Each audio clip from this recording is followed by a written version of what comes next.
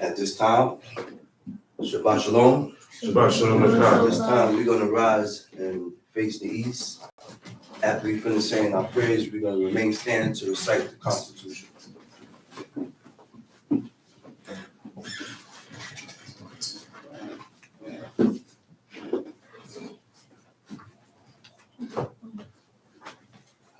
Hallelujah. El Shaddai Lehenu Walea Botenu Abiyama Mafiyiska Rabiyako Atak Wados with Shemeka Kwados Baru Shemeka Lolam Pahe with Shamar B'nai Israel El Shabbat Asok El Shabbat Ledoro Tam B'ni Olam B'ni B'nai Israel Oti Lolam Kisha Shekami Masa El Shaddai Wa El Shamayim Wa Ta'ales Ubayom Matvi Shabbat Wa Nafash Baru Shemeka Baru Gemeneka Baru Torateka Baru Kudushateka El Shaddai Melech, El Shaddai Malach, El Shaddai Imlok, L'olam Vaheh. Baruch Shem Kabo Malkuto, L'olam Vaheh. Baruch Kabo Elohim Im Komo, Melech Elyon. Baruch L'olam Vaheh.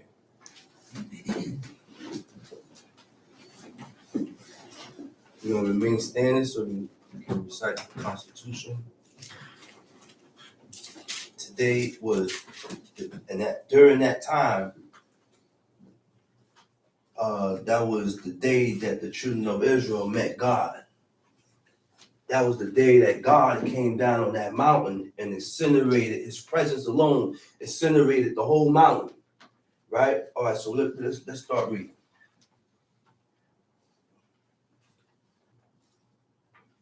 Wayidaber Elohim. Wayidaber Elohim.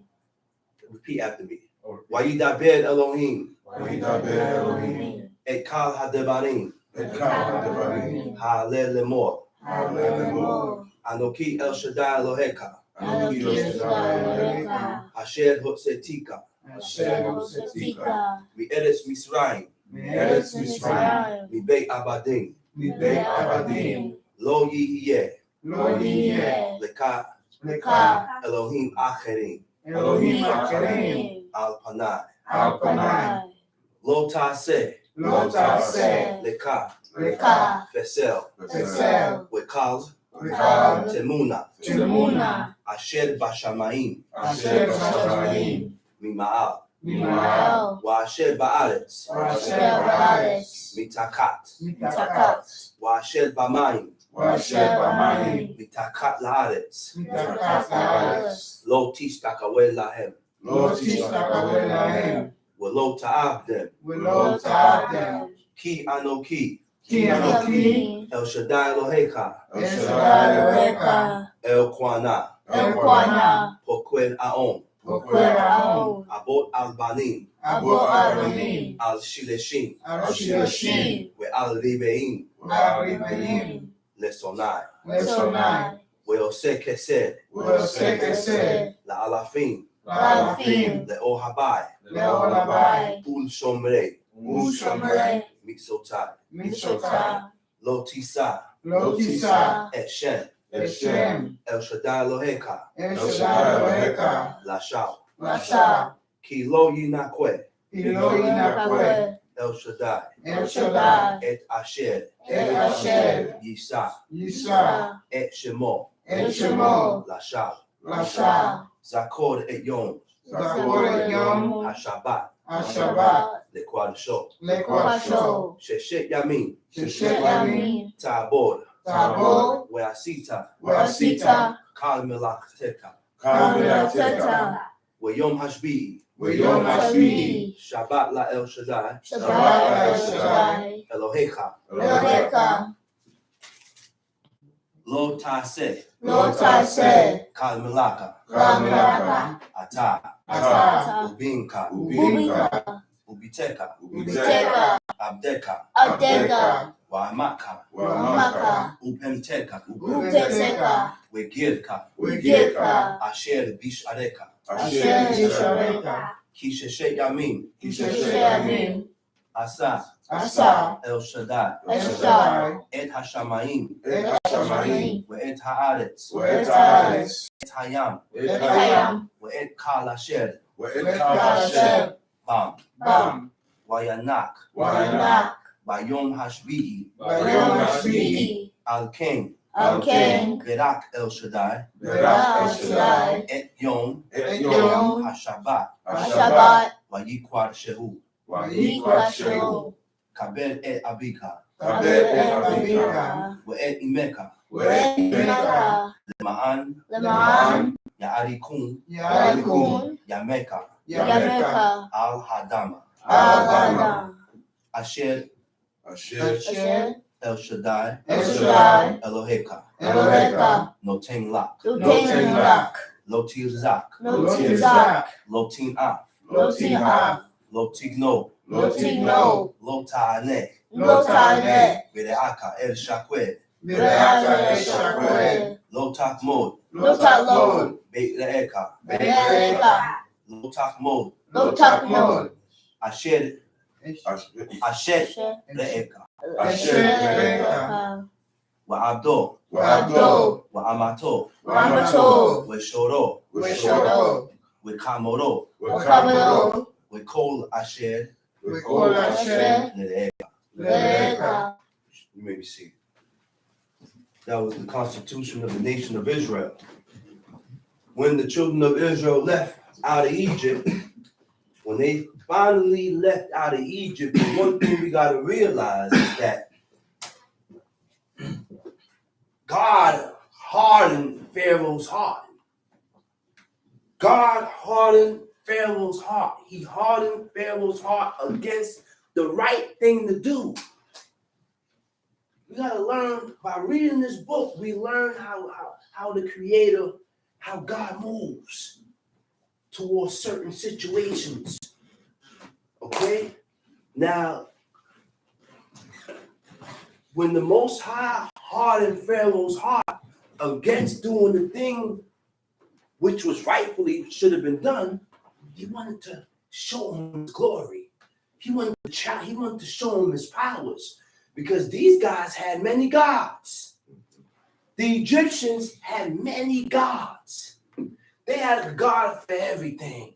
They had a sun god. They had a fertile god for the land and for the crop. They had a god for water. They had a god for everything. All those plagues was because of these guys. They had deities and idols for everything that God did. They even had a sun god.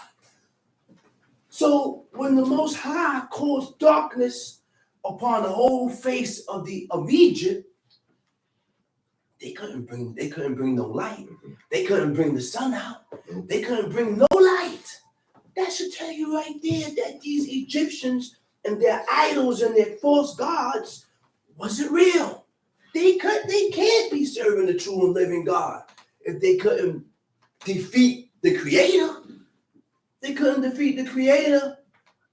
But the Most High, one thing we got to realize is that the Most High hardens your heart against doing things that is good, against doing things that is evil. When God hardens your heart against doing the thing that is righteous, he's out to prove something to you. He's out for you.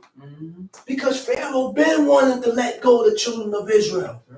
And we got to be circumspect and take heed to ourselves when God is doing this to yourself, doing this to me. I can't realize it for you. Because if I tell you, you're going to get angry. You got to ask yourself, why? What was holding me back from doing the things that were supposed to be rightfully done? What held me back? It's only the works of your own hands is what held me back from doing the things that was lawful and right by God. It's only the works of our own hands. So realize this, man. Everything in life, anything in life, right? We cause it on ourselves with our lifestyle. Because our lifestyle is not compatible and doesn't correlate with God's rules. It does not correlate and is not compatible to what the Creator said. One thing that stuck out, right? He said Moses wrote the first 5 books. Moses wasn't there during the time of Genesis. He wasn't there during the time of Noah. He wasn't there during the time of Abraham. He wasn't there during the time of Adam. So how was he able to write this? You know how? Through the mouth of God. Through the mouth of God, God gave that man the rundown. We playing games, man. And we have to make ourselves believe that so that it can trigger off some type of actions. So it can trigger off some type of actions towards God, actions towards the Creator. We're lackadaisical, man. We're very lackadaisical with God. We're very lackadaisical concerning the Most High and His laws. We're very lackadaisical, man. And we put ourselves in certain situations because we don't believe. That's what it is. We don't believe. That's what it is. If we believe, it will trigger actions. Now, the belief thing don't happen overnight. It don't happen overnight. This takes work on yourself. We got to work on ourselves and make ourselves believe. Believe this thing here. Okay? And the only way this is going to come into action, we have to show some type of interest. That's right. We don't show no interest in God. No. We don't show no interest in God. The only reason why the Most High dealt with Moses was because he showed interest. Mm-hmm. The burning bush, right?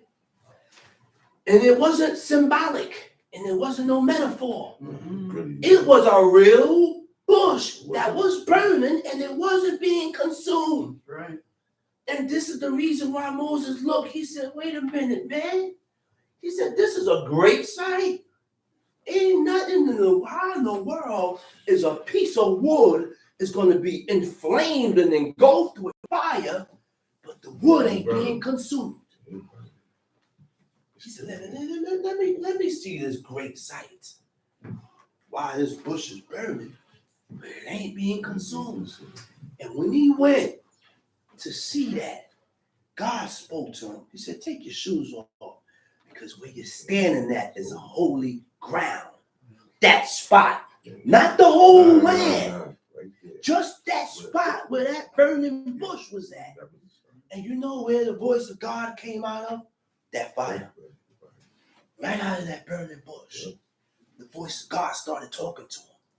That's why God looked at Aaron and Miriam. He said, you wasn't afraid to talk against my man. He said, when I first revealed myself to this guy here, was in the land of where? In Midian.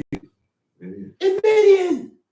Because remember now, he ran from the face of Pharaoh because he killed the Egyptian. The Egyptian was smiting his brother. He looked this way. He looked the other way. He see the coast is clear. He went, killed them, and buried them in the sand. Now remember now, you got to dig. Especially in the sand, because when you dig, guess what happens? It comes right back. This means his own brothers had to help him. Had to help him dig, bury that dude, cover him. Why y'all have to mention that? Right. Why did y'all have to mention that? I killed the Egyptian because he was smiting you. And yet, what they said? Dost thou, you're gonna rule over us and kill us like you did the Egyptian.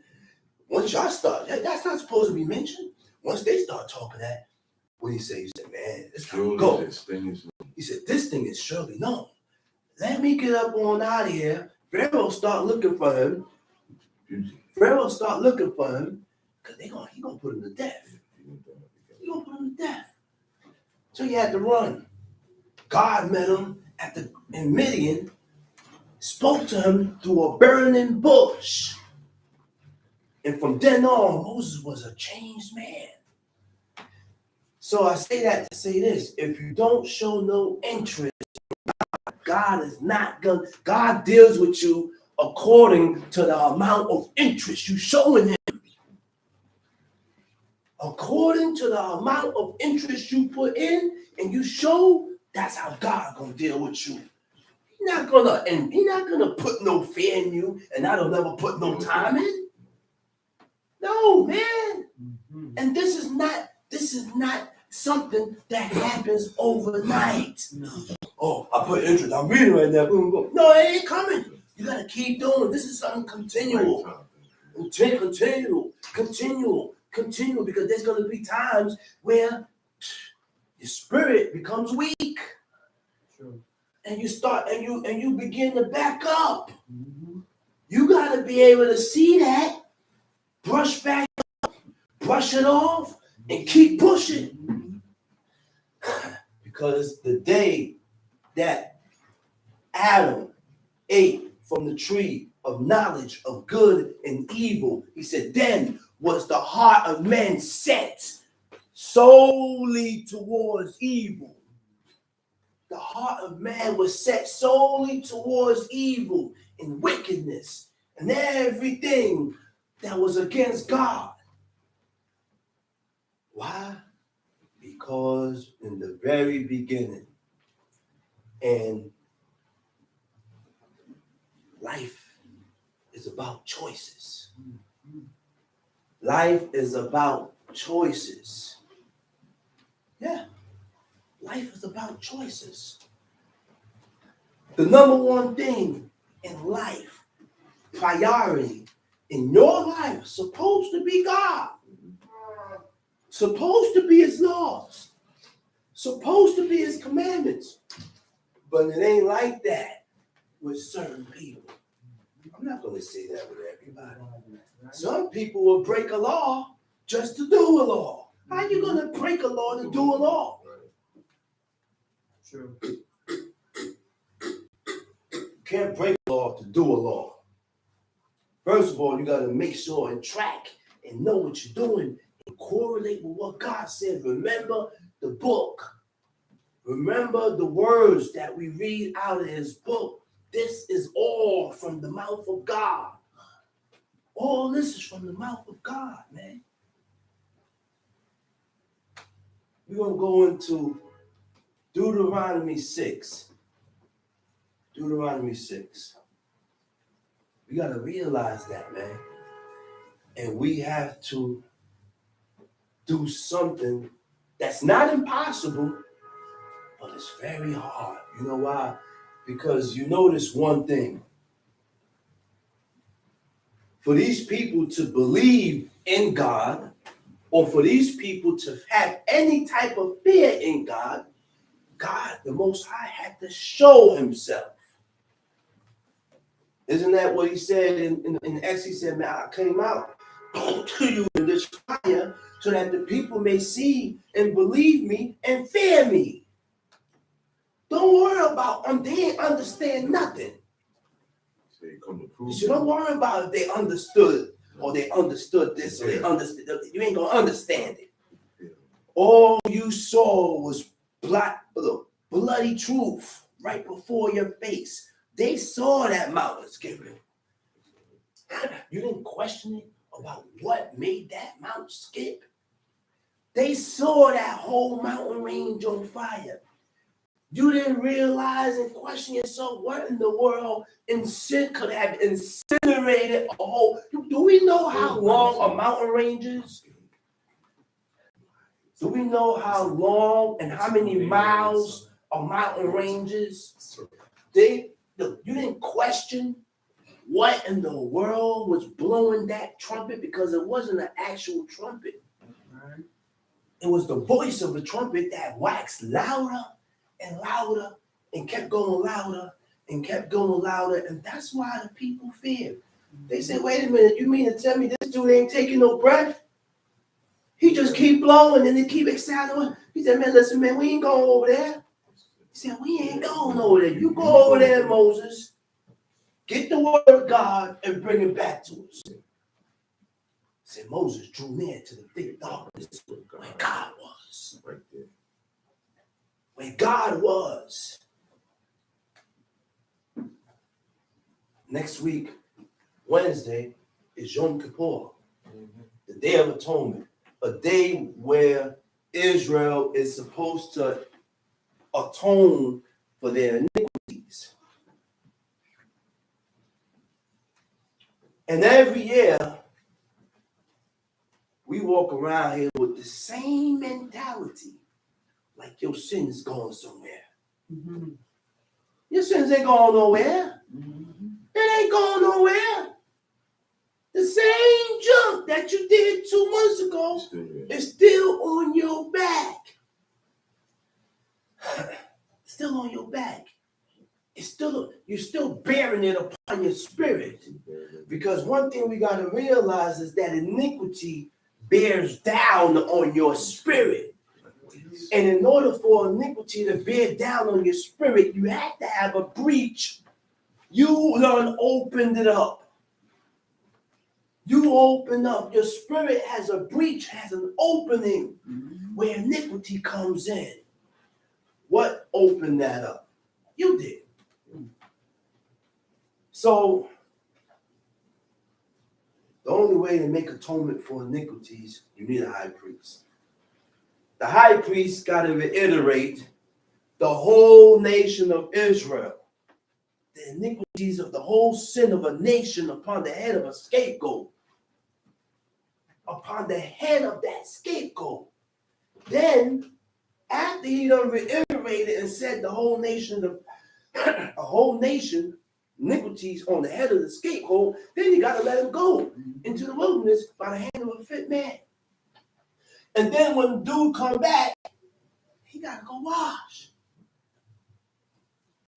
You mean to tell me sin is what causes your spirit to be unclean before God? Mm-hmm. That's what put a distance between you and God. Sin, iniquity, and the power of water.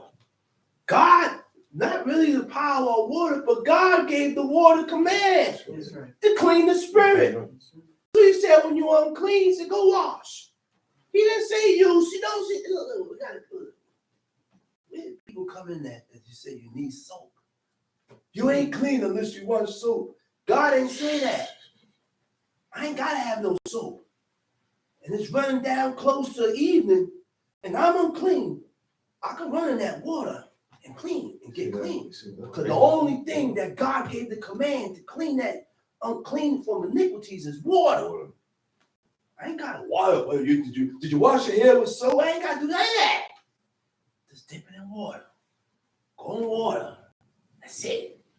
When I come out that water, when evening come, I'm clean.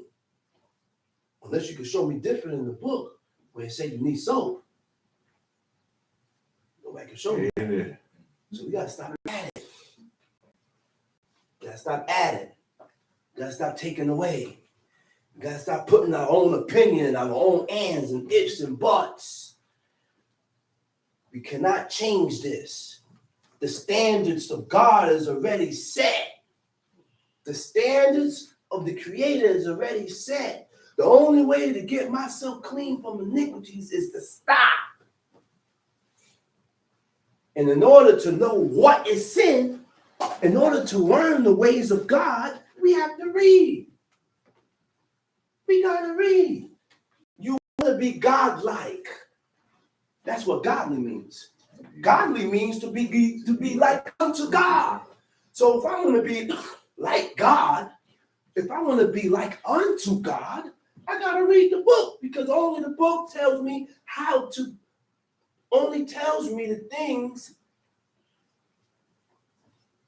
to be compared to the Most High, compatible to the Most High.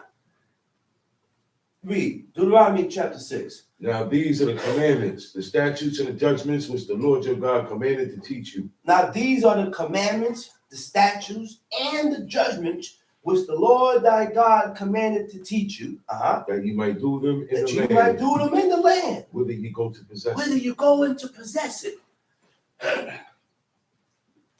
We cannot go into the land living our own or doing our own wanting ways, doing the things that I desire to do, doing the things. We can't go into the land following after the nations. We can't go into the land following our own thoughts, our own stubborn hearts, because we're going to end up getting kicked out. We're going to end up getting kicked out. The land is going to spew us out. It's going to turn on us because it was something was special about that land, Jerusalem. And God said, he said, man, Jerusalem, he said, my eye is always on this land. And those that can develop a love for that land, God have a special eye towards that person. So now you have to wonder, how in the world can I develop a love for a land that I ain't never been in? I ain't never been in that land. I don't know how the land is. So now we got to develop this love by what we read. We got to develop this love for that holy land by what we read. Which means we got to develop something in us that will cause us to love the things that God loved. God loved that land. God said, love who? The stranger, the fatherless, and the widow. Right? What else he said to love? He said, love righteousness. So we got to develop these things that God, that we read here in this book. Right? Read. Then thou mightest fear the Lord thy God. That thou mightest fear the Lord thy God. Samuel was born with fear of God. David was born with the fear of God. Isaac and Jacob, born with the fear of God. All these holy and righteous and pious men were born with the fear of God. We had children, and they learned ways. They had ways in them that you never showed them. Give me a big time. They have ways in them that you never showed them. How? How is that even possible? How is that even possible for a child to have ways in them that the parent never showed them? Want me to tell you how? Want me to tell you how? Because listen. Remember, it says, the grain of evil seed was sown in the heart of man the day that Adam ate from the tree of knowledge of good and evil. Our DNA and our makeup done flipped.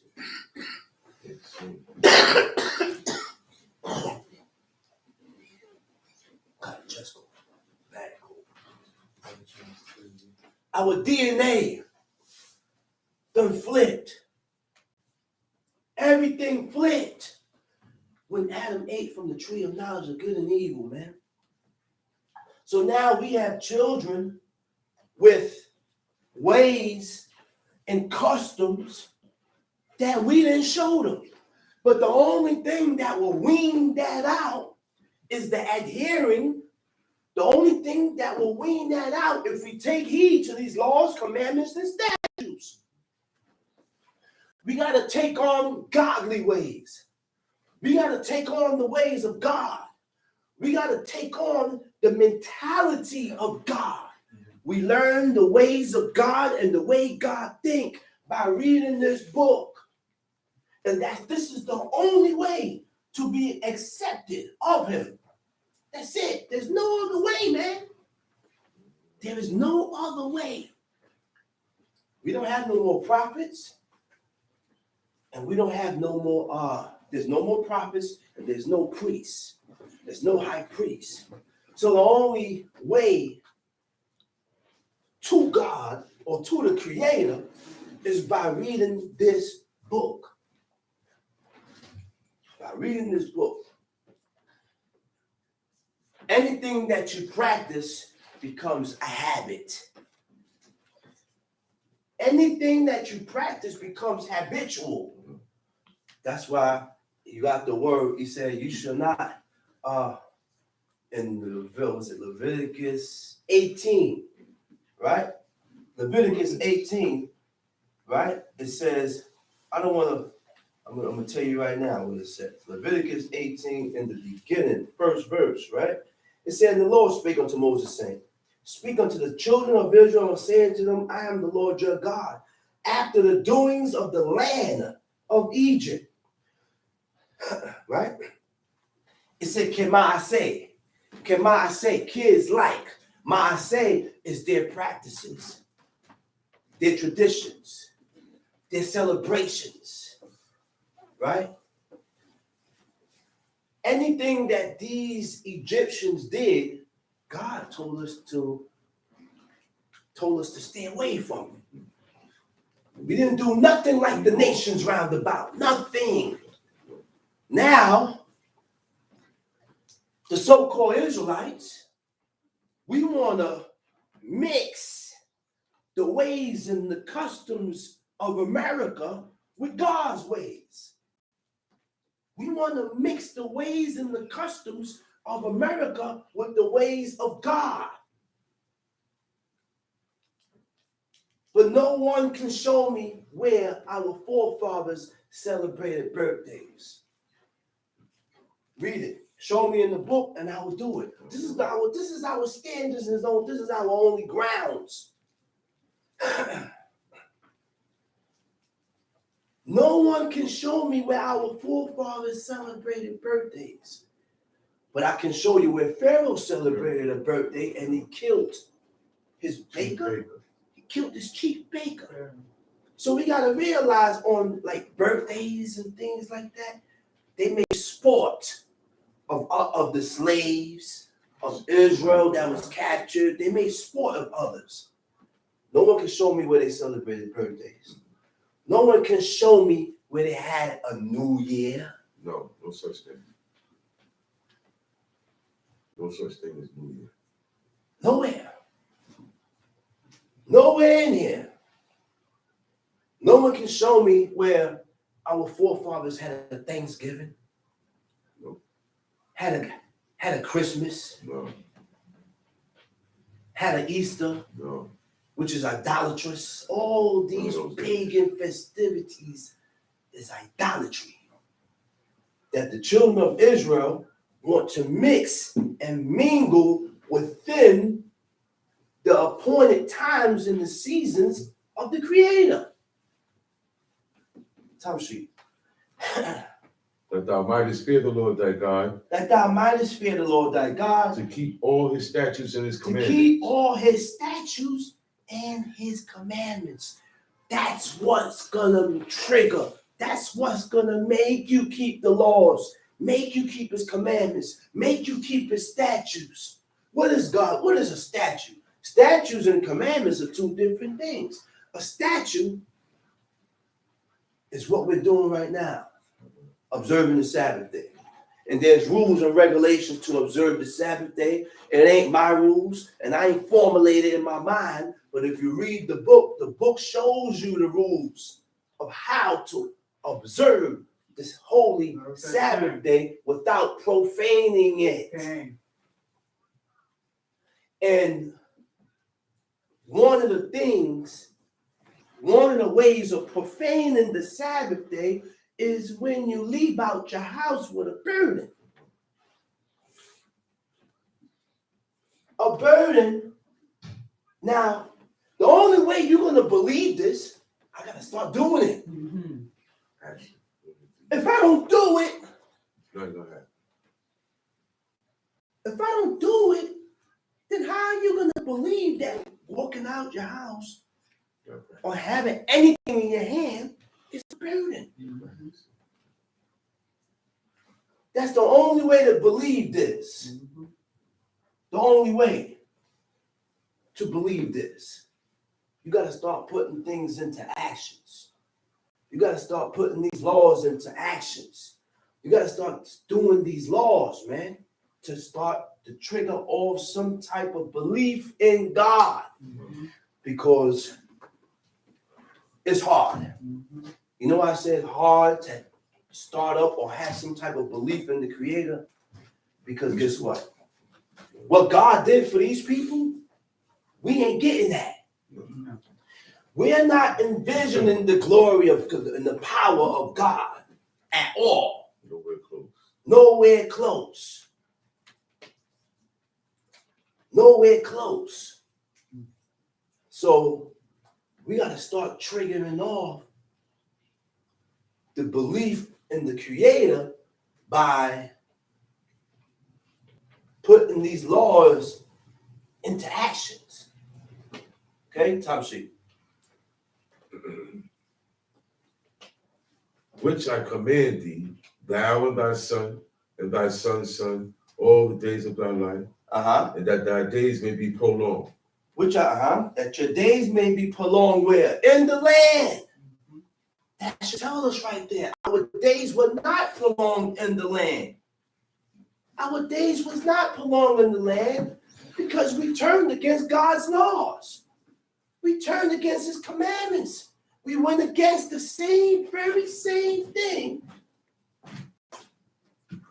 that God gave us, which was his laws. We went against the very same thing that we were supposed to do to keep us in the land. Time sheet. Hear therefore, O Israel, and observe to do it, that it may be well with thee. Hear therefore, O Israel, and observe to do it, and observe to do it, that it may be well with thee. That it may be well with thee, that it may be good with you. And that ye may increase mightily, as the Lord God of thy fathers had promised thee, a land that floweth with milk and honey. Hear, O Israel. Hear, O Israel. The Lord our God. The Lord our God is one who? One Lord. One Lord. It's one God. One God. No 3 in 1. It's no 3 in 1. We got to realize one thing. Okay. Realize one thing. The 3 in 1. The Christianity mentality. The 3 in 1. Father, Son, and the Ghost. The beginning of a Jesus started way back in the beginning of Genesis. Right. Every nation had a Jesus except for Israel. Now, let me go back. In Genesis, was it 6? Nimrod. Nimrod cohabitated with his mother, which was Semiramis, and had a son. Okay? That's the 3 in 1. Egyptians had a 3 in 1. Horus, Isis, and Osiris. The Assyrians had a 3 in 1. The Babylonians had a 3 in 1. Every nation had a 3 in 1. Right? Now, go ahead, read. Hear, O Israel, the Lord our God is one Lord. Hear, O Israel, the Lord our God is one Lord, is one God. And thou shalt love the Lord thy God. And thou shalt love the Lord thy God. With all thine heart. With all your heart. With all thy soul. With all your soul. And with all thy might. With all thy might. I don't love nobody else with that. That's right. Nobody gets that but God. Nobody gets that but God. Which means I'm not going to put my wife. I'm not going to put my children. Nobody goes above these laws, which means you cannot break a law to do a law. That's right. You cannot break a law to do a law. He said you should love the Lord thy God with all your heart, soul, and might. Which means these laws come first. Right. And whosoever comes, we don't have a city no more because we was kicked out of our land. But I do have a house. And whosoever comes into my house is binded by these laws. They must follow these laws. That's right. And I'm not going to break these laws because of you. That's right. Or because of you. Or because of you. Before that happened, there goes the door. You got to go. Okay? Tamshi. And thou shalt teach them diligently unto And thy thou children. shalt teach them diligently until thou tell children. Right? Washinam time. It means to teach by oral repetition. Remember, they didn't have a book. The only ones that had a book was the high priest and the king. Okay? And how they taught the children was repetitively, speaking about it every day, constant repeating, constant rehearsing in the ears of the children. He said, thou shalt teach them diligently to thy children. And shalt talk of them. Talk of them. When thou sittest in thy house. Talk about God when you sit in the house. And when thou walkest by the way. When you walk by the way. When thou liest down. When you lie down. When thou risest up. When you rise up. And thou shalt bind them for a sign upon thine hand. So there are, you mean to tell me there's laws that we're supposed to have upon our hand? There is laws that we're supposed to put between our eyes. Most people say it's metaphoric. Where do you see that's metaphoric? This was straight commands. Right. Put it on your hand, put it between your eyes. It says right there. And write it upon the doorpost of your house. But you just can't put every and anything on your hand. Right. You can't just put every and anything on your forehead. Okay? Now, what are the words that God said to put on your forehead?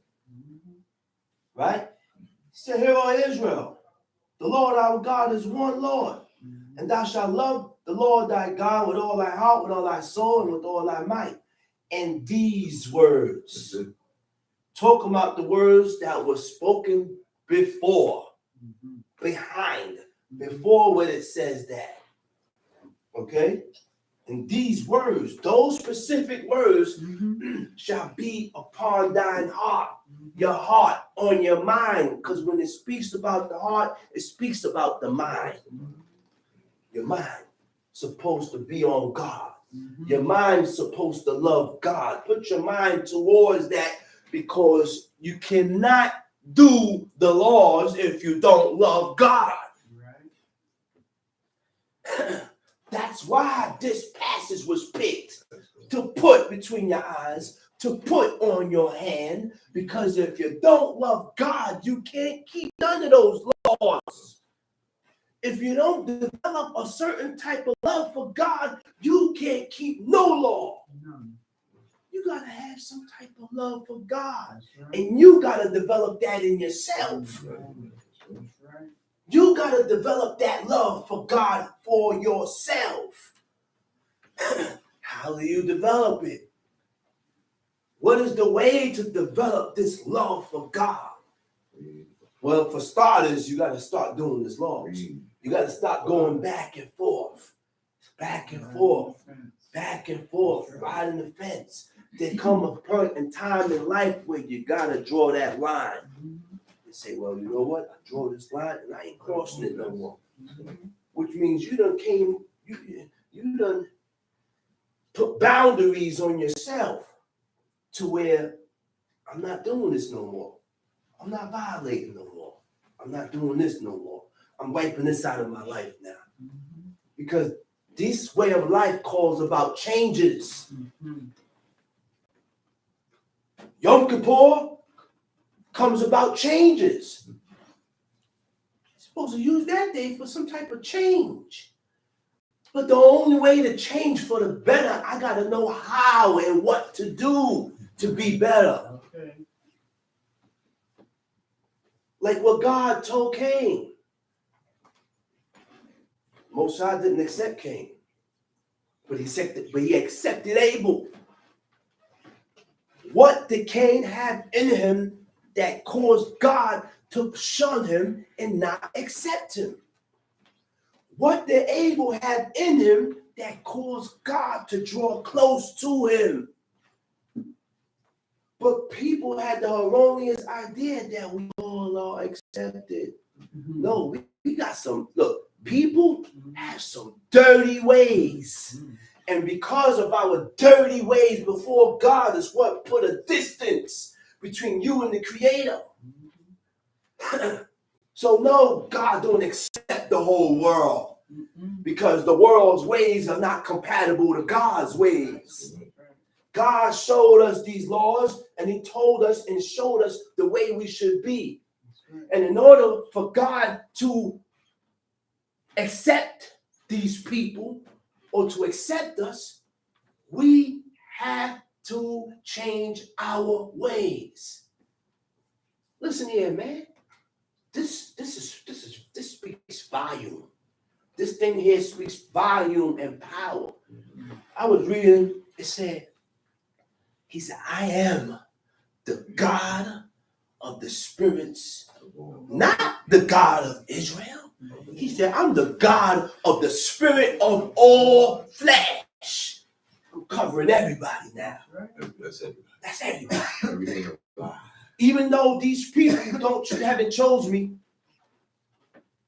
even though these people haven't chosen me to be their God, even though they didn't choose me, I'm still their God.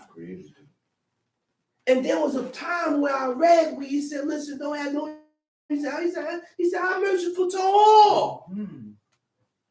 I am merciful to all. That's God. That's the Creator. He said, I show compassion to whosoever I show compassion to. Whoever I want. I show pity to whoever I want to show pity to. And why God deal that way is because their akarit and their hereafter is nothing pretty. So I'm going to show you a little mercy now. But you're treading on the grounds of death. You're treading on troubled waters.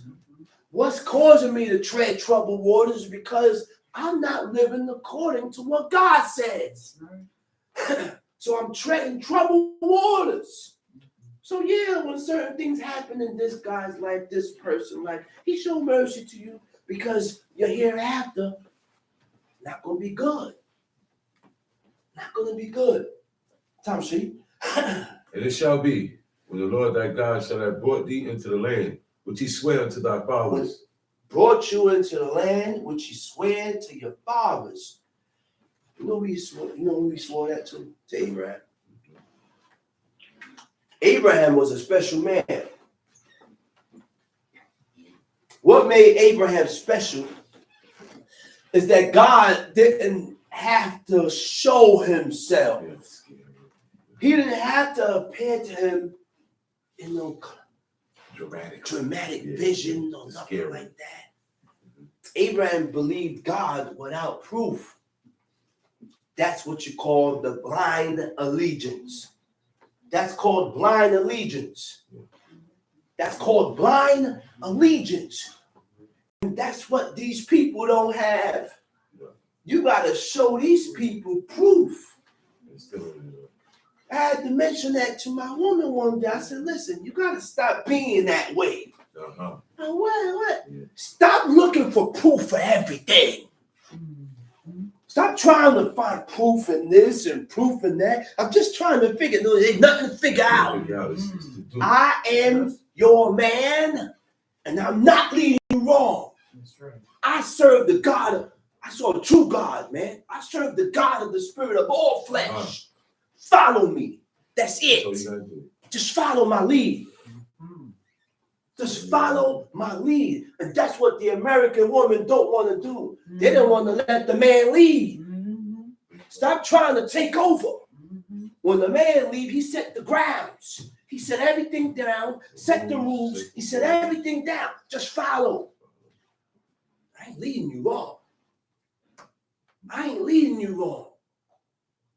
That's why I said there's levels with priorities in people's lives. There's God, number one. Guess who's after God? My parents. After my parents is me. And your priority is supposed to be God, then your husband, or then your man. Not the children. The children are going to be taken care of. Why? Because you're God-fearing. That's automatic. A God-fearing man going to take care of his house. So that don't make you a good man taking care of your house, because that's already done. A good man fears God. When this man fears God, yes, he's going to take care of his house and take care of his children and take care of his wife. All that falls into play. All that falls into play. We got to learn to read what God said is good. And stop channeling and comparing things to what you think is good and comparing it to your own mind. Well, that wasn't right. What wasn't right? Did God say it wasn't right? Did God say it was good? Did God say it wasn't good? That's what we need to channel and realize what's good from what ain't good, according to what we read here. If I didn't violate no law inside this book, then I ain't violate. I shouldn't have violated with you. Read. So that brought thee into the land which he sware unto thy fathers. Swear unto thy fathers, he swore and went into covenant with Abraham. Told Abraham he's going to put a nation, his seed is going to go into bondage and serve the Egyptians for 400 years. And there's going to come a time when he's going to get the children of Israel out of Egypt. And he's going to give them a land that flows with milk and honey. With milk and honey. That was Jerusalem.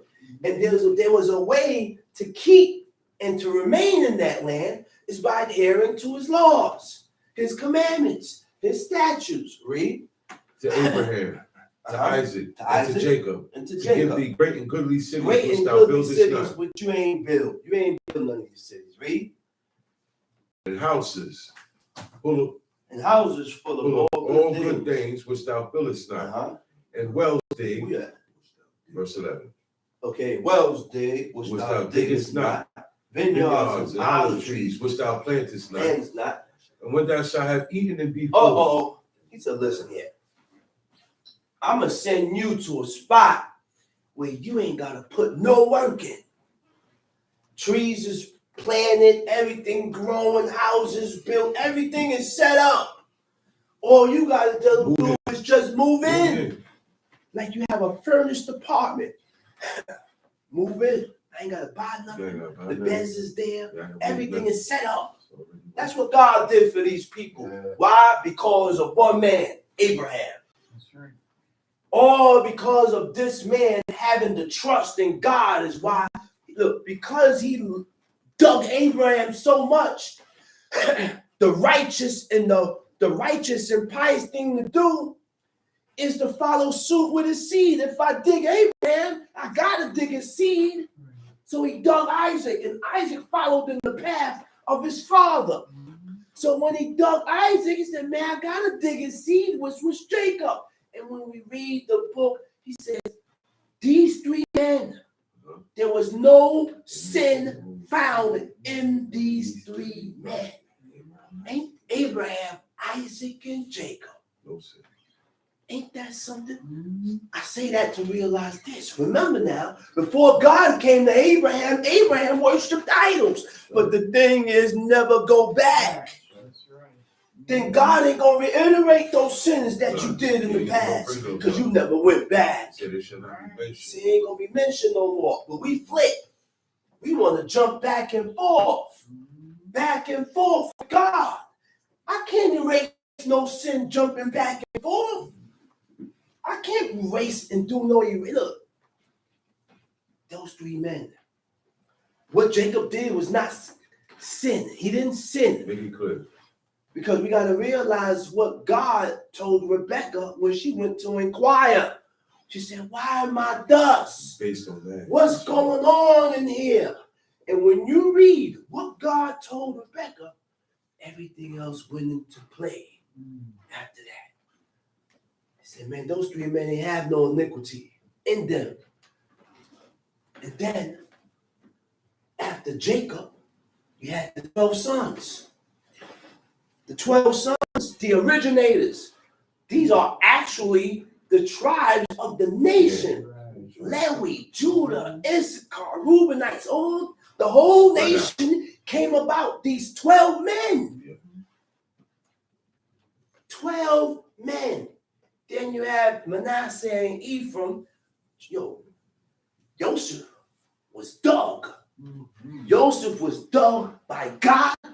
Joseph was dug by his father. And the tribe. Why I said one tribe is because half tribe of Manasseh, half tribe of Ephraim make up to one tribe. But man, for God to bring about tribes out of this guy here, he had to have been dug. Most High dug him. And then Ephraim was greater than Manasseh. You don't really hear to him. Manasseh. Go ahead, read. Then beware lest thou forget the Lord.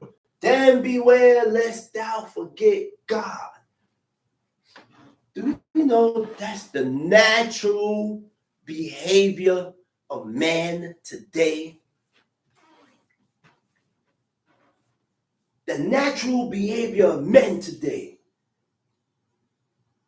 We flourish, things is going good, and God is out of our mind. You did. God is out of our life. Gone. And sometimes God will give you something to see how you react with it. Right. And when you don't react good with God, guess what? He put it in a bag of holes. Blow on it. Blow on it. Because, go ahead, read. Then beware lest thou forget Then the beware Lord, lest thou forget the Lord. which brought thee forth out of the land Which of brought Egypt. you forth out what? Out of the land of Out of the Egypt. land of Egypt. From the house of bondage. Because that was a mighty act. When God took the children of Israel out of bondage, out of Egypt, that was a mighty act, man. That was a statement. Yeah. That was a statement that God is making. You know why? There was no nation able to stand. That was the first world power stand against Egypt, They ran man. the world. They, listen, at this point in time, realize one thing. You know how long this was? When Joseph started to save food for them, God used Joseph to save lives and provide food. And they maintained that elevation since then. Oh, the way we don't know how many years, but that was years until God had to bring them down. Until God, they ran it for a very long time. Hundreds and hundreds and hundreds of years, Egypt ran it. God had to bring them down. They was up there. That's right. They was up there.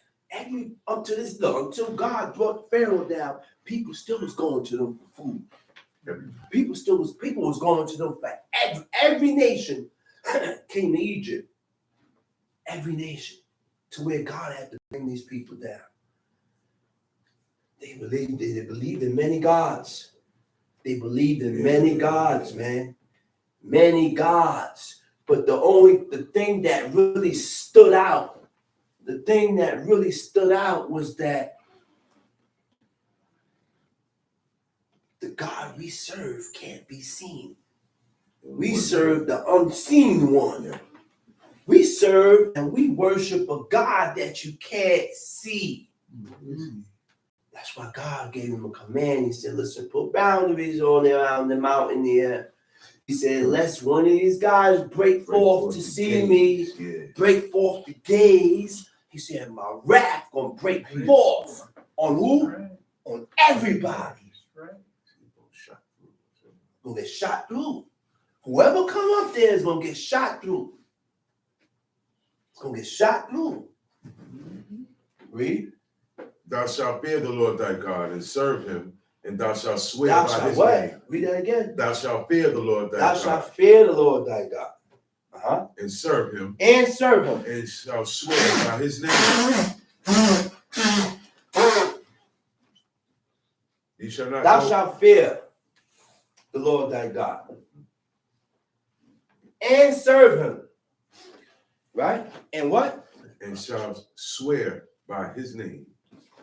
Swear by whose name? By his name. Swear by God's name. Right? Now, we gotta be careful, man. Very rare we read where we just swore for everything. Because we are not a wise people. We not. What causes us to be wise is the adhering to the commands of God. Right. Because we make dumb oaths. You look at the brother and man, we swear for that. You make it all right, whatever, man. We make dumb oaths. That's right. To where in Exodus 22, he said, you shall swear.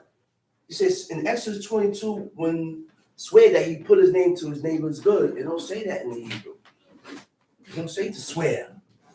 So you bring him before the judges to see if he put his hands to his neighbor's goods. That's it. But they didn't swear like that. They didn't do that, man. First thing a person want to do, I swear to God, swear. You got wise. He said, in the book, he said, don't make intemperate swearing. Intemperate swearing means what? Constantly, all the time. Constantly, all the time. Constantly, you're swearing for everything. That's why I said it's very important that we read the book. Read the book so that these words will be instilled in you. Read the book so that these words will be a part of you, so that it can be more on your mind. You'll be more aware. You'll be more on point. That's what keeps you on point. That's what keeps you more aware, more on point on God. Doing those two things, prayers and reading. There's no Israelite that can prove that wrong. You must read and you got to pray every day. Got to. The person that does that every day, more so, include that in his life, is more on point than the person that don't. Come see. You shall not go after other gods. You should not go after other gods. Go after means subsequent to. Subsequent to means to have the same views of. To resemble, to be similar, to be like unto them, to be like them. All we gotta be, God gave us these laws to differentiate us from the nations round about. That's right. To make us different. Because if we're not different, we're the same. If you're not different, then you're the same. It's either or. And if you're the same, then you're going after the gods of the people. Because we have the same views. And if I'm the same, I do the same thing that they do. That's right. One thing we gotta realize is that not being in the church or not bowing in the church means that you're worshiping or you're going after other gods. All I gotta do is be like unto them. All I gotta do is be the same like them. That's right. That's why God gave us these laws again to differentiate us and make us different. Make us different. So you got to be on point with yourself. Being able to tell yourself that I shouldn't think that way. I shouldn't move that way. We got to correct ourselves. We have to take heed to ourselves. Because if we don't take heed to ourselves, we're going to sin. We're going to transgress. Read. You shall not go after other gods, of the gods of the Ye people, shall not go after other gods, of the gods of the people, of the gods of the people. which are round about you. Yeah, the people had many gods. Oh, yeah. These people got many gods, different beliefs, different practices and celebrations and customs. That's why it behooves us to take heed to what we read. Because if you don't want God to look at you as the same as them. Right. It's a very thin line to where God can look at you and say, like, you the same just like them. And that's why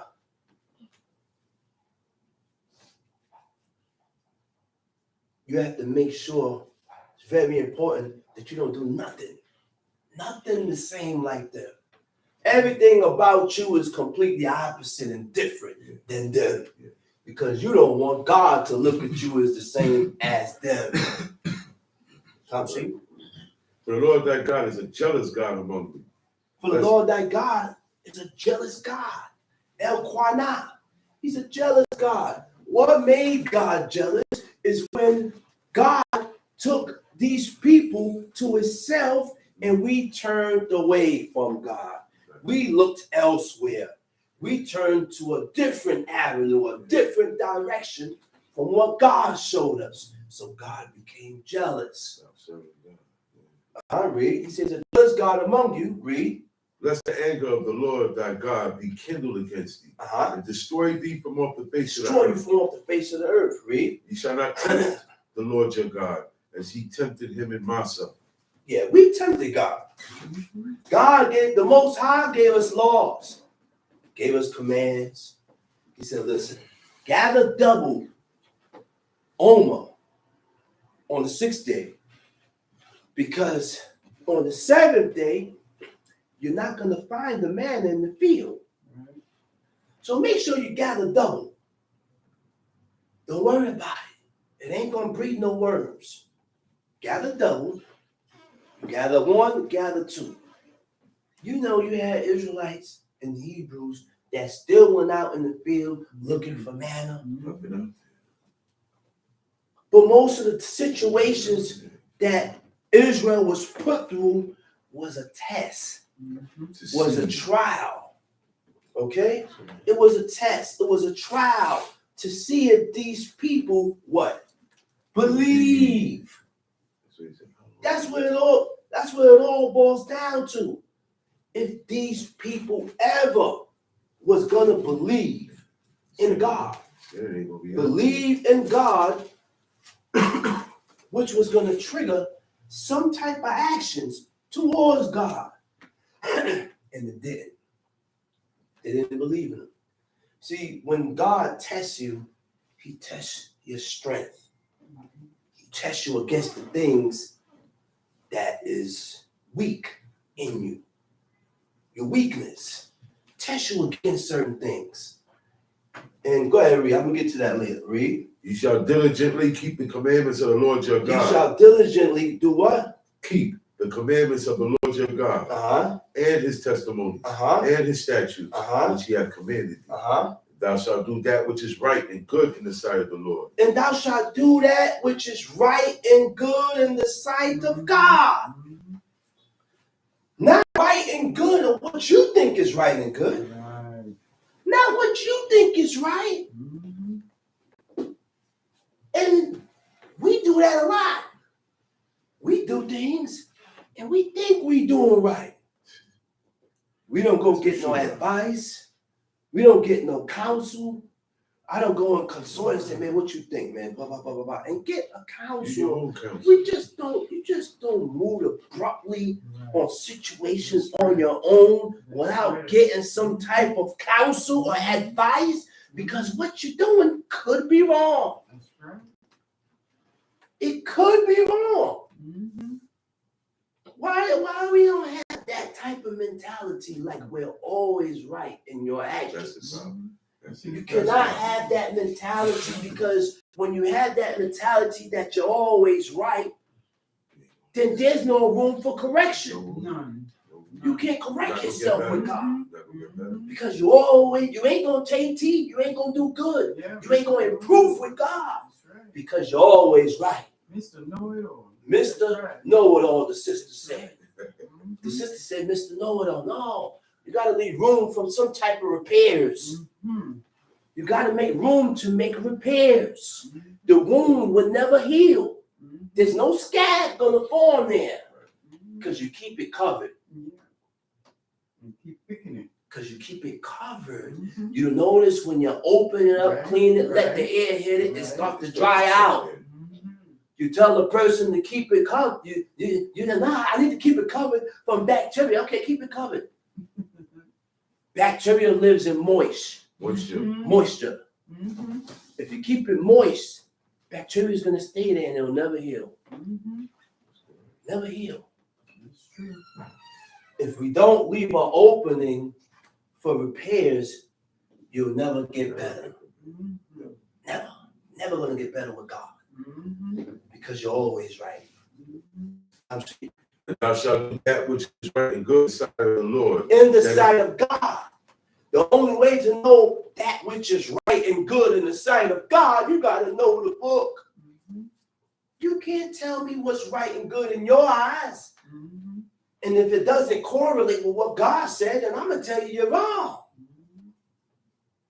Look, I read in the Proverbs, Solomon said, don't do nothing without what?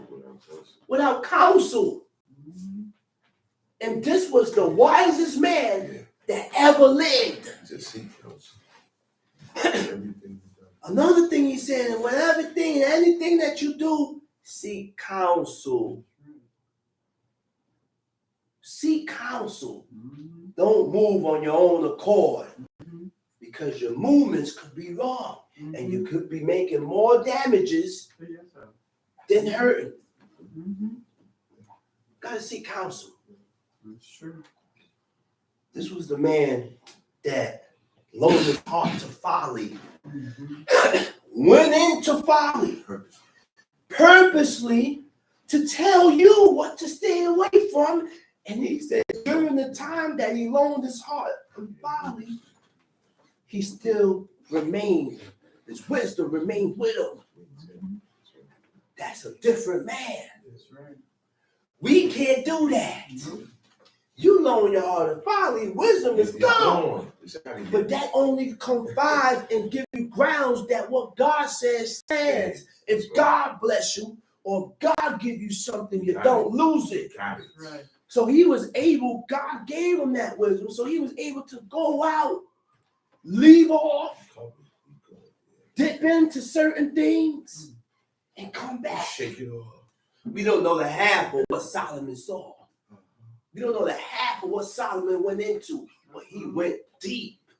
He went deep. He went deep. He went deep. He went deep. And then he was able to come back. But God called him what? Yedidiah. Means what? Beloved of God. That's beloved. That's beloved of God. So that never changed. Even though he went out, did what he did, God let him do it. He said, listen, man, so I'm going to split the kingdom in half after you. I'm going to split it in half after you. When Solomon died, the kingdom stayed split. North and south. And they bump heads. Rehoboam and Jeroboam. They bump heads. War within itself. Civil war. They bump heads. But God didn't see fit to split the kingdom in the time of Solomon because of the righteousness of his father. Because of the righteousness of his father. You can't get above our breaches. There will never be no you without him. Right. Where you come from. Where you come from. The stone and the rock is right there. And I or he got that way a chip off the whole block. He can't touch his father. He can't touch his father. He's a chip off that rock. Read. And thou shalt do that which is right and good in the sight of the Lord. And thou shalt do that what? Which is right. Which is right. In the sight of the Lord. of God. Again, the only way we're going to learn for crying out loud what is right and good in the sight of God is here. We cannot go by the stubbornness of our own heart. I don't know what is right and good by God. On my own, without this, I'm going to be doing things on my own accord. I'm going to be doing things on my own thoughts, my own ways. But the only thing that's what changed me and changed my way of thinking and changed my actions is by me reading. And then most things, when you begin to read, you start comparing what you hear in situations according to the book. That's right. According to what you read. That's You're right. like, nah, I can't rock this way because such and such, this happened, that happened, and it didn't turn out that way. So I gotta leave that alone. Because this is a program. Mm-hmm. We are programming ourselves. This is a reprogram. We gotta reprogram ourselves, man. We gotta reorientate ourselves. By using this book. Read. And thou shalt do that which is right and good in the sight of the Lord. And thou shalt do that which is what? Right and good. In the sight of the Lord. In the sight of God. That it may be well with thee. That it may be well with you. So that be good with you. That's the only way it's going to be right with me if I do the things that is right with God. Then in return, it'll be good with me. Remember, every action calls about what? Equal and opposite reaction. Equal and opposite reaction. Nothing happened for nothing. Everything happened for a reason. Either you came up short or not. Okay? Either you came up short or not. And we're always coming up short with God. We always coming up short with God. Yeah. Read.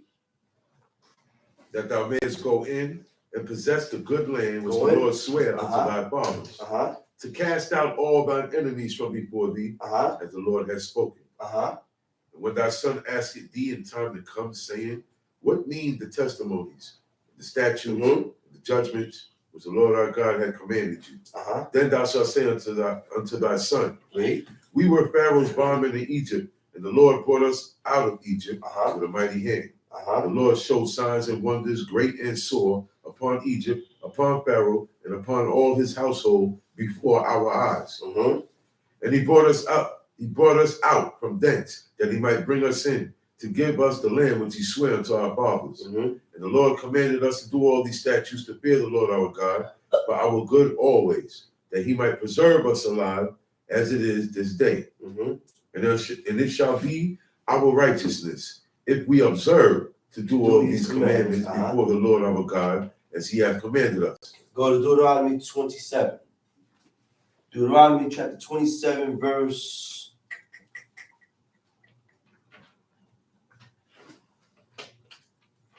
11. And Moses, start from the beginning. 27. And Moses with the elders of Israel commanded the people, saying, keep all the commandments which I command you this day. Wait. That is the only way it will be accepted. We have to be, look, why God chose Caleb and Joshua? But they believed God. Because they believed God wholly. 100%. That's supposed to be a journey where we all, that's our goal, not a journey. That's supposed to be everybody's goal. My goal, your goal.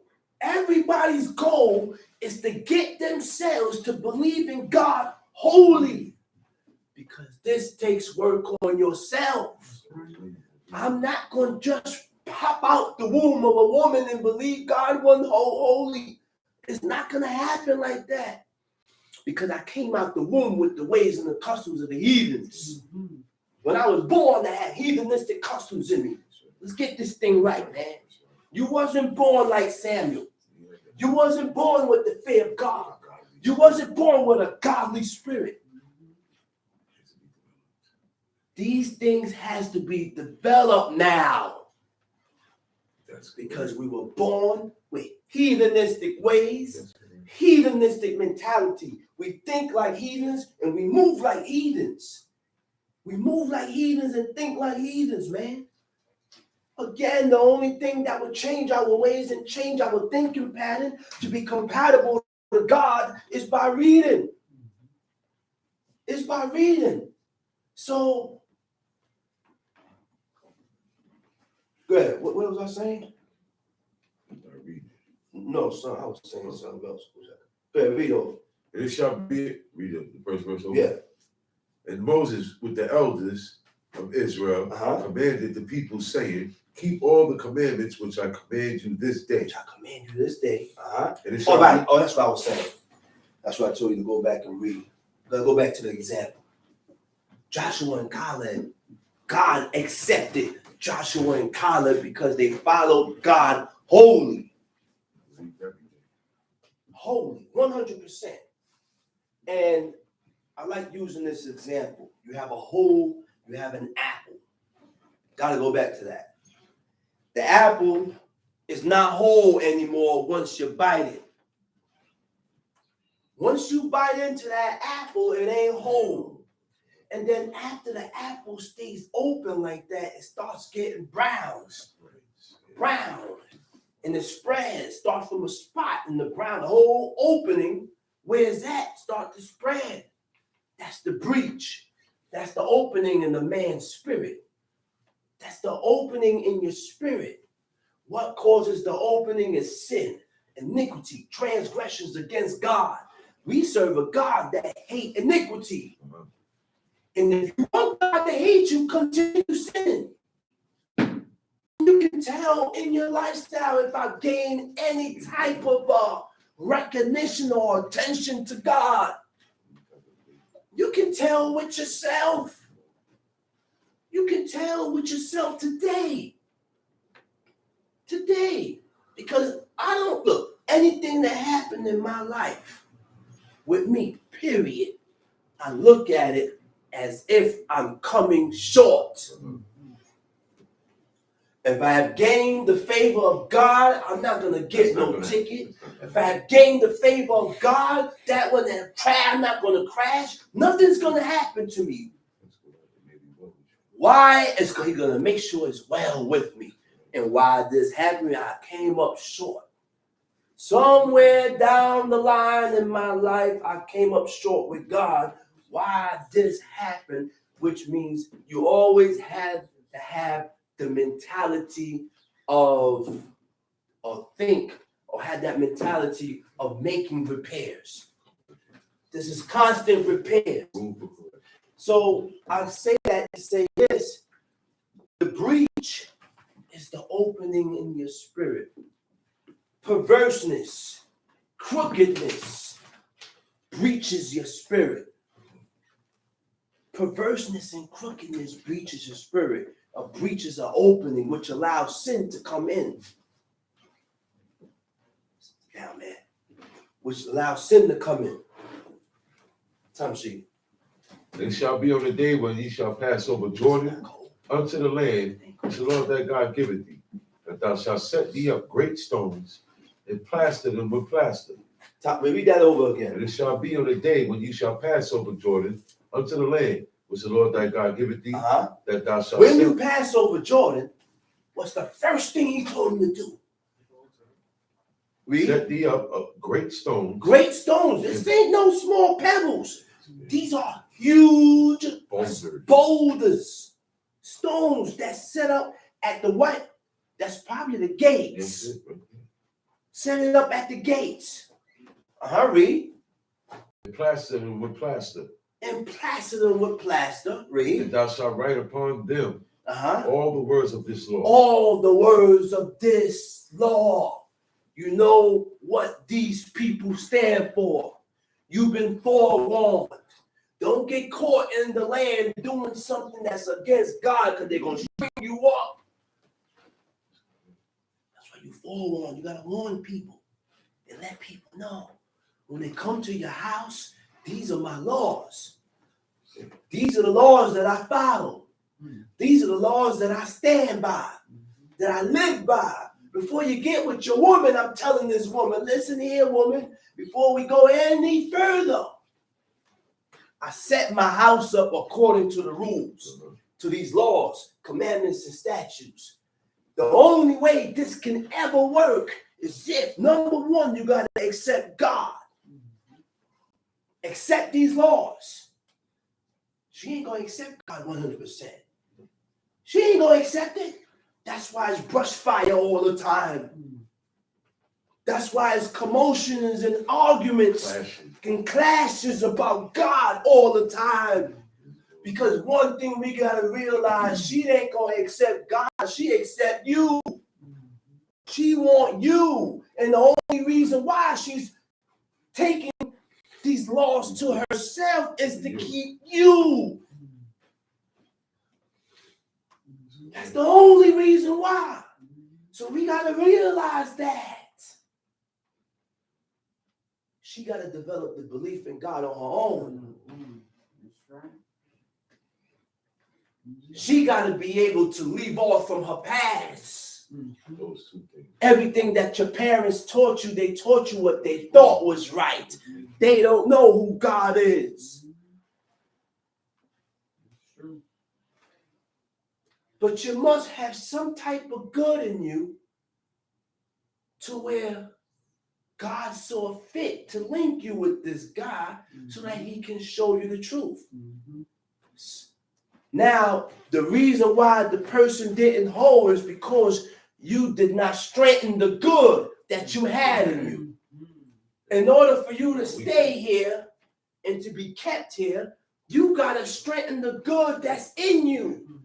We all got to, listen, man. Realize something, man. God put good and evil in every one of us. You increase the evil with your actions that is against God, and you increase the good that's in you when you do these laws. That's why you have some that's more evil and more determined to do things that is contrary to the Creator than some. Because this guy here has increased himself in God, so he's going to increase and strengthen the good in him for the Creator. This is not something that happened overnight. We got to strengthen ourselves in God by adhering and taking heed to what we read here. We can't keep doing things of our own accord, because then we're going to weaken ourselves and push ourselves away from God, and only two things are going to start to metastasize. Only one is going to start metastasizing. Either evil is going to increase or the good in you is going to increase by your actions. So, like what God told Cain, he said, if you improve, I will exalt you. If you take heed, if you do good, I will exalt you. He said, but remember, man, sin lie at the door. And unto you shall it be your desire. He said, but thou shalt rule over it. Who he told that to? He told that to Eve. To Cain. To Cain, I'm bugging. He said, unto you shall it be your desire. He said, but thou shalt rule over it. You're not going to be able to rule over it sinning presumptuously. You're not going to be able to rule over this spirit called sin if we keep on sinning presumptuously. You can't. There's no way. Tom Sheep. Thou shalt write them upon, and thou shalt write upon them all the words of this law. All the words of this law. When thou art passed over. Look, we think this is some type of symbolic thing why God told us to do certain things. Did it give you a reason why God said to put the law on your doorposts? Did it give you a reason why God said, it gave you a reason why God said to put your frontlet in the bracelet, Lord, so that the laws of God would be in your mouth. But he never gave us a reason why to put these laws on your doorposts. This is my gates. This is like my gates. You come into here, you know how we live. Whoever come in here is grounded by these rules. That's right. You must live by these rules or you have to go. I will not allow the love for me, love for you to interfere with God. That's right. That's right. My love for God is greater than any love for anybody. Love for God is number one. And in return, when you love God, you ready. Everything else, if you love God, you're going to follow his laws. So the parents and everybody else comes into play. Like one of my brothers said, he said, man, God don't give you a chance to honor your father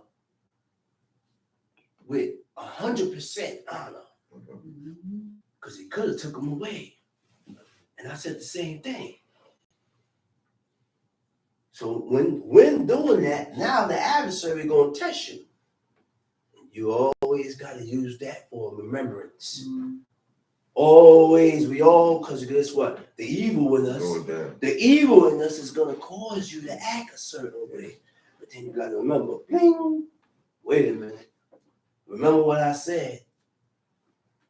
God left this man here so you can honor him better. Better than what you was doing. Read.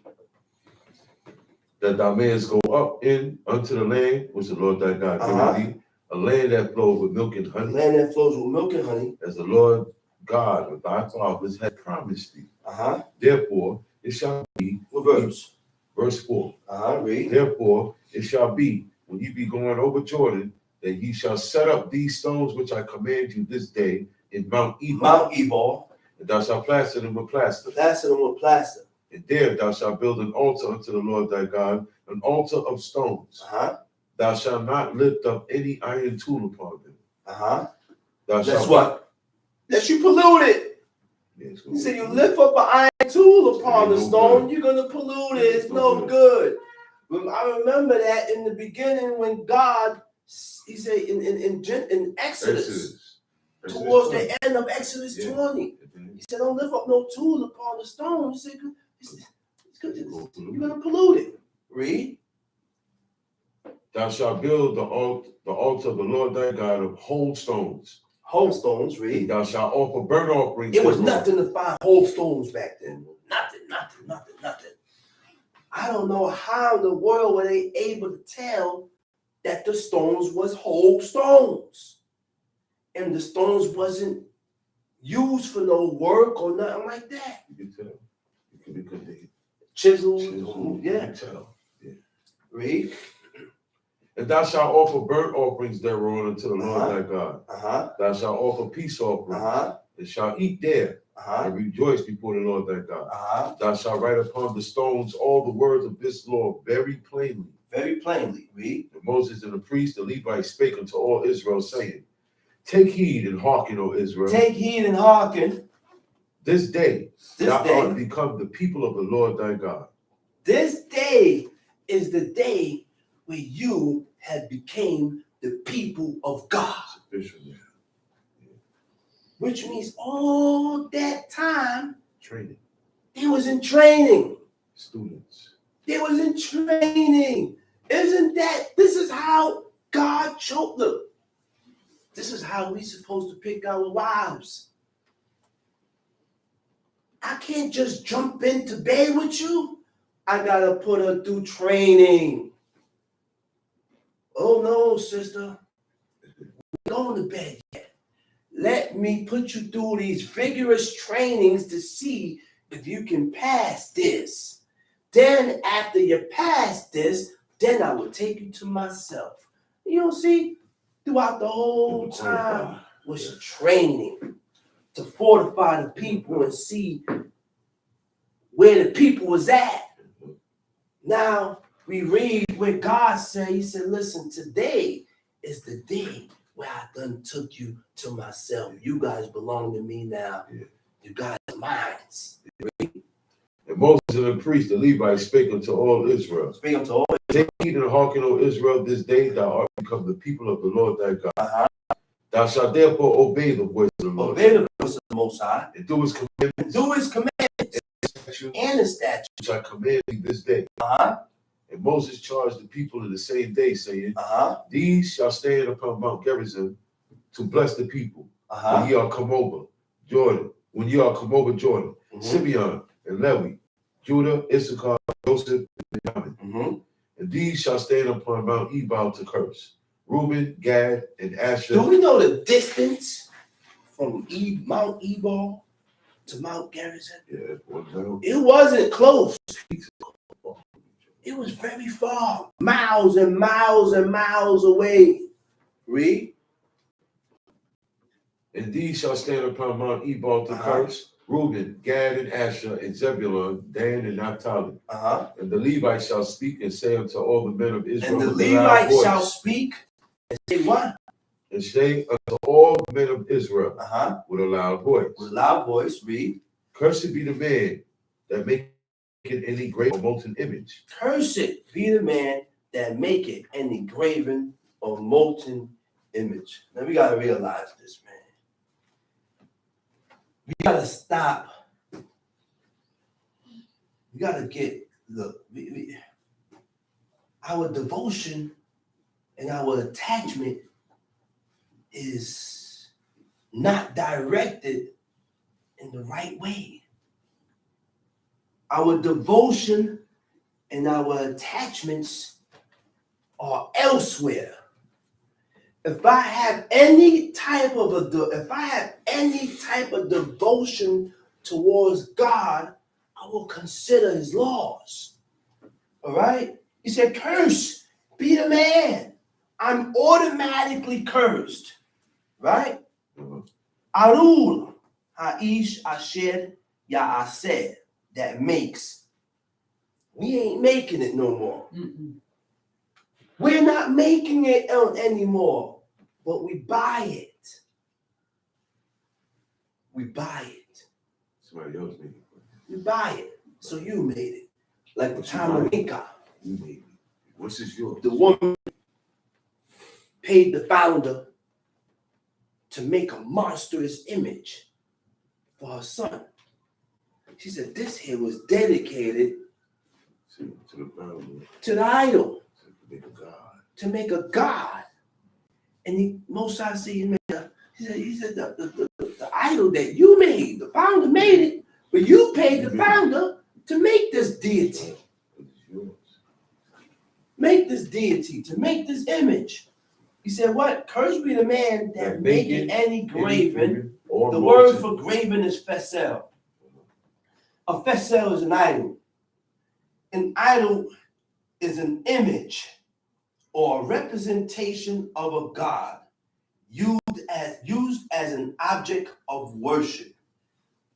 An image or a representation of a god. And this is why we have laws restricting us to have a tabnik, which is a likeness of a male or female.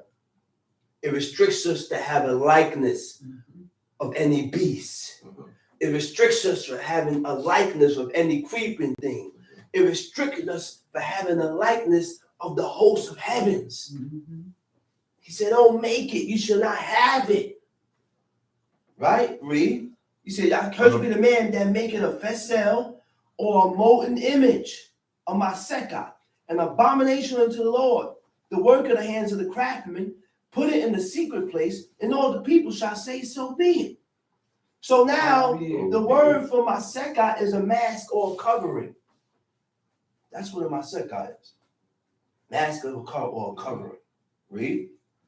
Cursed be he that set it light by his father or his mother. All right.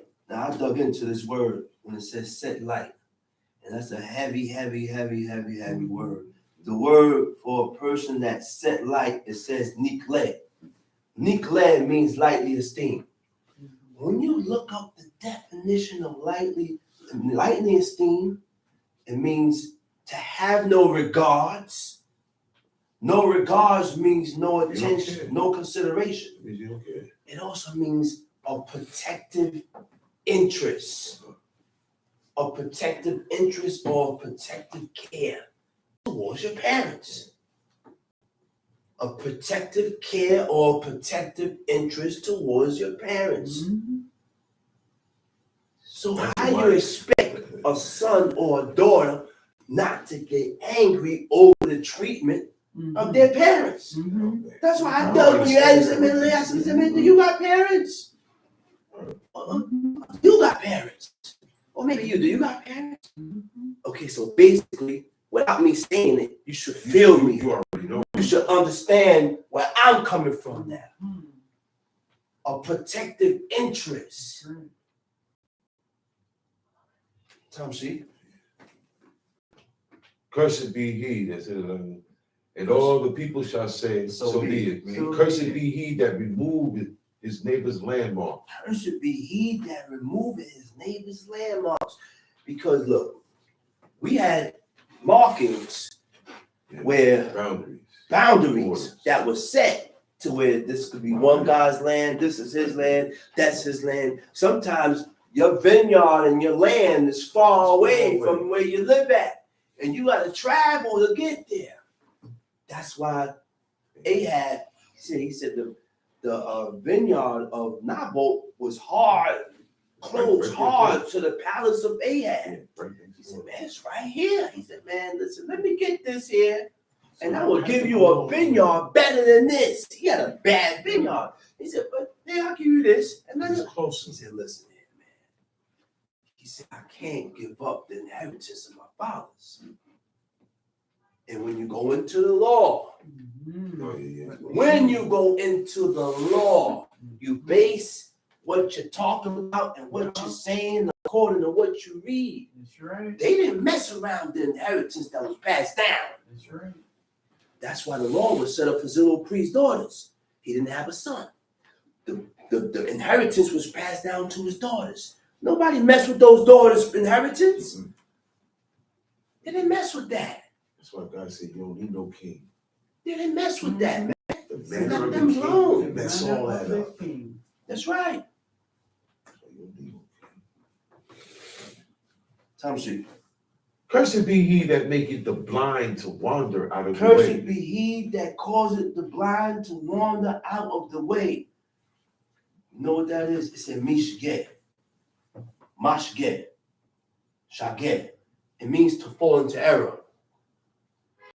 It means to fall into error. Cursed be he that causeth the blind to fall into sin, to fall into error with God, because you go around telling people things that is against, that's not in the book, that you never read, and you causing the people to fall into iniquity, into sin. That's why we gotta watch. It behooves us to be whole. Watch who you're following. And watch who we look at as heads and leaders, because the people will lead you astray. And they will have you doing things that is not written in the book. That's right. You follow him. Never did I ever read where it gave a reason why they said, don't, when they talk about burdens. Because I ain't never read it there. The brother said, the burden wasn't actual burdens. Oh, man. It was just a burden. Like, so you mean to tell me that if I carry my book, it's a burden? Yeah, it's a burden. That's why your book should be at the place where you're gonna congregate at, so that you don't have to leave with a book in your hand. But it ain't talking about that. It was talking about when the people went to the men of Tyre with burdens. Show me where it said, it don't say In the that. wilderness, man. That's not even written there. In the wilderness, getting that low. Not even written there. Where you get that from? But people like to add on to what God said to suit them. Mm-hmm. To suit them, they add on to what God said to suit them. Come on. Time sheet. Cursed be he that perverted the judgment of the stranger. Cursed be he that perverted the what? The judgment of the stranger. Of the stranger. And this is the gid. For the word for stranger, it says gid, right? Stranger, Yeah. Fatherless. The stranger, The fatherless. The fatherless. And the widow. And the widow. That should tell you right there which strangers God is talking about, which fatherless is God talking about, and which widow is God talking about. It ain't talking about perverting the judgment of the widows, fatherless, and the strangers of the nations. No. This is the widow, fatherless, and the stranger that dwells amongst us. That's who you judged. That's right. That's what they That's judge. who They they ain't judge. go They out wasn't there judging the judging the Canaanites. They didn't judge the Syrians. God told us to stay away from them. Leave them alone. Look. Remember one thing. I got an excellent point here. Remember what God said. He said, listen here. He said, don't move on this nation yet. He said, because what? Their iniquities hasn't been fulfilled yet. He didn't tell them to go in there and judge them. No. Now leave these Assyrians alone. Let them keep doing what they're doing and increasing, metastasizing, increasing wickedness. And then when they increase and get to a certain level, I'm going to disperse them. Now they get a visitation. Israel, I'm going to give you a command. Move on. Wipe them out. Don't bring nothing back. Don't bring back no cattle. Wipe them out. Wipe them out. So when he said, don't pervert the judgment of the stranger, fatherless, his widow, it's talking about the stranger, fatherless, widow of your own people. I'm not going out there and tell Big Mike nothing. I'm not going in the store to tell the Muslim guy nothing. That's right. I'm not going down the block to tell G-Man nothing. That's right. Leave him to himself. Let him go ahead. Time sheet. Cursed be he that lieth with his father's wife, because he uncovereth his Cursed be he that what? That lieth with his father's wife. Because that's verse 20, right? Yes. Cursed be he that lieth with his father's wife. Right? Right. Now, Alul Shokeb Im Eshet, that lieth with his father's wife, because Abi Ki Galed, and uncover his father's extremity. The extremity of his wife, which means the woman was fully covered. She didn't expose her extremities, the limb, the arm, the hand, legs. She didn't expose none of that. It was completely covered. The woman was completely covered. Okay, read. Because he uncovered his father's skirt. And all the people shall say, so be it. Read. Cursed be he that lieth with any manner of beast. And all the people shall say, so be it. Cursed be he that lieth with his sister, the daughter of his father, or the daughter of his mother. Cursed be he that lieth with his sister, the daughter of his father, or the daughter of his mother. And all the people shall say, so be it. So be it. Now, Abraham, this is the beginning of a nation.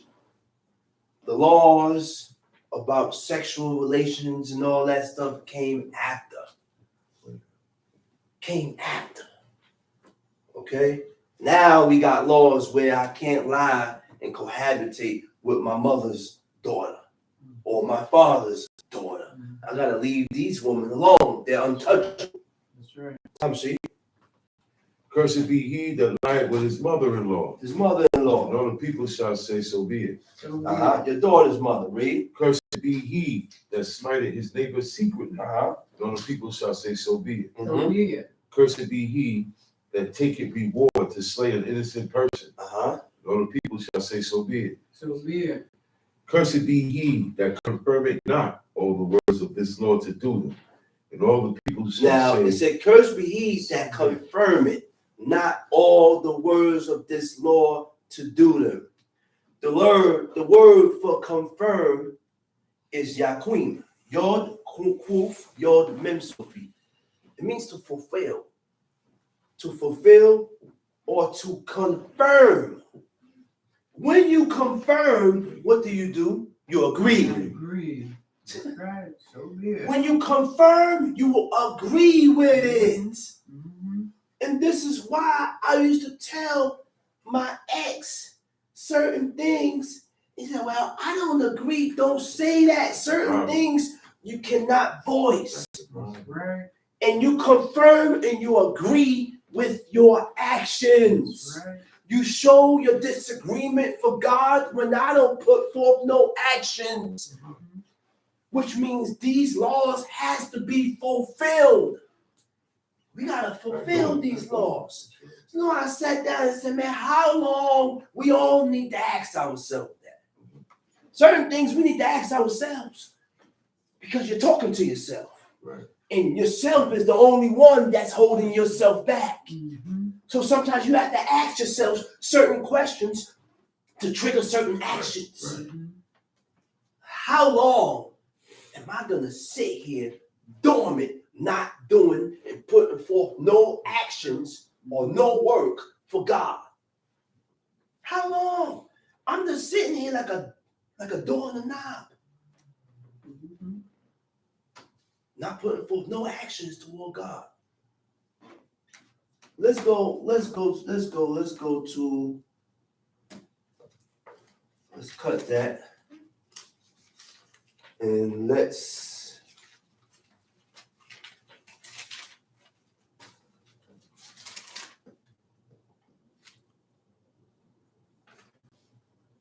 go to Isaiah 59. Let's go to Isaiah chapter 59. No, as a matter of fact, don't go to Isaiah 59. Hold that. Let's go to Proverbs 16. Go to Proverbs chapter 16.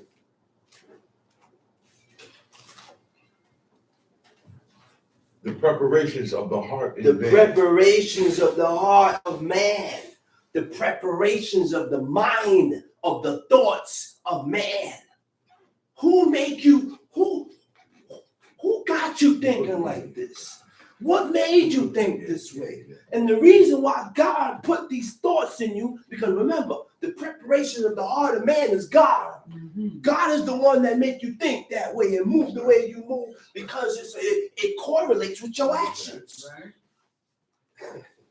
It correlates with your actions. So now we have to ask ourselves, and you have to take heed to yourselves and correct yourself and ask yourself the trivial question, Jeopardy question. And you got to come up with a truthful answer. Why do I think this way? Why do I move this way? Why? And you got to extrude and hate this way of thinking.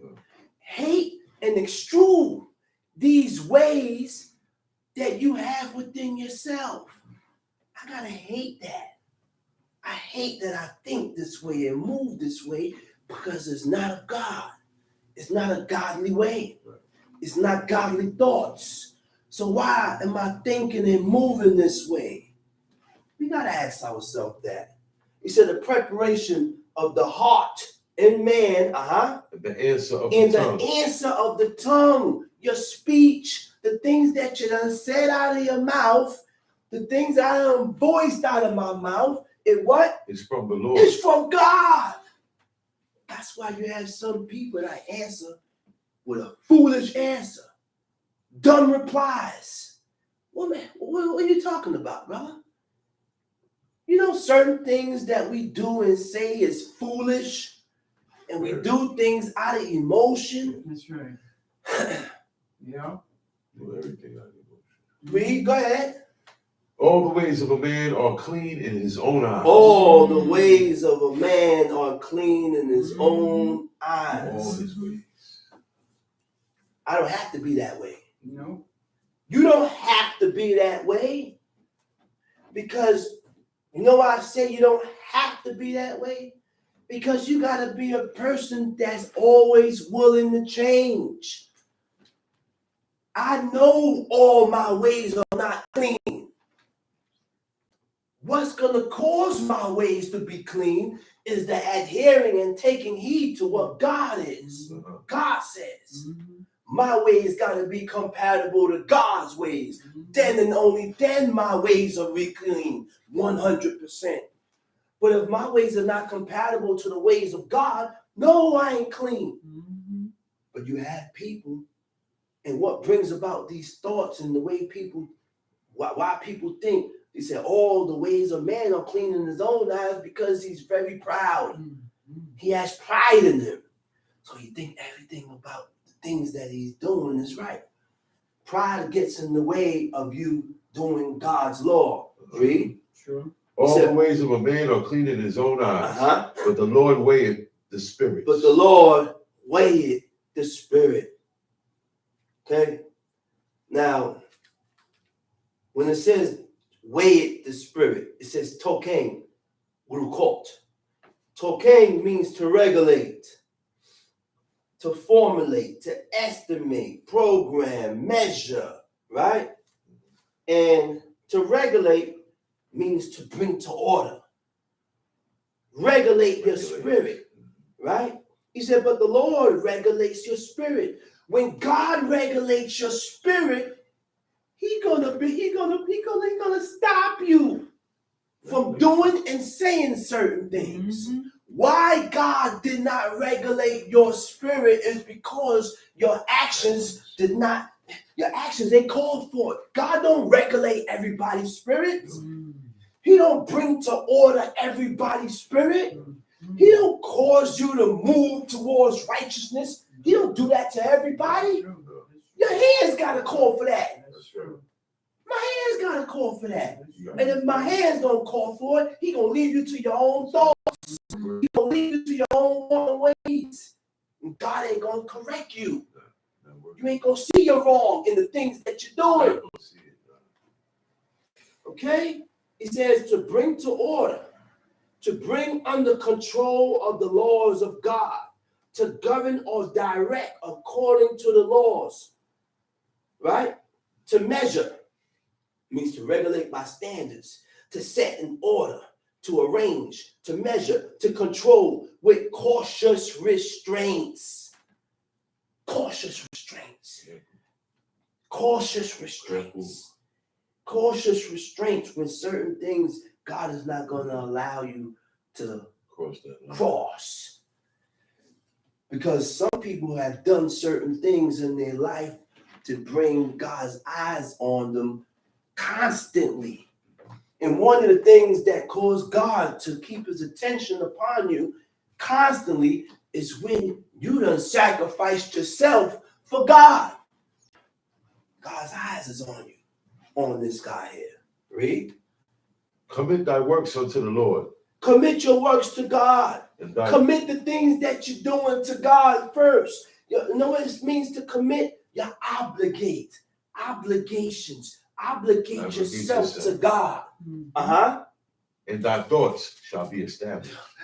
Your obligations, it means the things that I'm doing. If it ain't towards God, God is not going to establish your thoughts.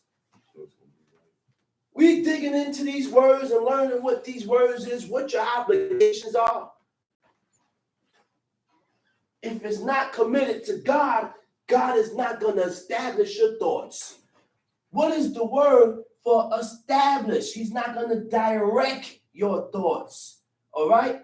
To follow a straight course, to be straightforward, to cause to turn under. Go ahead, read top sheet. And the Lord hath made all things for himself. And God had made all things for himself. All things that God made, he has an answer for it. Everything that God made, he has an answer for it. Everything. You got to realize that, right? I read. Even the wicked for the day of evil. Even the wicked for the day of evil. That's why certain things we got to ask ourselves too. Why did God use me to do this evil and act? For God to use me to do something that is evil, I must be evil. I must be evil. He's not going to use the righteous to do something evil. No. Okay. Read. Everyone that is proud in heart. Everyone that is proud in heart. Is an The abomination. man or the person that's proud in heart, you can't tell him nothing. Mm-hmm. You can't even sit him down and conversate with him. True. Read. Everyone that is proud in heart is an abomination to the Lord. And if you're an abomination and detestable to God, then how close do you think you are? Exactly. Which means I got to get rid of this proud heart that I have so that I don't be an abomination before the Creator, so that I don't be detestable in the eyes of God. Mm-hmm. But are you able to pinpoint? Are you able to pinpoint it So you can correct it. so you can correct it? Can you pinpoint and envision and see and realize when that proudness starts to emulate and show himself? What triggers it all? I read. Though hand join in hand, he shall not be unpunished. Though hand join in hand, he shall not be unpunished. By mercy and truth, iniquity is purged. By mercy and truth, iniquity is purged. You mean to tell me I can get rid of iniquity just by having mercy and being truthful? Mm-hmm. Just by those two things, I can get rid of sin? Because when you have mercy, by mercy and truth, only you can do God's law. Truth what? What do you mean by truth? Truth in yourself. Truth in, if I could be truthful in myself, I can do God's law. Because if you're truthful with yourself, you will realize your shortcomings. You will acknowledge your faults and repair it. Mm-hmm. Mm-hmm. You will acknowledge your fault and repair it. Read. And by mercy and truth, iniquity is purged. And by the fear of the Lord, men depart from evil. By the fear of God, by the fear of the Lord, men depart from evil. Mm-hmm.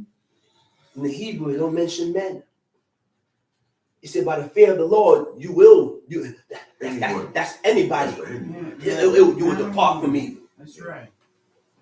That's the only thing that will cause you to turn away from evil. Mm-hmm. There was a man named Job. Right? And he said Job was a man from the land of Uz. In the land of Uz, that Uz is a city in Babylon. Mm-hmm. The same earth. Right? And look what it said about Job. He said the man was perfect. Perfect and upright. Mm-hmm. And one that feared God and eschewed evil. That's right. You know what eschew means? Mm-hmm. To turn aside.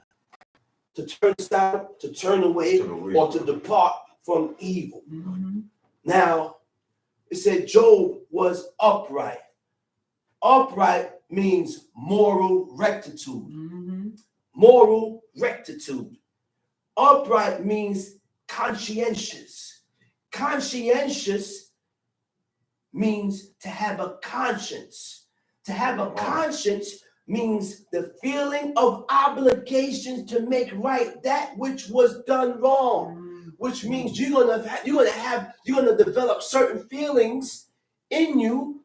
You're gonna develop certain feelings in you to make right that which you had done wrong. Which means you have to be a person that realized that I had done wrong. A person that's conscientious, you're gonna start to make amends with God first. That's right. After you begin to make amends with God first, then I will make amends to flesh, mortal people that's in front of me. Mm-hmm. I will go to the person and say, man, you know what? I was wrong. That's right. I'm sorry. Yeah. I apologize, man. Can't do that. I shouldn't have did this. I shouldn't have did that. I was wrong. Mm-hmm. If you can't do that, then you can't make amends with God. Okay. I ain't never seen God. Hey. I never seen God. Okay. Well, if I can't make amends with my own brother in front of my face, Mm-hmm. like it make we got a lot of pride in us. Right. To where Yeah. it makes us not able to humble ourselves Mhm. before mortal man. Mhm. You have to be tough with my own brother. Mhm. And you know what? We have to put that in check. That's right. My brother is yelling. He's screaming. Why in the world do I have to match him?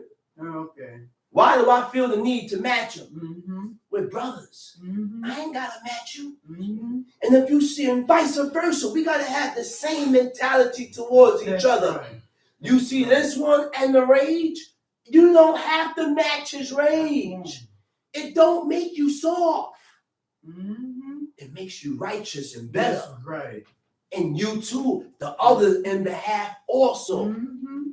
Mhm. And Okay, that's what we man. have to tell ourselves. That's right. That's what I done told myself. That's right. I see one of my brothers in the rage, boom, boom, boom. Hey, let him go ahead and have his moment.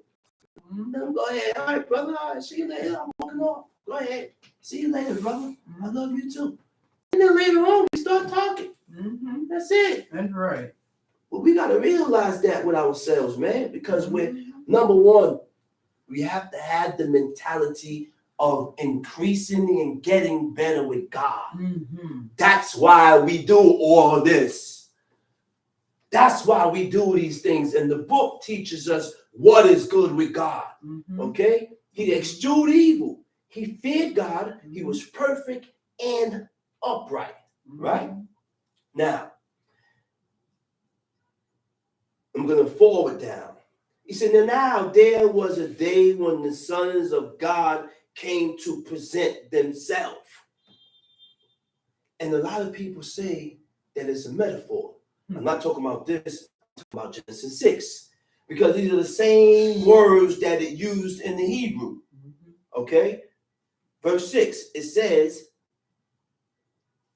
Wayihi Hayom Wayabohu B'nai Elohim. And it says B'nai Elohim, the sons of God in Genesis 6, which means there were angels that came down and went in, took the forms of men and went into the daughters, which had Nephilim.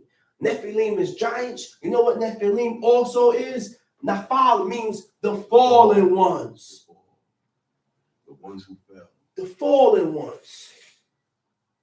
The ones who fell from what? Great. From the grace of God. Mhm. From the grace of God. Mhm. They fell from the grace of God, went into the daughters of men, and they sealed their fate to where they can't go back. They couldn't go back. So now, he said, now there was a day when the sons of God came to present themselves before the Lord, and the adversary came also among them. He said what? And the Lord said unto Satan, where you coming from? Whence comest thou? Then Satan answered, the Lord answered the Lord and said, from going where? To and fro in the earth, from walking up and down in it. And the Lord said unto Satan, hast thou considered my servant Job? And when I read that word considered, it took me somewhere. The word for considered, it means samta. He said, did you evaluate? Samta means to evaluate. Means to value. That's the word. Did you value my man Job? To value you, you esteem him. Did you check this out? The value means general worth, degree of excellence. Degree means stages. Mhm. You just don't get perfect with God just out the clear blue. It takes stages and degrees to get perfect with him, man. So we gotta push towards progressing with God to reach that degree of excellence, to reach that degree of perfection with the Creator. Not riding the fence and jumping back and forth. Right? Mhm. It means eminent. Eminent means to stand out. Mhm. Preeminence. Stand out. That's what they said to And by watching, I have to go back. By watching my father's lifestyle, he stuck out amongst all the Israelites. World. The world. He stuck out like a sore thumb. And this is how you gain the attention of God. You've got to stick out. What's going to cause you to stick out is the taking heed of these laws. Taking heed of these laws, these commandments and statutes, right? To estimate means appraise, worthy of, right? To evaluate the value or quality of. Did you evaluate my man Job? You ain't evaluate him, man, because then you wouldn't be coming at him like that. You would already know that he ain't gonna budge. You ain't gonna budge him, man. Now, the adversary means what? Adverse, the one to be against. To contend with, opposes, or resists. Opposes means to be opposite, to resist, to withstand the forces. Who is he resisting? Who is he opposing? God. He's opposing God. That's right. Right? The accuser, to charge with a fault or offense or blame. That's why you put it in your brain. That's why, listen, before we sin, it comes here first. That's right. Before we do any action, it comes here first. And that quick, you either do it, fall through with it, or you refrain. Or you refrain from. Okay, read. When a man's ways please the Lord, he maketh even his enemies to be at peace. When a man's ways please God. The ways of God is all through the book, and we can learn the ways of God by reading about our forefathers. Because these people that we read about are the only people, or the people that was accepted of him. So it stands to reason, if you want to be accepted of God, we need to follow the people that God accepted. Because their ways was pleasing with God. Read. Right. Read. Oh, my bad. I'm sorry. What verse am I at? The Lord. 8. Okay. He said, better is a little with righteousness than great revenues without right. Better is a little with righteousness. I don't got much, but I'm righteous. Than great revenues without, I got a lot and I ain't right. I ain't living right. All right? Now that should answer your question about Michael Jordan, about all these rich people that's out there. They have so much, but they're not living right according to what God says. Stop comparing these people because of what they have, thinking that they're living right. Because what you have doesn't confirm that you're living right. That's right. Doesn't confirm that. He said, a man's heart devises his way. Right? A man's heart devises his way. To devise means what? Thoughts. You're thinking. A man's thoughts will tell you the way he is. That's right. The way a person think will tell you the way he is. The way, so a man thinketh, so is he. Right. And we read that in the book. That's what confirms it. See, nothing in this book go against. That's right. It don't go against. It's like a hand and glove. It said, so a man thinks, so is he. Right? He said, a man's thoughts will tell you the way he is. But the Lord directed his steps. God will guide your steps. Now, God don't guide everybody's steps. God don't guide everybody's steps. Before we get it right, we got to do it wrong for a long period of time. For a very long period of time. because I got to show my ferventness while I was doing it wrong. I got to show steadfastness. See, what I noticed is that God deals with time. Time. How much time did you put in with this? I can't just jump into it and think I'm going to get props and think I'm going to get recognition. No, I have to have time in doing these laws. I have to have time in doing these laws and not dipping back and forth. That's right. Not riding the fence back and forth. That right there, that's right. Call that halting between two opinions. He said, how long are we going to continue to halt between two sides? Two opinions. You're undecided. That's why we halt between two opinions, because we don't know whether we're coming or going. We don't know whether we're coming or going, whether we dip it to the right or left. That's right. But that is all according to the Sith. That's only the Sith. Yeah, it's the Sith. You know why? I'm going to go into that right now to show you. It's only the Sith. It's only the Sith. Okay? Amos 9. Right? Now, he said, are ye not as the children of the Ethiopians? Ain't that something? God compared us to the children of the Ethiopians, one of the descendants of Cush, the grandson of Noah, through Ham. And God compared us to Cush, compared us to these people. Why? Because our ways was the same like them. Right? He said, O children of Israel, saith the Lord, have not I brought up Israel out of the land of Egypt and the Philistines from Caphtor? Caphtor was a home of the Philistines on the southwest coast of Asia. Southwest coast of Asia. A lot of people say that Jerusalem is in Africa, and it's not. Jerusalem is in Asia. Jerusalem is in Asia. Okay? Asia. Dig it up and check it out. Right?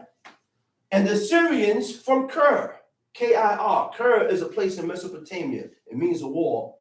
Behold, the eyes of the Lord God are upon the sinful kingdom. The sinful kingdom. And what? And I will destroy it from off the face of the earth.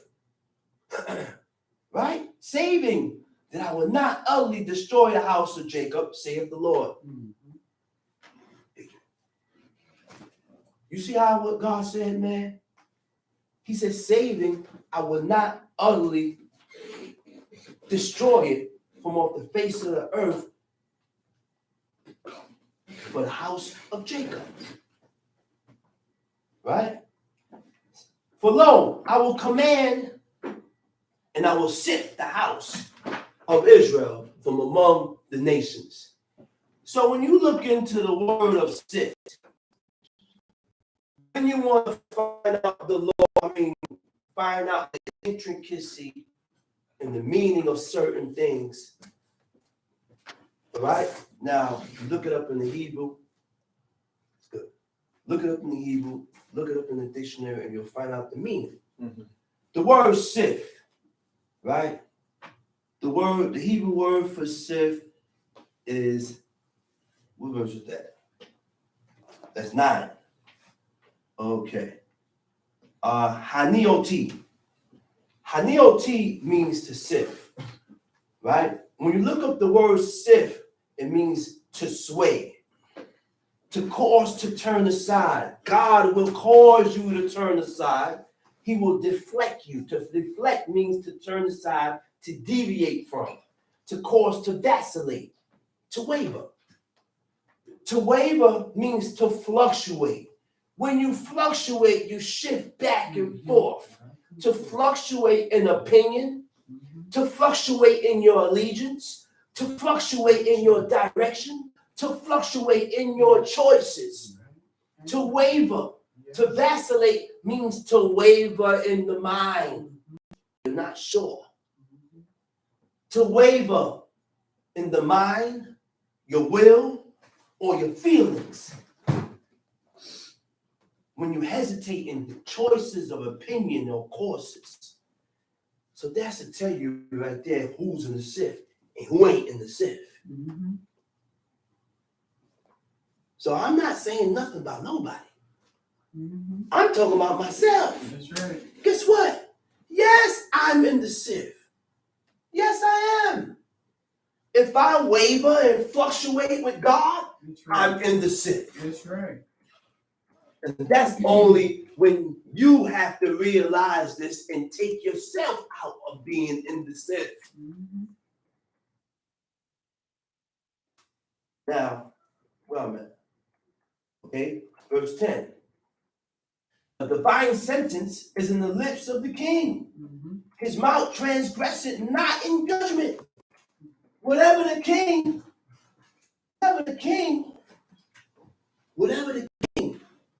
says, that's the king. God gave him that props. Mm-hmm. God gave him that props.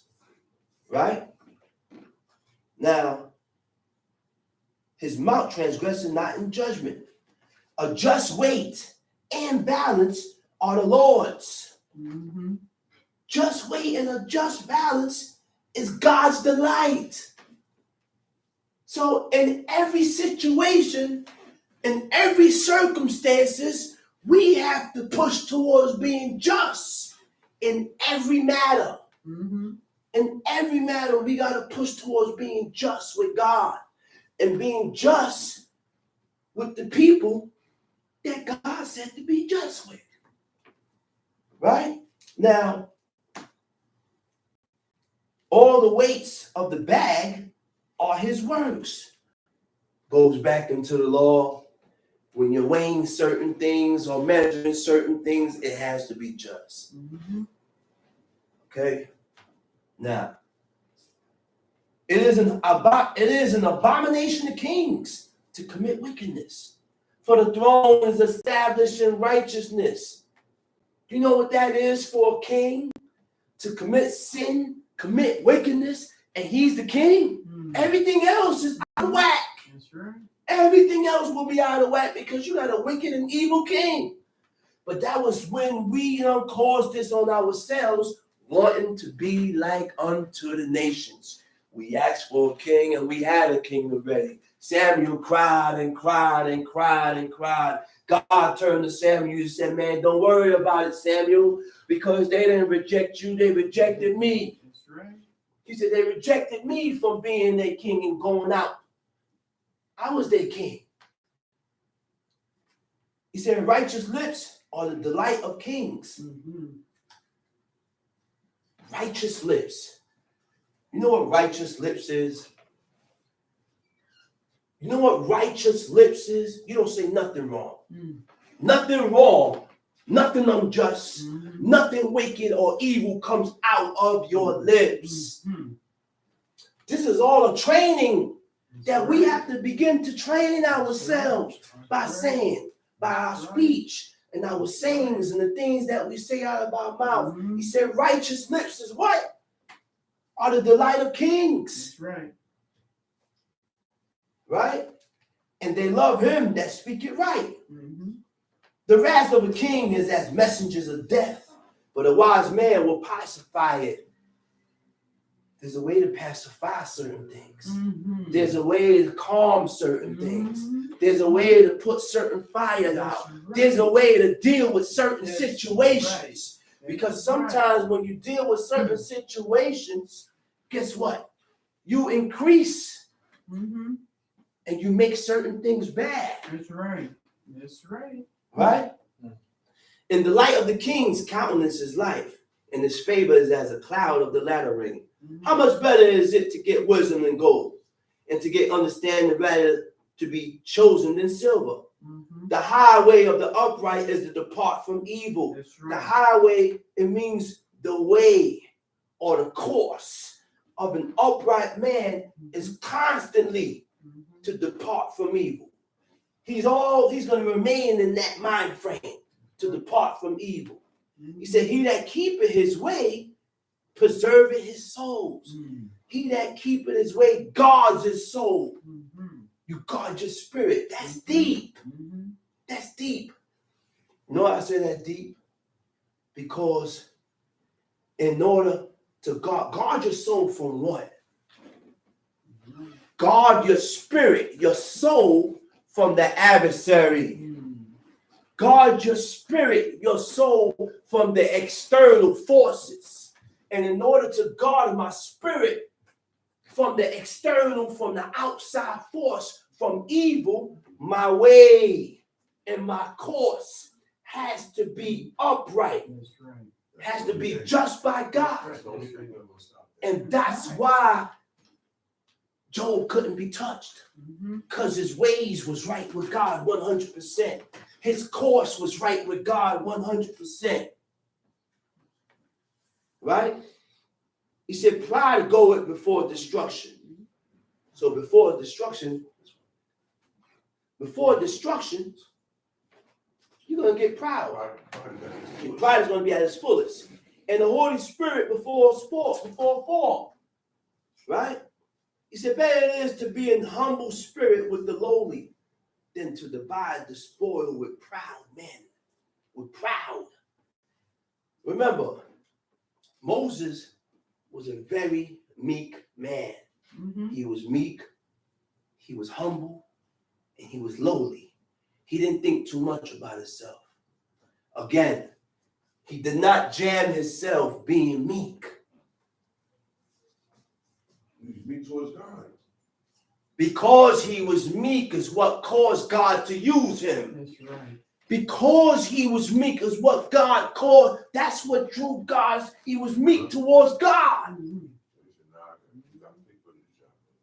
He didn't pick Joshua to do that job at that time. He didn't need Joshua. Now, after the people is going through training and showing the laws and everything, now people know there's no more man now.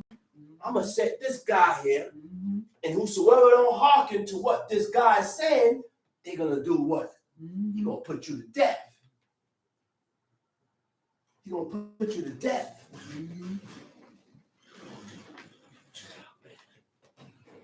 Time sheet. 20.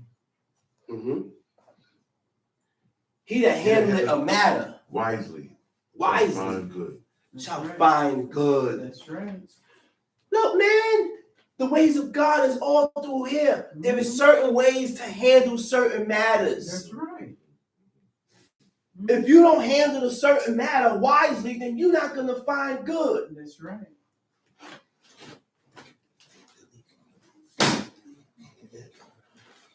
Then you ain't going to find good.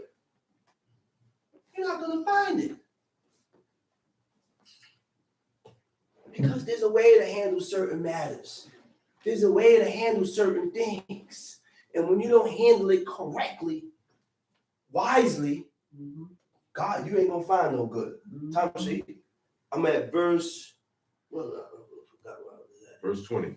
Wait, who's in good? And whoso trusted in the Lord, happy is he. The wise in heart shall be called prudent. The wise in heart shall be called prudent. What is prudent? When you're able to govern and discipline yourself. That's right. What is governed? Now dig into the word when you're able to govern and discipline oneself. What is governed? How do you govern yourself? How do you govern yourself? Do anybody know how to govern themselves? I'm going to show you how to govern. I'm going to tell you, not show you, but I'm going to tell you how to govern yourself. All right? To govern yourself means what? To exert. A determining, guiding influence. To govern yourself, it means to exert. To exert means to what? Put out. To exert a determining, guiding influence. So and what is the guide? He said guiding. What's the guide? A determining, guiding influence. What is the guide? The laws and the commandments of God. So I can't exert and govern nobody if I ain't guiding myself by God first. Gotta be guiding myself in God first to be a guide to someone else. Because then I'm gonna lead them astray. That's right. And then after that, to discipline yourself. Discipline yourself. Being able to tell yourself when you're wrong and realize that you're wrong. Tell yourself, acknowledge that you're wrong. That's right. That's right. Time sheet. I will. The wise in heart shall be called prudent. And the sweetness of the lips increase it learning. Woo! The sweetness of the lips increase it learning. Get more ears. Get more listening. Wait now. The sweetness of the lips. No one is going to listen to you if you're raunchy with your words. Yeah. That's what that means. That's right. This is the wisdom of Solomon. That's right. He said the sweetness of the lips will increase learning. You'll gain more ears. That's right. If you want to get heard, you have to approach the situation more accordingly. Because if you don't approach the situation accordingly, then they're gonna these words that you're spitting is gonna fall upon deaf ears. Deaf ears. Look, the wisdom of God is here, man. Okay. And we're not taking heed to it, and we're not using it. We're not putting it into action. Read. Understanding is a wellspring of life. Understanding is life, wellspring of life. Understanding to depart from evil. And when a person depart from evil, he considers himself and watch himself and able to the evil that he's doing. Able to detect the evil that he's doing. A person that depart from evil that do not understand, that has no understanding, he don't depart. And he not, look, man, it go hand in hand, man. The person that depart from evil, what was that, man? Read that again. Understanding is a wellspring of life. Unto him you're not gonna have understanding. A prudent man, it goes hand in hand. A prudent man has understanding. Right. A prudent man departs from evil. Yes. A person that has understanding is a prudent man. Yeah. And if these two guys will detect and realize that they're doing wrong and correct it and acknowledge it. Time see? But the instruction of fools is folly. But the instructions of fools is folly, foolishness. Yeah. And you know who is a fool. That's right. You can tell who's a fool just by the words of his lips. Just let him keep talking. And then when you keep talking and running his mouth over and over, you'll be able to detect if this guy is a fool. You will know what he's about just by his words. Read. The heart of the wise teacheth his mouth. And the heart of the wise man. The heart of the wise man does what? Teacheth his mouth. Oh my gosh. If you're a wise man,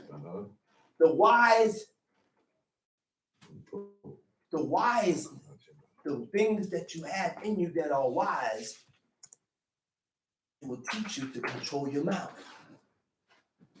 When the person don't have control of the words that he say out of his mouth, he's not a wise man.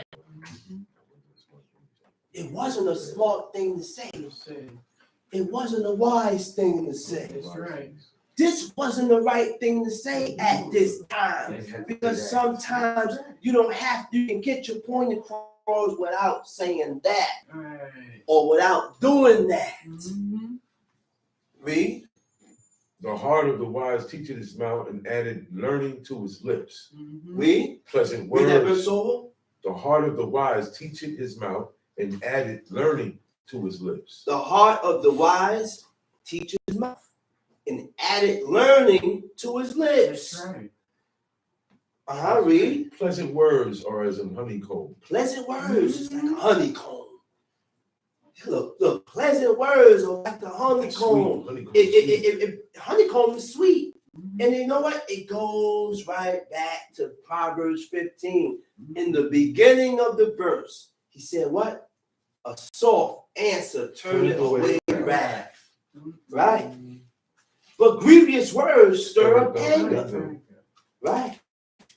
A soft answer will turn away wrath, but grievous words, grievous words, painful words, hurtful words will stir anger. Harsh words will stir anger. That's right. Offensive words will stir anger. That's right. All these things will stir a person's anger. Stir a person's anger.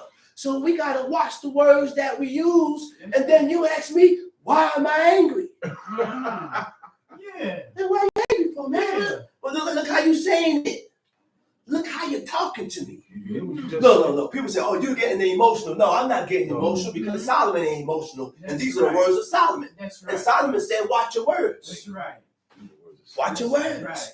One part of the history he said, hey, where's your mouth now? Mm-hmm. All those words that you were saying, they go right there. They go right there. You said, go on and tell them right now. Don't tell me. Go tell them now. That's right. Wise words of Solomon. A man that was beloved of God. A man, go ahead, read. Pleasant words are as a honeycomb. Pleasant words are as the honeycomb. Sweet to the soul. Sweet to the soul. And health to the bone. And health to the bones. Wait a minute. Read that verse over. Pleasant words are Pleasant words does what? Or like the honeycomb, what it does? Sweet to the soul. It's sweet to my spirit. And health to the bone. Health to the bones. So if the words ain't pleasant, then it does the opposite. It breaks your spirit. It breaks you down. How do I think I can put some type of strength in a person to push for God if I keep breaking them down? That's right. I can't. This is what my brother Zachariah said. He said, Prince Zachariah said, you know what? I don't tell my sons they're wicked no more. Because these are words that break your spirit down. Right. And if I want them to have some type of strength for God, why am I telling them you're weak? Wait a minute, man. You got to give me constructive words. That's what Solomon said. These ain't my words. These ain't my words. That's right. These are not my words. So I should say something. These are not my words. Constructive words will build. Okay? Now, where I'm at. Understanding is the heart of the wise teacheth his mouth, and added learning to his lips. Pleasant words are as an honeycomb, sweet to the soul and health to the bones. There is a way. Listen to the way. He said, there is a way. There is a way. That seemeth right unto a man. It seems right to me. But the end thereof are the ways of death. There's a way that you think is right. You think you're right in your ways and the things that you're doing. But it's only going to lead you to your death. Right? He said, he that laboreth for himself. When I get up 3 and 4 in the morning to go to work, it ain't for nobody else. It's for me. That's right. When you get up to go to work and do it, it's for you. Your laboring is for yourself. He said, for his mouth craveth it of him. He said, an ungodly man diggeth up evil. The word for dig up, he stirs up. To stir up. To stir up. You can stir up evil by your actions and your words. Yes. To stir up means to start trouble. Keep your words, your offensive words, to yourself. That's right. Keep your offensive actions to yourself. He said, an ungodly man. And this tells me if you're ungodly or not. This tells me if you're in the way of ungodliness, when you stir up trouble. It said, and stir up evil, and in his lips there is a burning fire. A froward man soweth strife. What is froward? Froward is when you have thoughts, forward thoughts, or to be froward.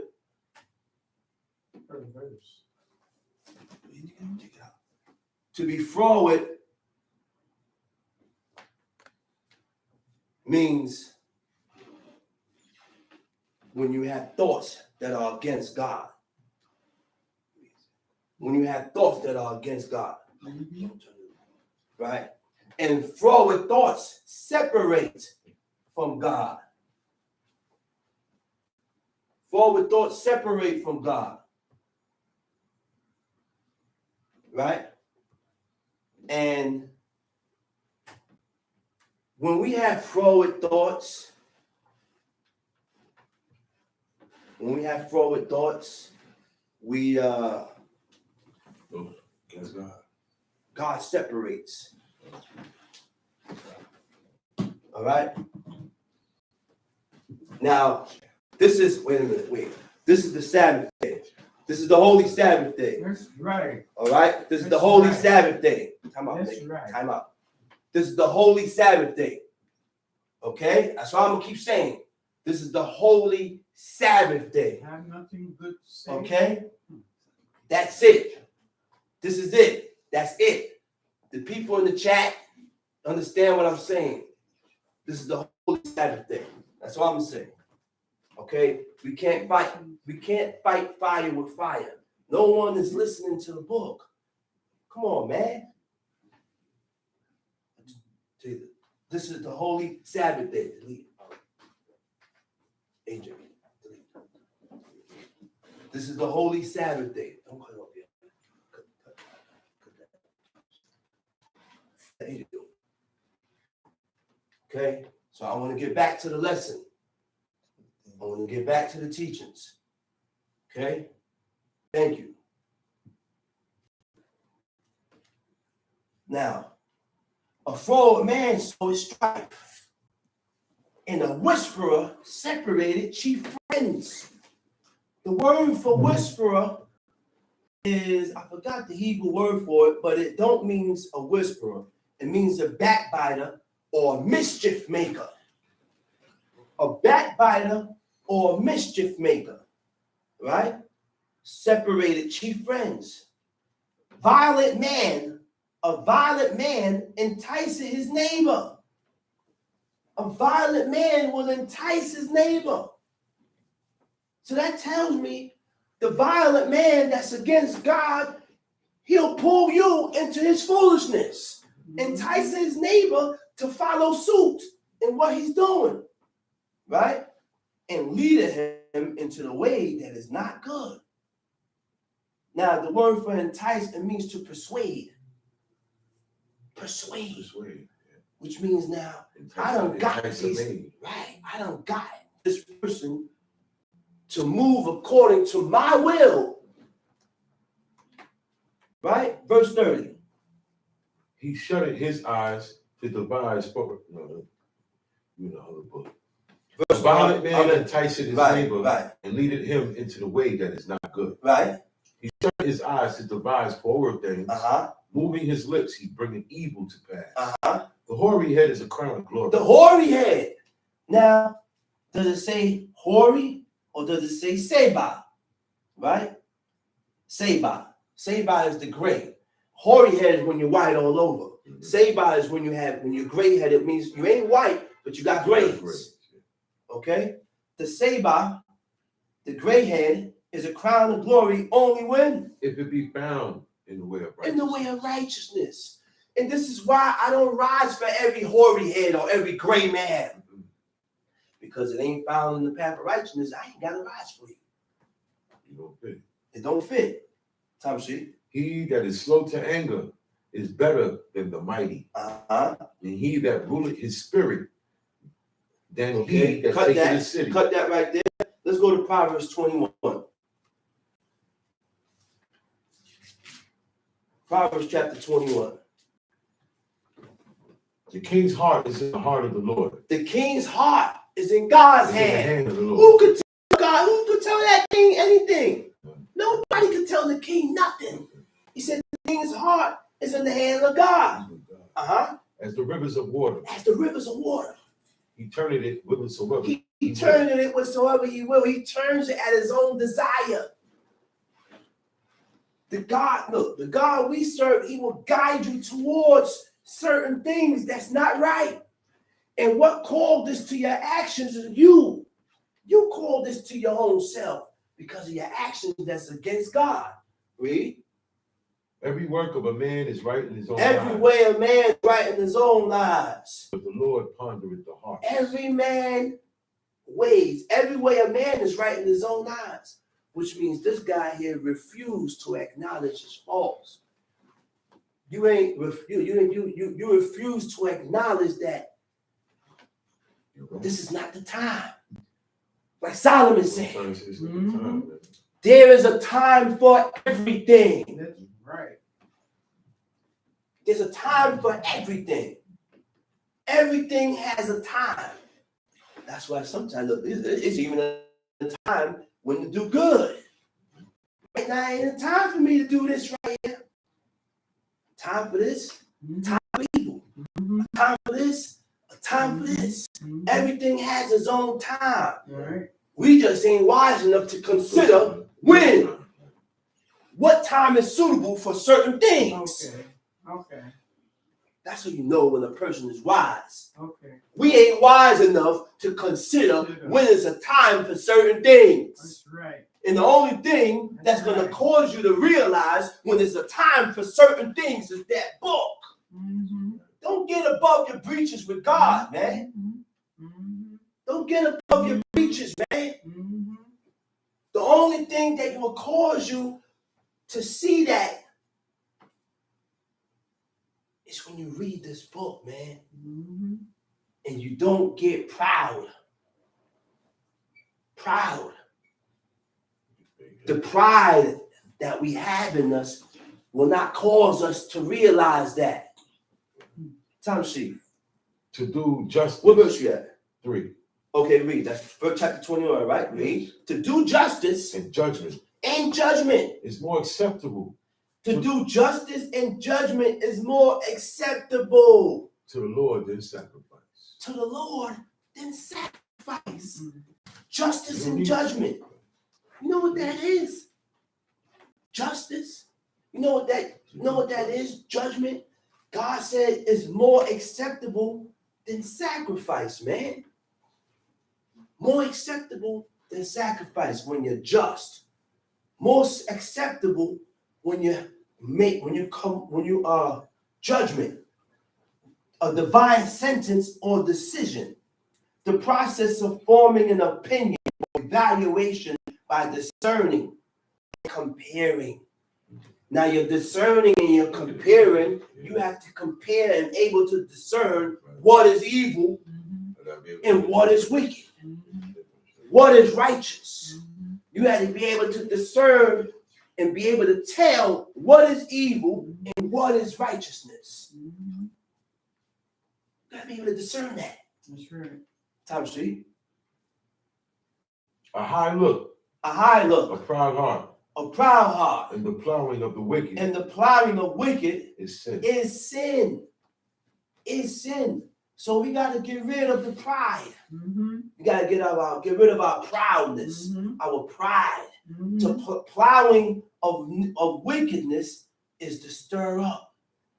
You know when you plow, you do what? You plant.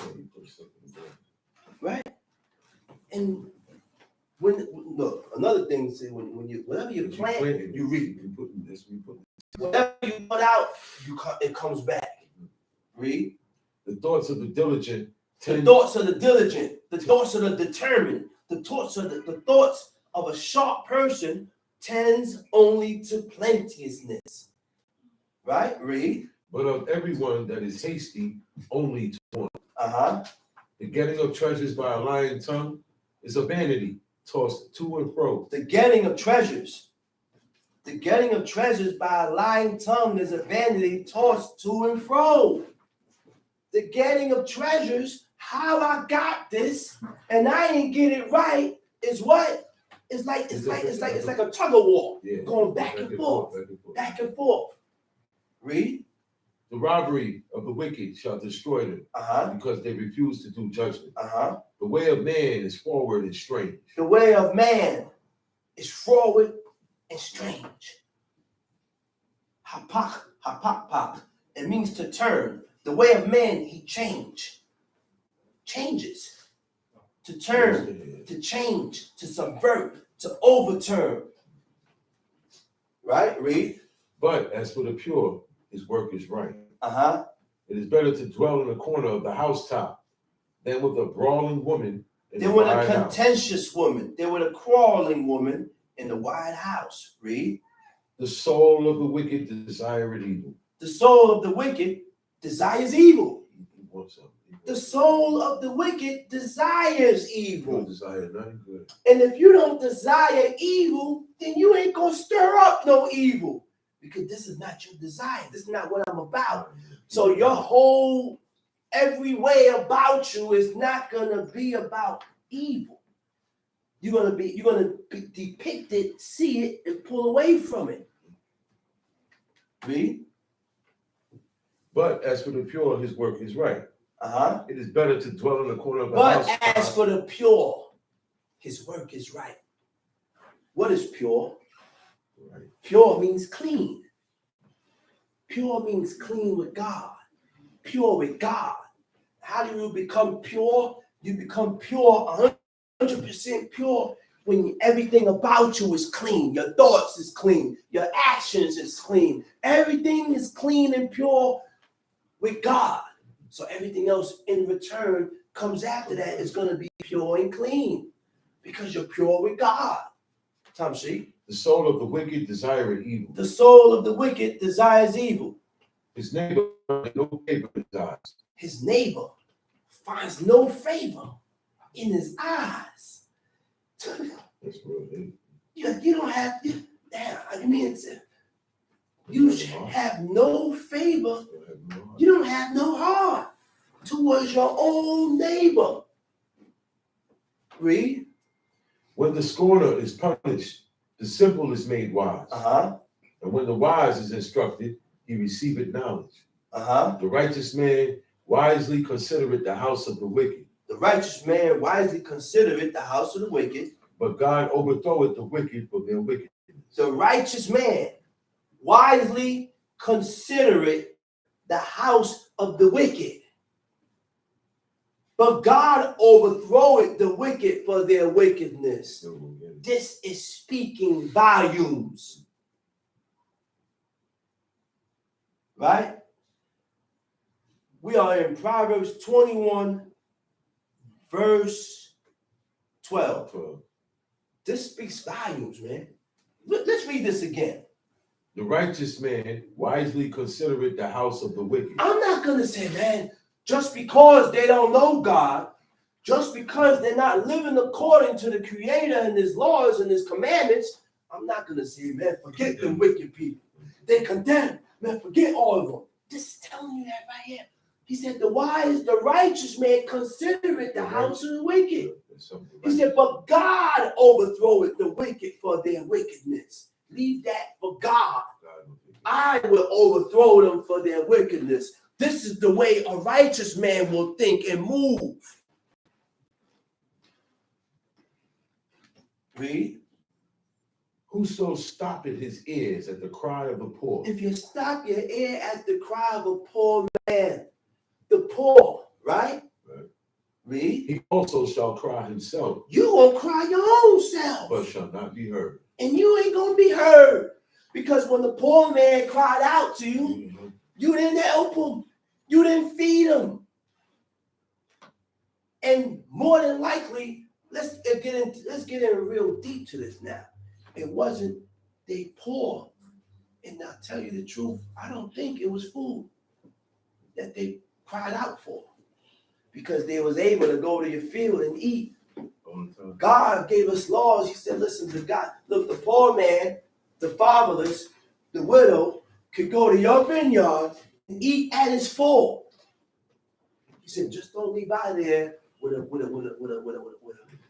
bag. Come out with a bag. Don't gather none of that. Just go there and eat. When you're done eating, you leave. Right? Read.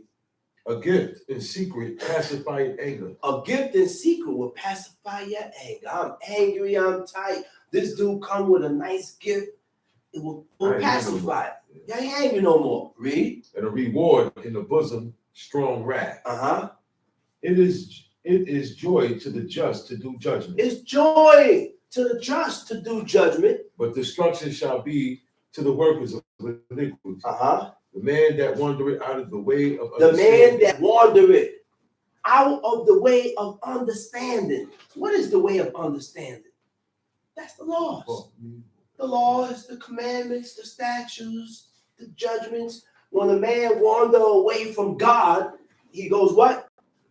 A man that wandereth out of the way of understanding shall remain in the congregation of the dead. Now, the congregation, he said, Bichal. Quehal is the congregation. Rephaim, Yanuach. Rephaim, Yanuach. Rephaim is the dead. It's the dead. It's the dead. Right? He said, Tamshi. He that loveth pleasure shall be a poor man. He that loveth pleasure shall be a poor man. You know what's the pleasure? I will take my last for a bottle of whiskey. That's my pleasure. I'll take my last to suffice this. This is what I'm hoping. You take your last and that's where all your money is going. You ain't gonna be able to save nothing. You're gonna be poor. You're gonna be in need. You're gonna be sufficient. Right? Read. He that loveth wine and oil shall not be Rich. Read. The wicked shall be a ransom for the righteous, and the transgressor for the upright. It is better to dwell in the wilderness than with a contentious and an angry woman. Okay, let's cut that, and we're gonna go to the chapter that I asked. Let's go to Isaiah 59. Isaiah chapter 59.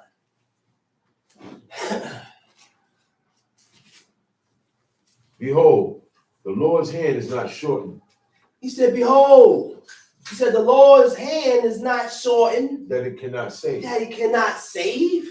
Neither his ear heavy. Not his ear heavy. That it cannot hear. Now, we got to realize one thing.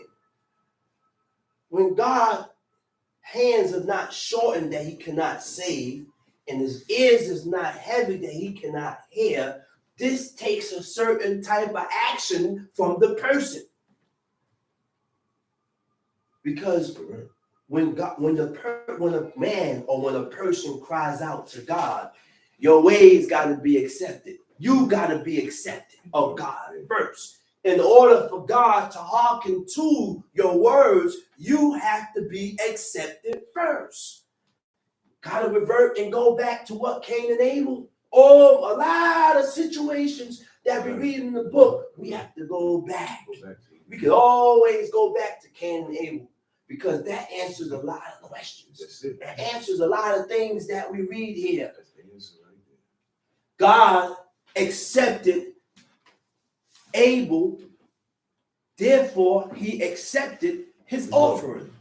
He said, but Cain's offering was not accepted because he wasn't accepted. So in order for God to accept my prayers, I have to be accepted. God ain't hearkening to all prayers. Some people, I don't want praying for me because these people pray to idol gods and deities. And all you're going to do is make things worse. So don't pray for me. Read. Between you and my iniquities is what separated me between me and the Creator. My iniquities that I had committed with my own hands had put a breach between you and God. Read.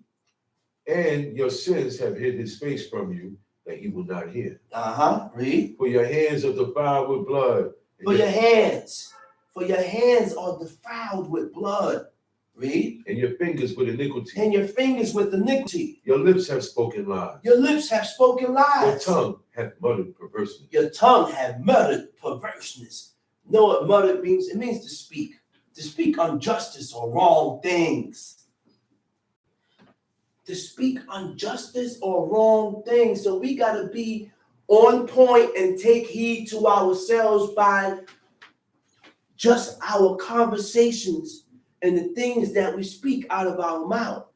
Is it holy or is it righteous things that we are speaking about? Is it holy or righteous things that I'm speaking and saying?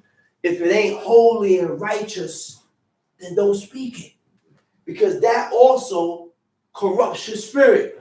You can corrupt your spirit by your actions and just by the words of your own mouth. Just by your actions and the words in your own mouth, you can corrupt your own spirit. So we got to be on point with oneself. It's real easy. Come see. None call it for justice. None call it for justice. Nor any pleaded for truth. Nor any pleaded for truth. They trust in vanity. They trust in vanity. Speak lies. They speak lies. They conceive mischief. They conceive mischief. The word for conceive means to imagine. Your thoughts are mischievous. I imagine mischief. I imagine things that is not right by God. And sometimes you run into certain people and you ask, you say, why do you think that way? Why do you move that way? Why do you move and go in a way that is not desired by God? Why do you walk and move that way? And then when you tell them that you shouldn't think like that, they look at you like you're speaking Greek. No, there's a way and there's a pattern that God set, a way that God tells us we should think and move, our actions, everything is right here in the book. Behavior, your conduct, everything is right here in the book. Start ordering your life according to what it says here so that we can be accepted of God. God's not going to accept us any and no way. The pattern is already set. It's already set. Tom Sheep. They hatch pork. They hatch cockatrice eggs. They hatch cockatrice eggs. And weave the spider's beam. And weave the spider's web. 5. Okay. And weave the spider's web. He that eateth of their eggs dieth. And that which is crushed break it out into a viper. Their webs shall not become garments, neither shall they cover themselves with their works. Their works are works of iniquity, and the act of violence is in their hands. Their feet run to evil, and they make haste to shed innocent blood. Their thoughts are thoughts of iniquity. Their thoughts are thoughts of iniquity. Wasting and destruction are in their paths. They are gone in the way or in the path of destruction and wasting, which means we are wasting ourselves and we are destroying ourselves just by the path that we took. We refuse to take the way that God chose. We refuse to take the path that God has set up. We chose our own ways and our own paths. Our own ways and our own path, and we are too proud to acknowledge it. We're proud to our own hurt. We refuse to acknowledge it. Read. Their feet. The way of peace, they know not. The way of peace. The way of peace, they know not.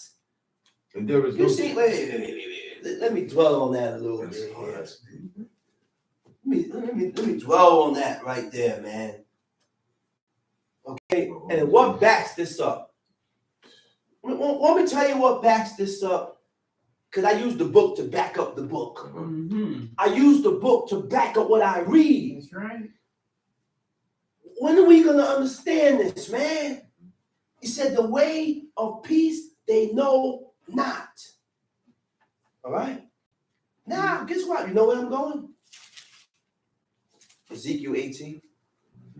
Because I'm not going to tell you anything that I formulate in my mind. Or what you think. I'm not going to tell you nothing about what I think. I'm not going to tell you nothing about what I believe. He said, the way of peace they know not.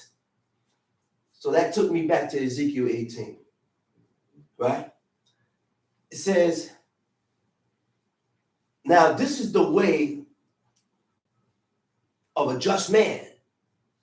Ezekiel 18 tells us what a just man would be, right?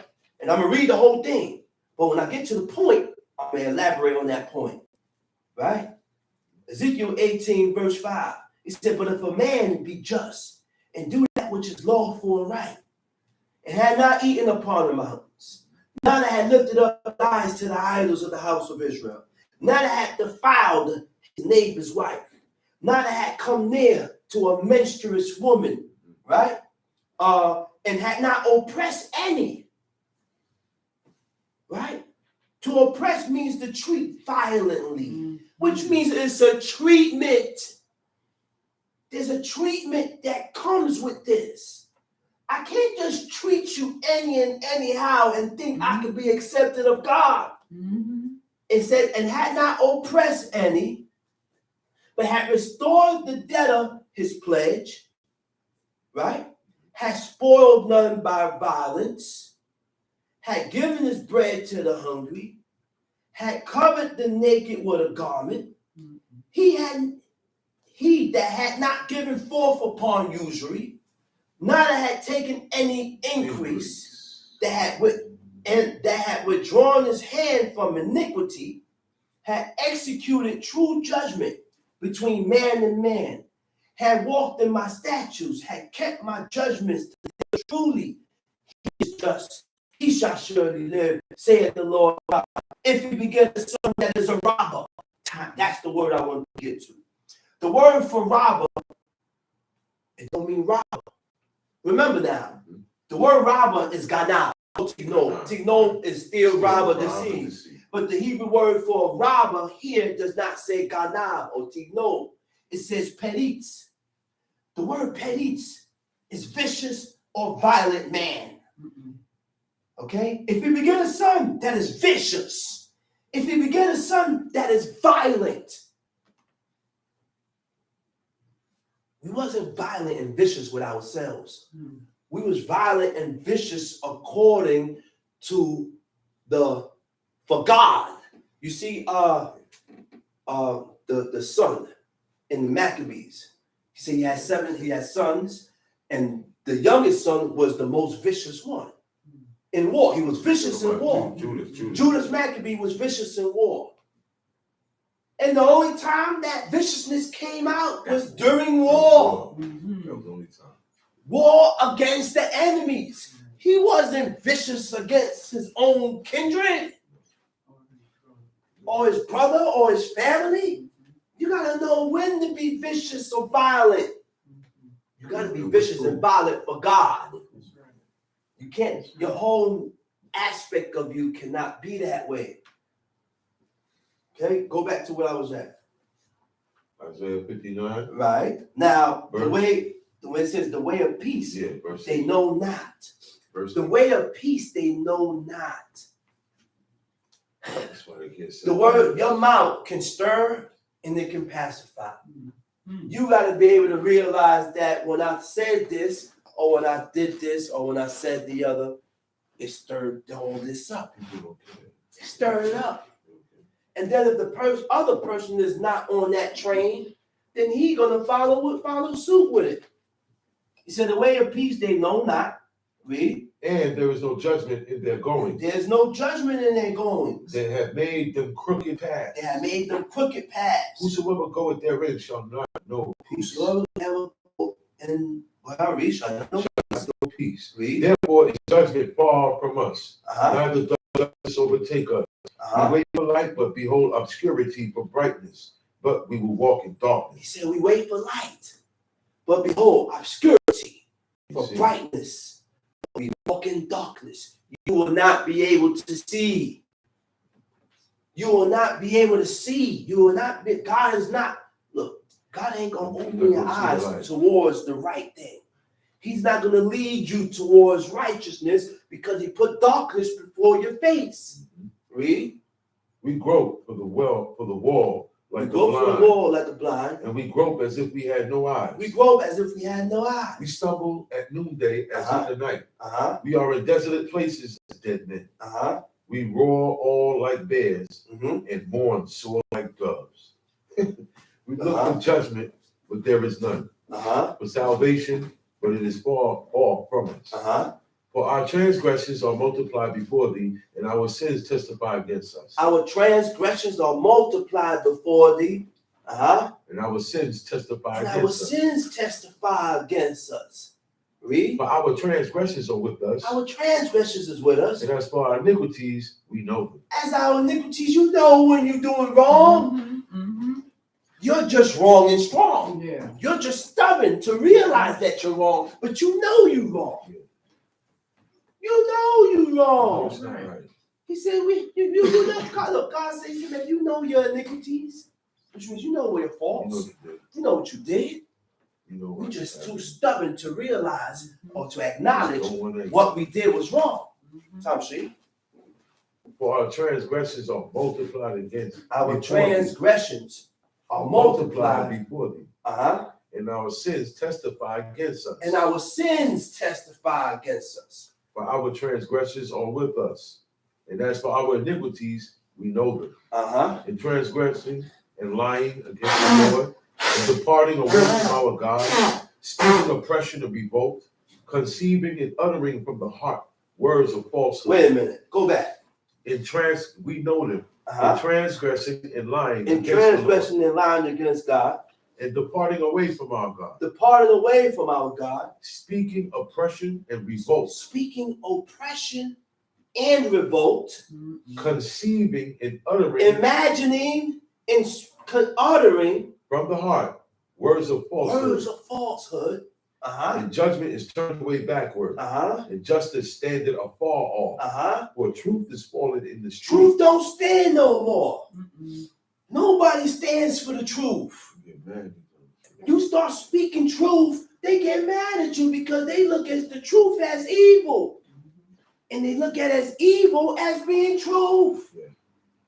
Exactly how it is. If you don't accept certain things, people will look at you as if you're weird.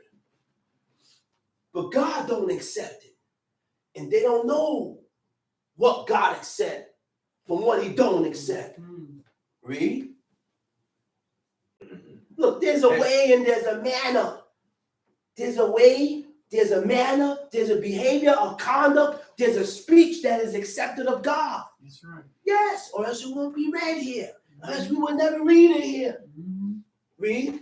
For truth is fallen in the street. Truth has failed. Truth has failed in the streets. Nobody stands up for what is right. Nobody want to acknowledge what is right. Nobody is for what is right. You may speak about it, for God, but no, you really ain't. Yeah. You really ain't for God. No, you're not. Because if you're for God, it will show Mm-hmm. in your actions and in your That's right. speech. Those two things. Actions. Yeah. Those two things tell me if you're for God or not. Yes. In your actions or your speech. That's Read. right. Okay? And equity cannot enter. What? At the end of 14. Right. Truth is fallen in the street, Uh-huh. and equity cannot enter. Wait a minute. Do we know or have an idea of what? Give me the dictionary. Do we know or have an idea of what is equity? Right? Yes. Hmm? You can show me inside. Oh, it's right. Got it? Do we have an idea of what is equity? Equal. All right? Fair, just. And to learn and to be better and to be better with God, we have to learn, look up these words. Q, equity. Right? There you go. I got it. So now I'm going to tell you what the word equity is. Equity is justice according to the natural law or right. Being just according to what God says is just. Being just not according to what I think is just, but being just according to what God said is just. Okay? freedom from bias or favoritism. Not picking sides. Not picking sides. Not picking sides. That's The right. The only side you on is what's Right. is on who is the truth. That's right. That's why you read in the story in the That's in right. the Apocrypha, he said, "Truth beareth the victory. That's right. That's right. Truth beareth the victory in all things. Stands out. It stands out in all things. Mhm. If the person is right, by all means, I gotta side with the right man, That's right. or the person that's right, or you ain't just, and God gonna look at you as the unjust man That's right. because you refuse to side with what is right by That's God. right. Number one, what is right by God? Mhm. Right? Equity.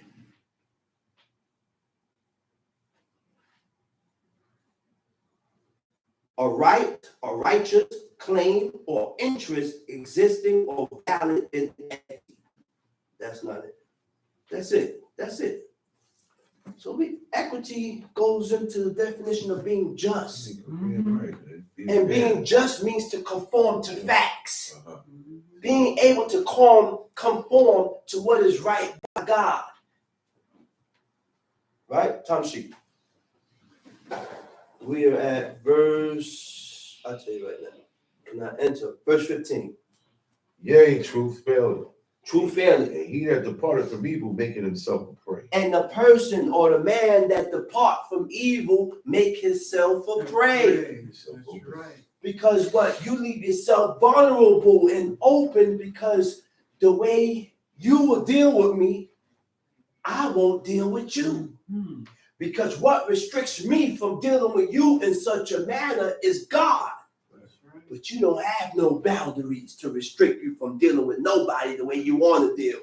You'll say and do as you please because you don't have no boundaries. Mhm. What gives you restrictions and what gives you boundaries is this book.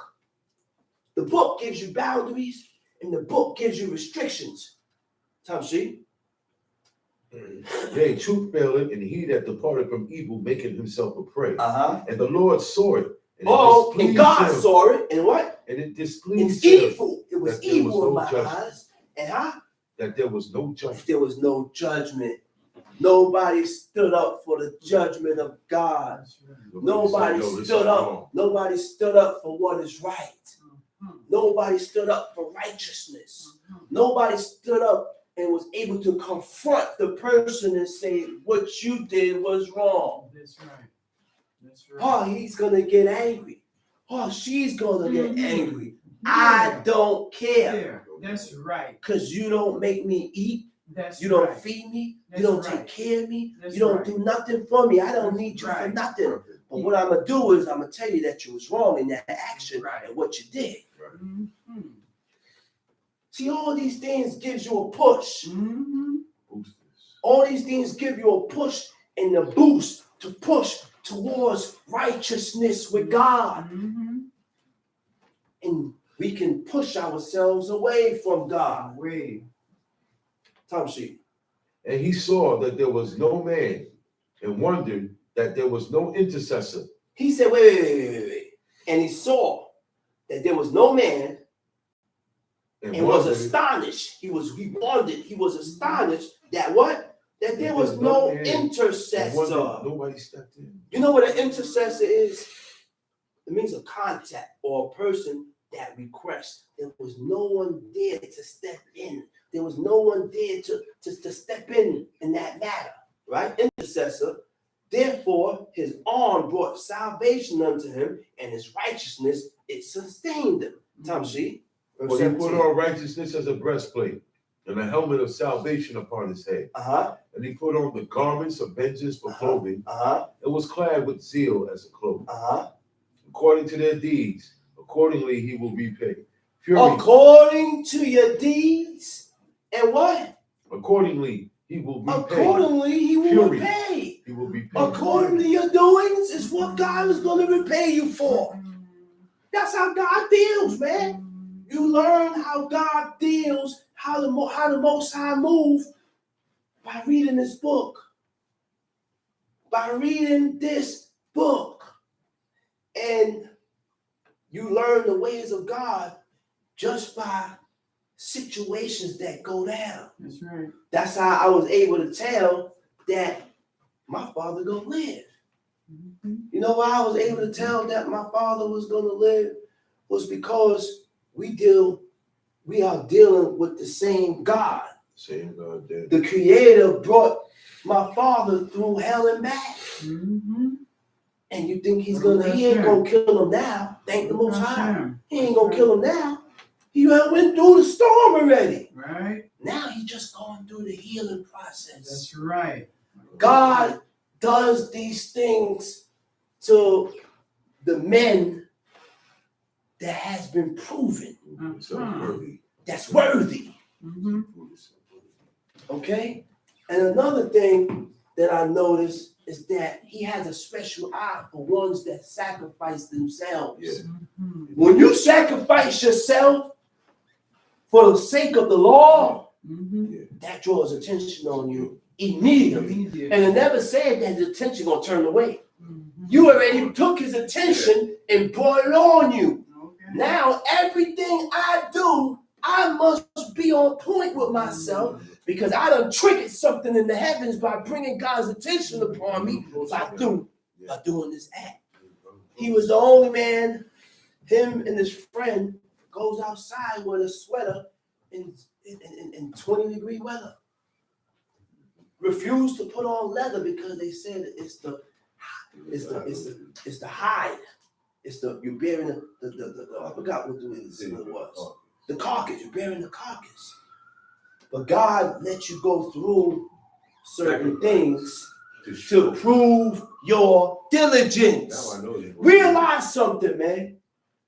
God let you go through certain things to prove your diligence. And whatever you're going through, whether you're in jail or in the hospital bed, whatever you're going through, God put you through it to prove your diligence towards Him. That's right. That's right. To prove your diligence. Mm-hmm. And this is why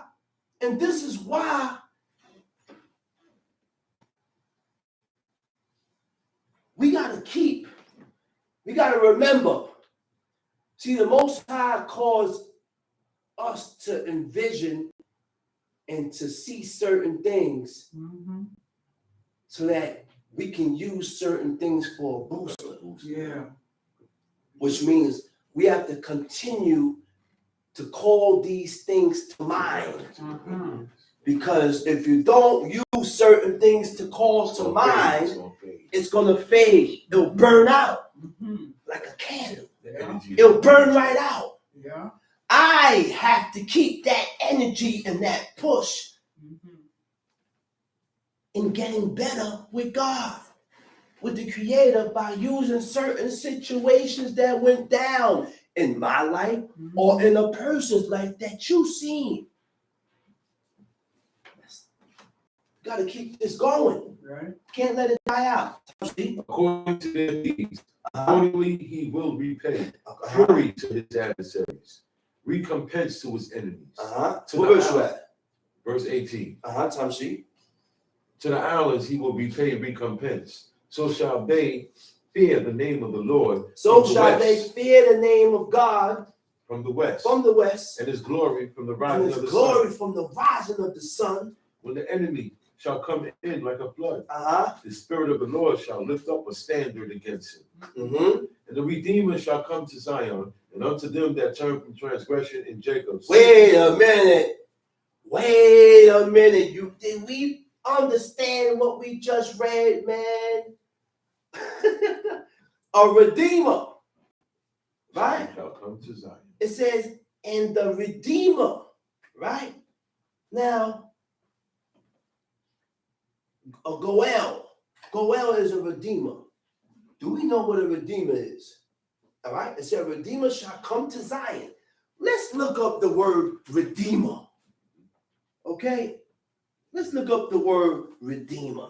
We ain't gonna speculate about what the word means. It means this or it means the other. Look. Redeemer, a person who redeems, right? Right? To buy back. to repurchase, right? Right? Which means to get, to educate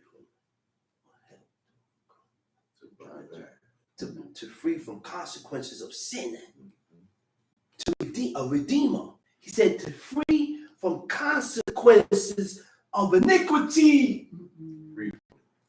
Wait a minute, man. Y'all hear this word? We think it's just when God redeems us. When God, listen, when God redeem you, He bring you back. He brings you back. And if God brings you back, He frees you from the consequences of iniquity. What is the consequences of iniquity? The consequences of iniquity is death. And it ain't talking about the regular death. It ain't talking about the regular death. Now look where the Redeemer is going to. The Redeemer shall come to Zion. And unto them that what? that turn from transgression in Jacob. So this Redeemer ain't going to anybody. The Redeemer is not going to anybody. People, who is the Redeemer? God. God is the Redeemer. Right. El Shaddai, the God of Abraham, Isaac, and Jacob. Right. Nobody else holds that title. None. He's the Redeemer, the creator of heaven and earth. I said, the God and the spirit of all flesh. Even though these people don't look at me as God, but I am their God. He said, the Redeemer is going to come to those that turn from transgression. Tom, see? In Jacob. Saith the Lord. As for me, this is my covenant. As for me, this is my covenant. This is my agreement, saith God.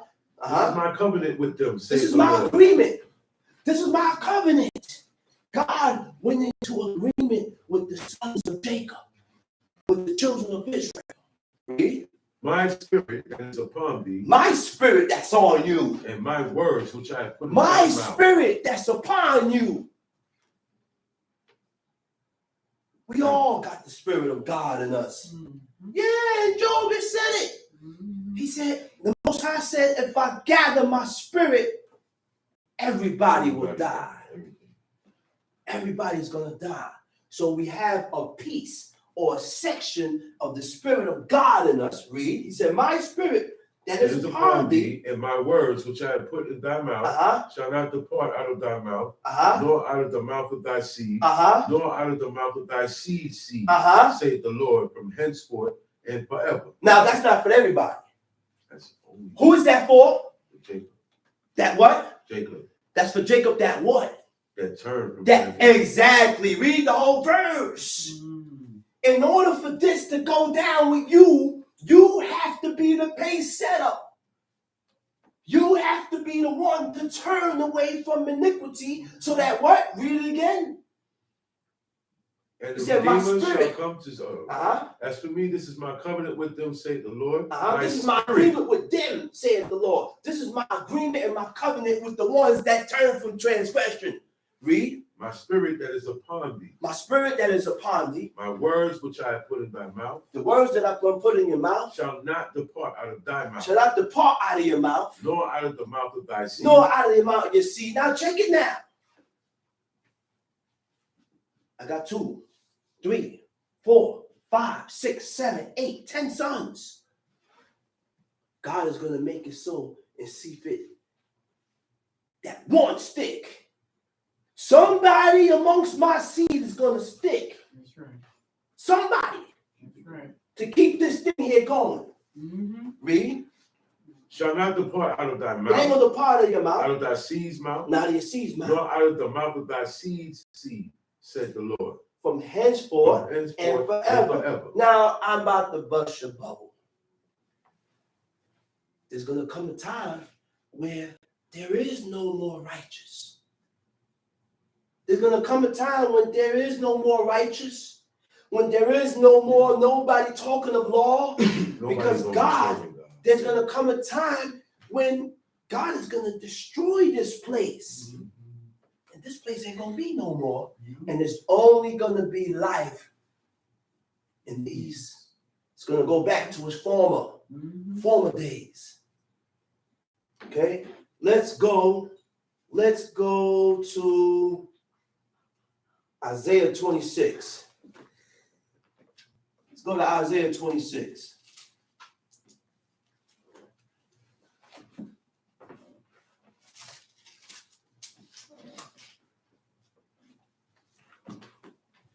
Got it?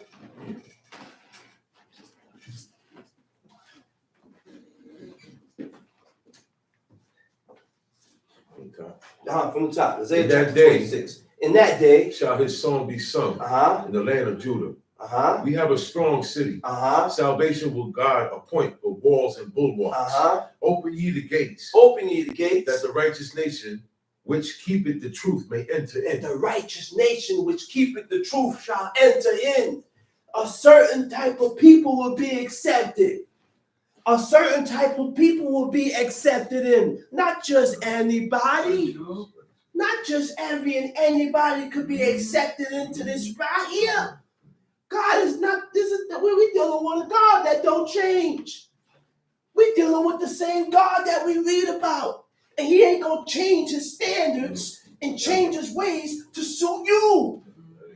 We got to fit ourselves into the ways of God so that we can be accepted. It's already set up. We got to please God. Tom Sheep. Thou wilt keep him in perfect peace. Hold up. Wait a minute. Thou wilt keep him in perfect peace.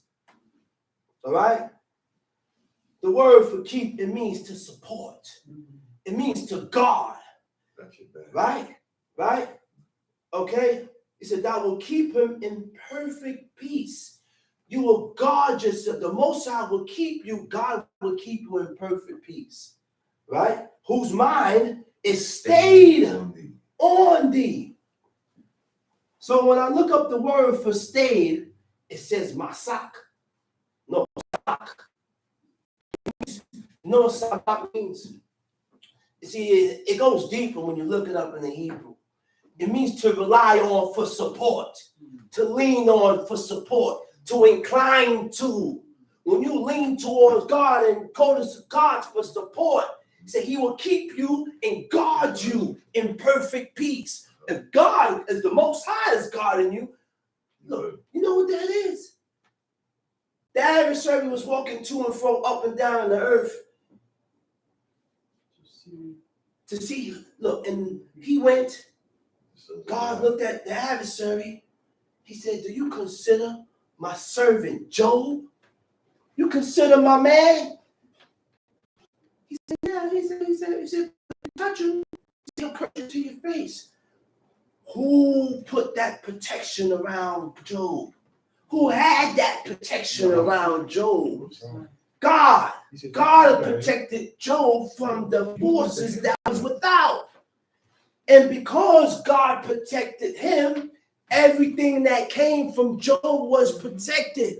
His house, his cattle, his wife, everything that came from Job was protected, which means the head of the house, the father, can protect his whole household just by him living righteously with God. Just by him living righteously and according to the ways of God, God will protect what comes from him. And baby, because he trusted in thee. Trust ye in the Lord forever. For the Lord is everlasting strength. For he bringeth down them that dwell on high. He bringeth down them that dwell on high. The Most High don't delight in a person that is proud.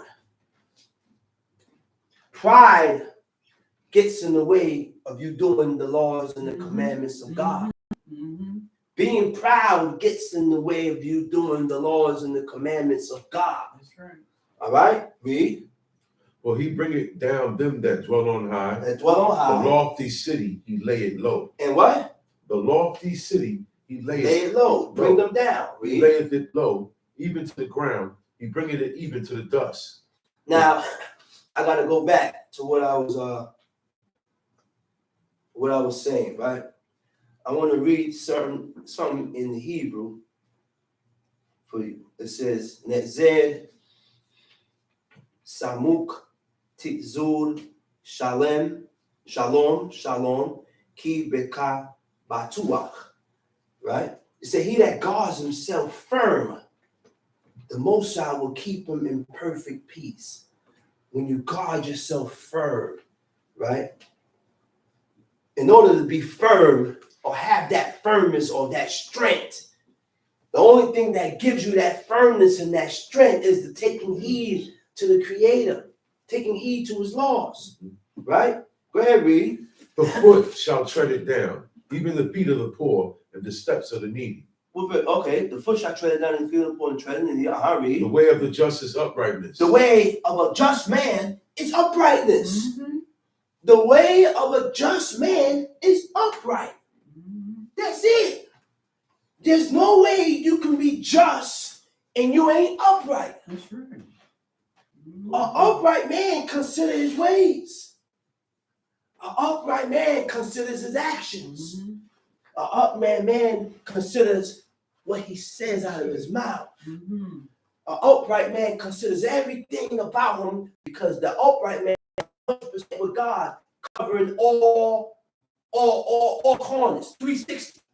That's the upright man. Mm-hmm. Because it's that. Well, I'll read. The way of the just is uprightness. Uh-huh. Thou, most upright, dost weigh the path of the just. Wait a minute.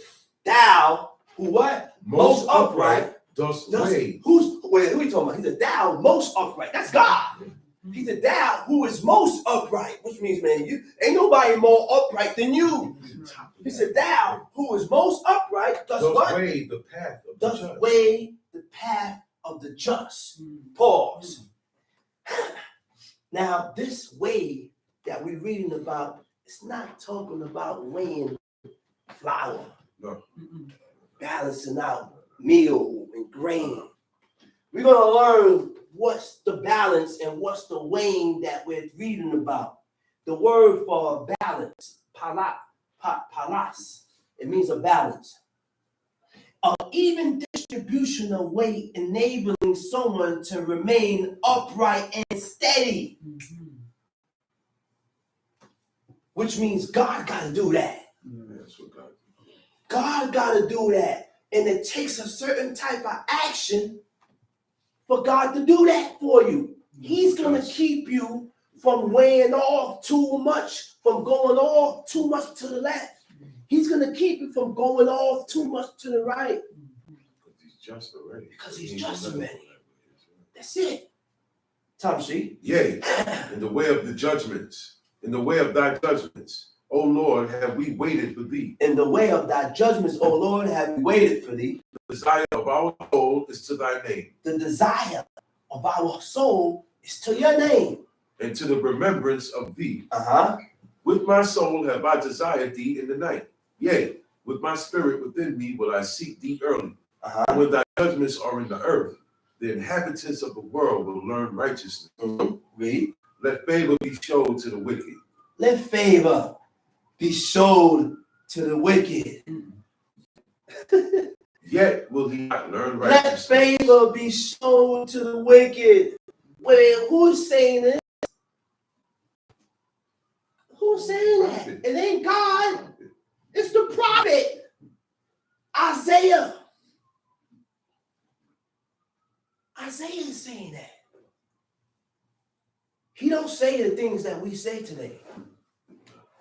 Man, forget them wicked people, man. I don't care about them. Mm-hmm. Isaiah ain't said that, man. Right. Isaiah did not say that.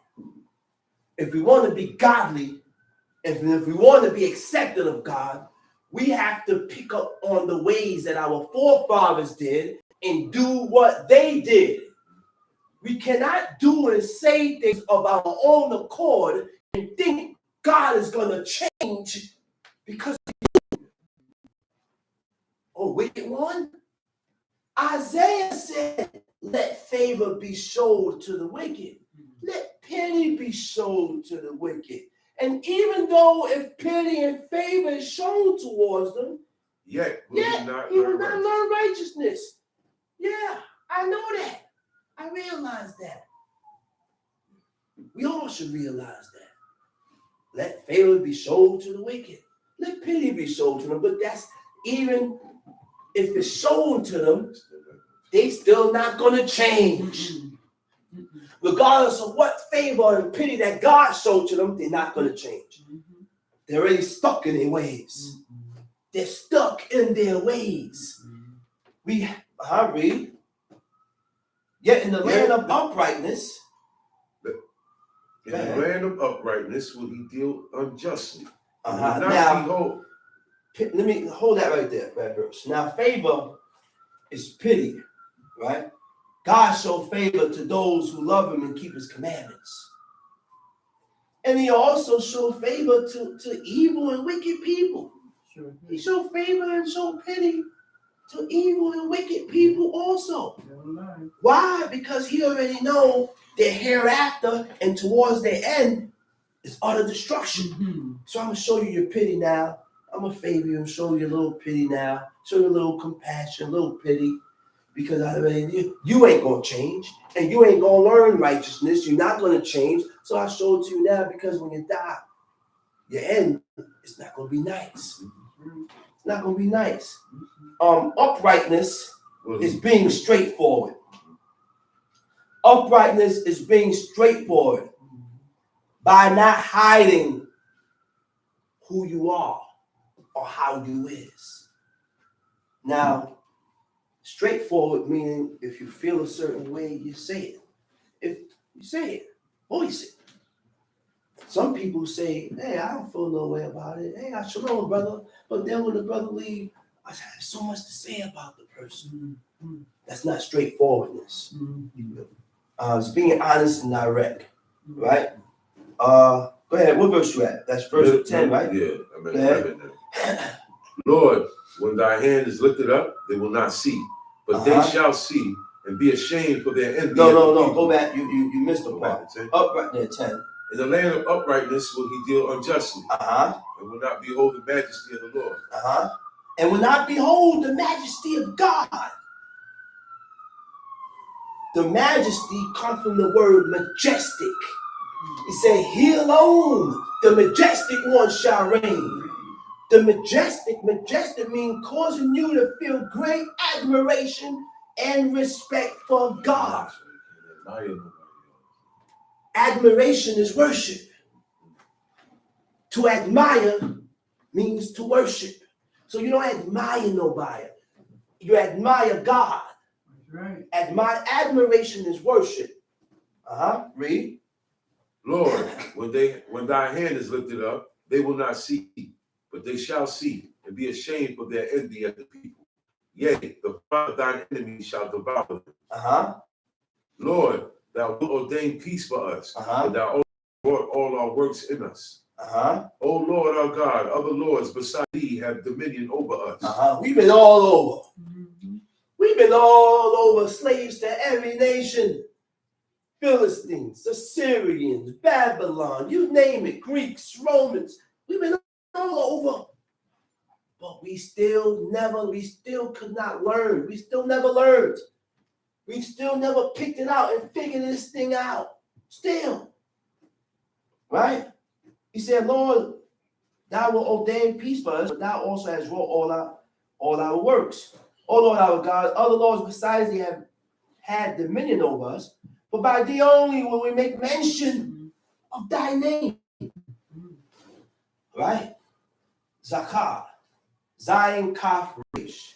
It means to make remembrance, not to make mention. People mentioning the Lord's name like it's out of style, like it's just something like a regular way. Like he said, do It don't mean mention, it means to make remembrance. When you remember God, remember the name of God. That's right. Okay? Tom Sheep. They are dead, they shall not live. They are deceased, they shall not rise. Therefore hast thou visited and destroyed them, and made all their memory to perish. Thou hast increased the nation, O Lord, thou hast increased the nation. Thou art glorified. Thou hadst removed it far into the hands of the earth. Let's go to Psalms 37. Yeah, let's go to Psalms 37.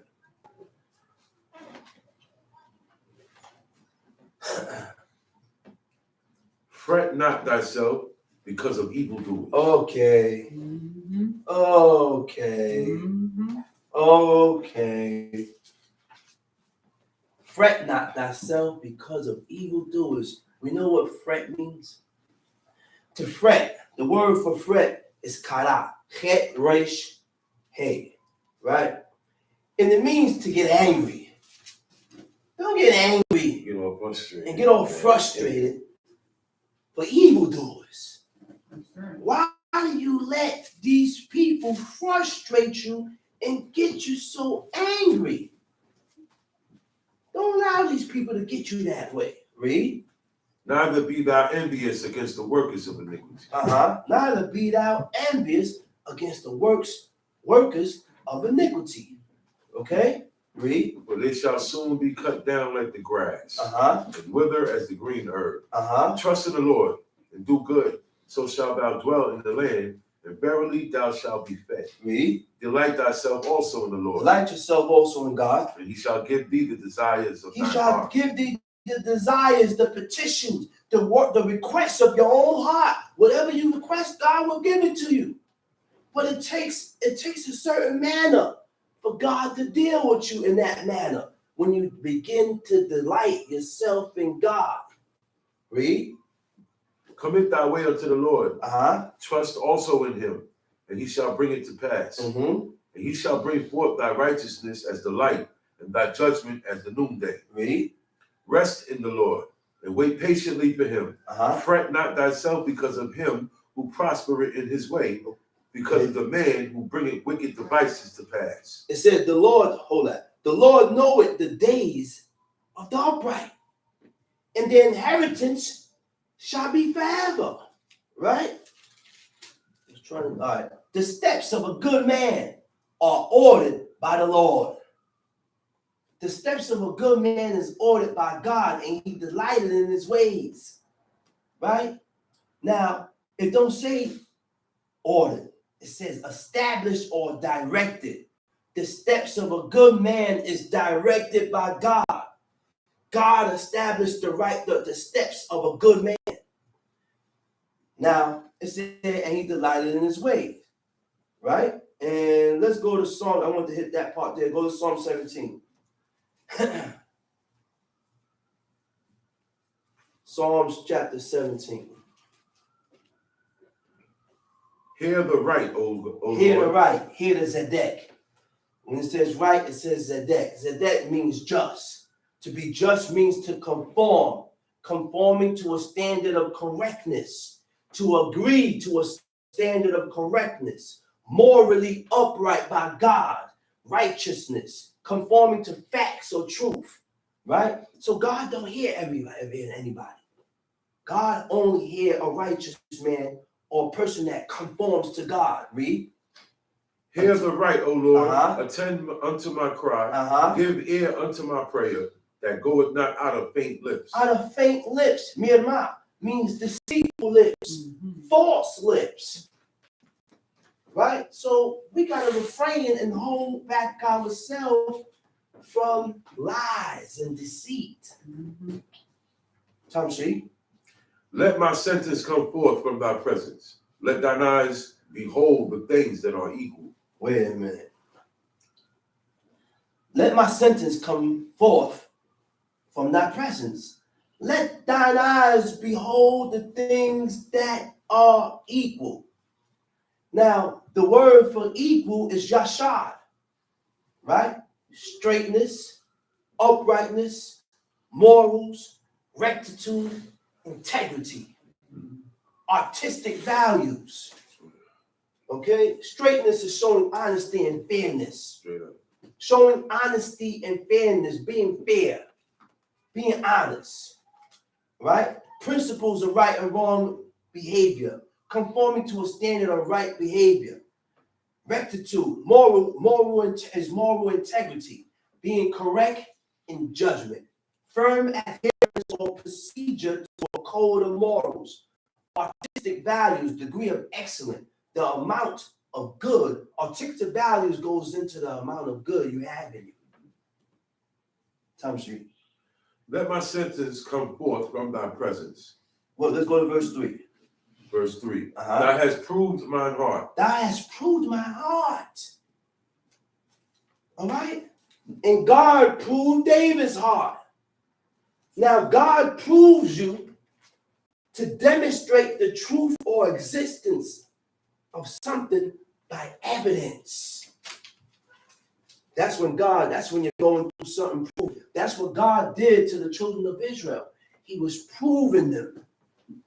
He was proving them throughout the whole time that they was in the wilderness. Right? Tom, see? Thou hast visited me in the night. Thou hast tried me, and shalt find nothing.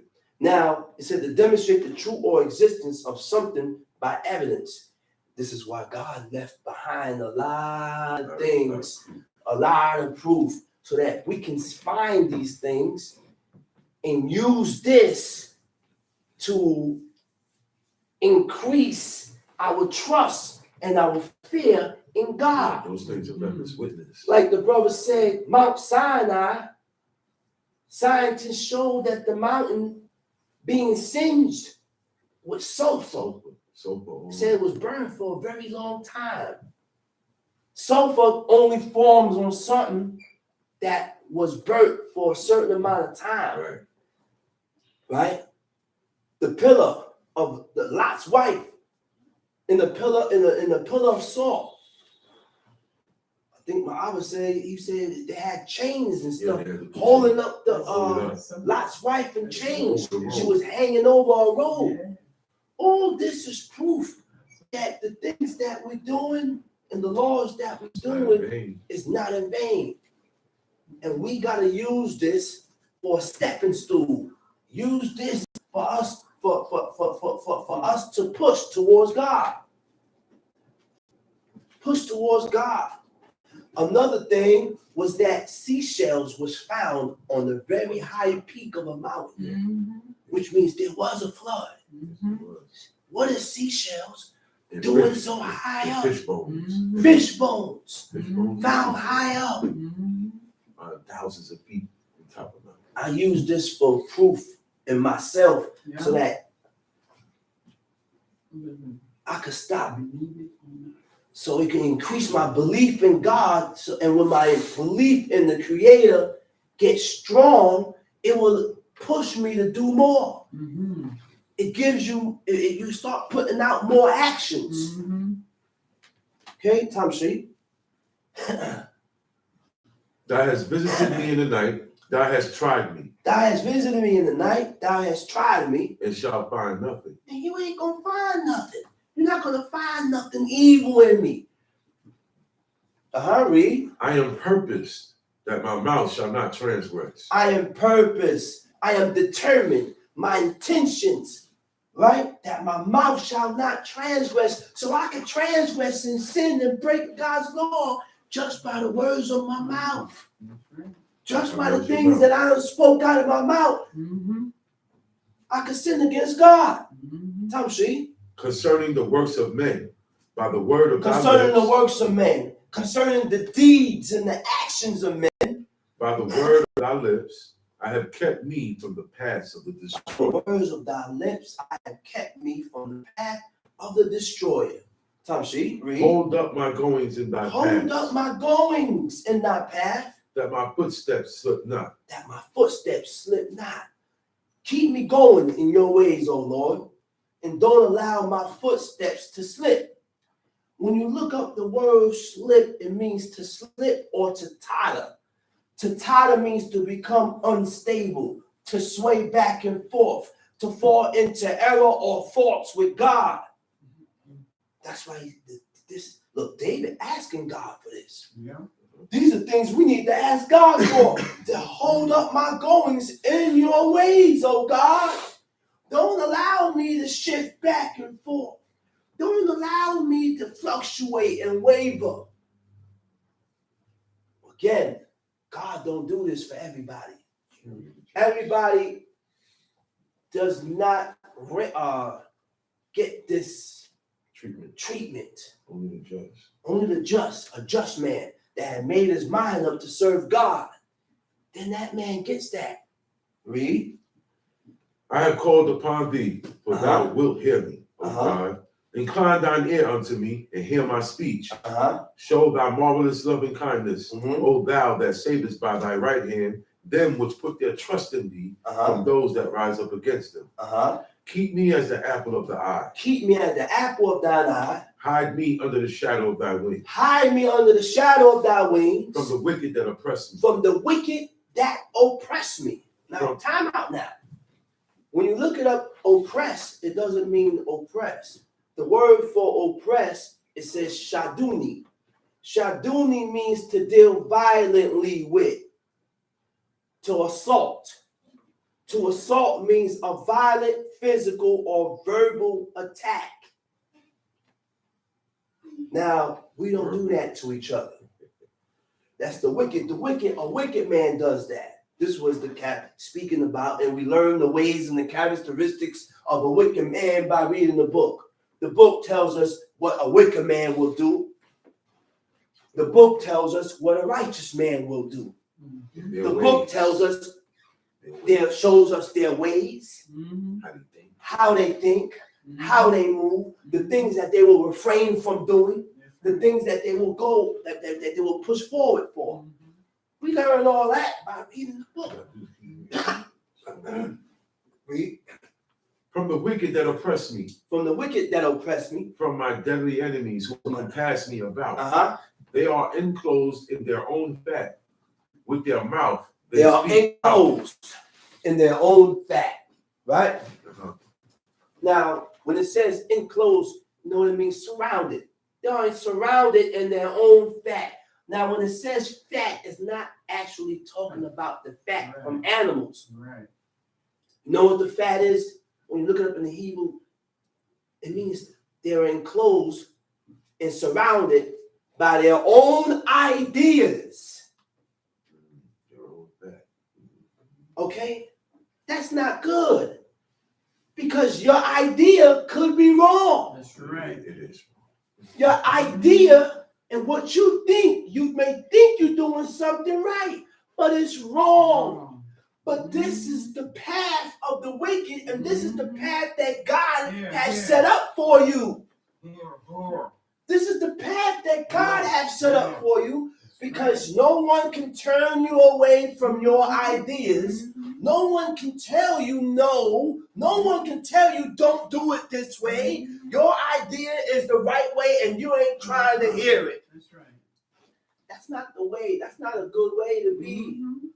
That's not a good way to be, man. And listen, look, man. You gotta realize it's not the good way to be, man. That's not a good way to be. That's right. God look at everything. He just don't look at one thing.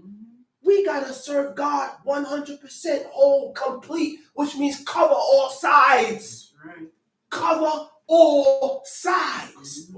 All bases must be covered. I can't cover one base and leave one base open.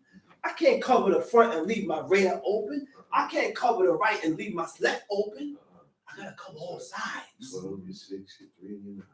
And to learn how to cover all sides, we gotta read the book. That's right.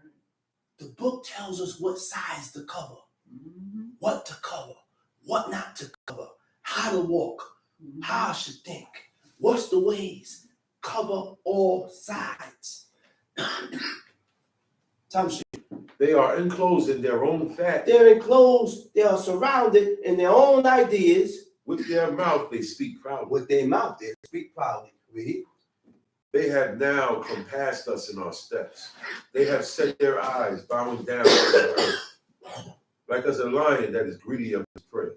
And as it were a young lion lurking in secret places. Go back there. They are enclosed in their own fat. With their mouth they speak proudly.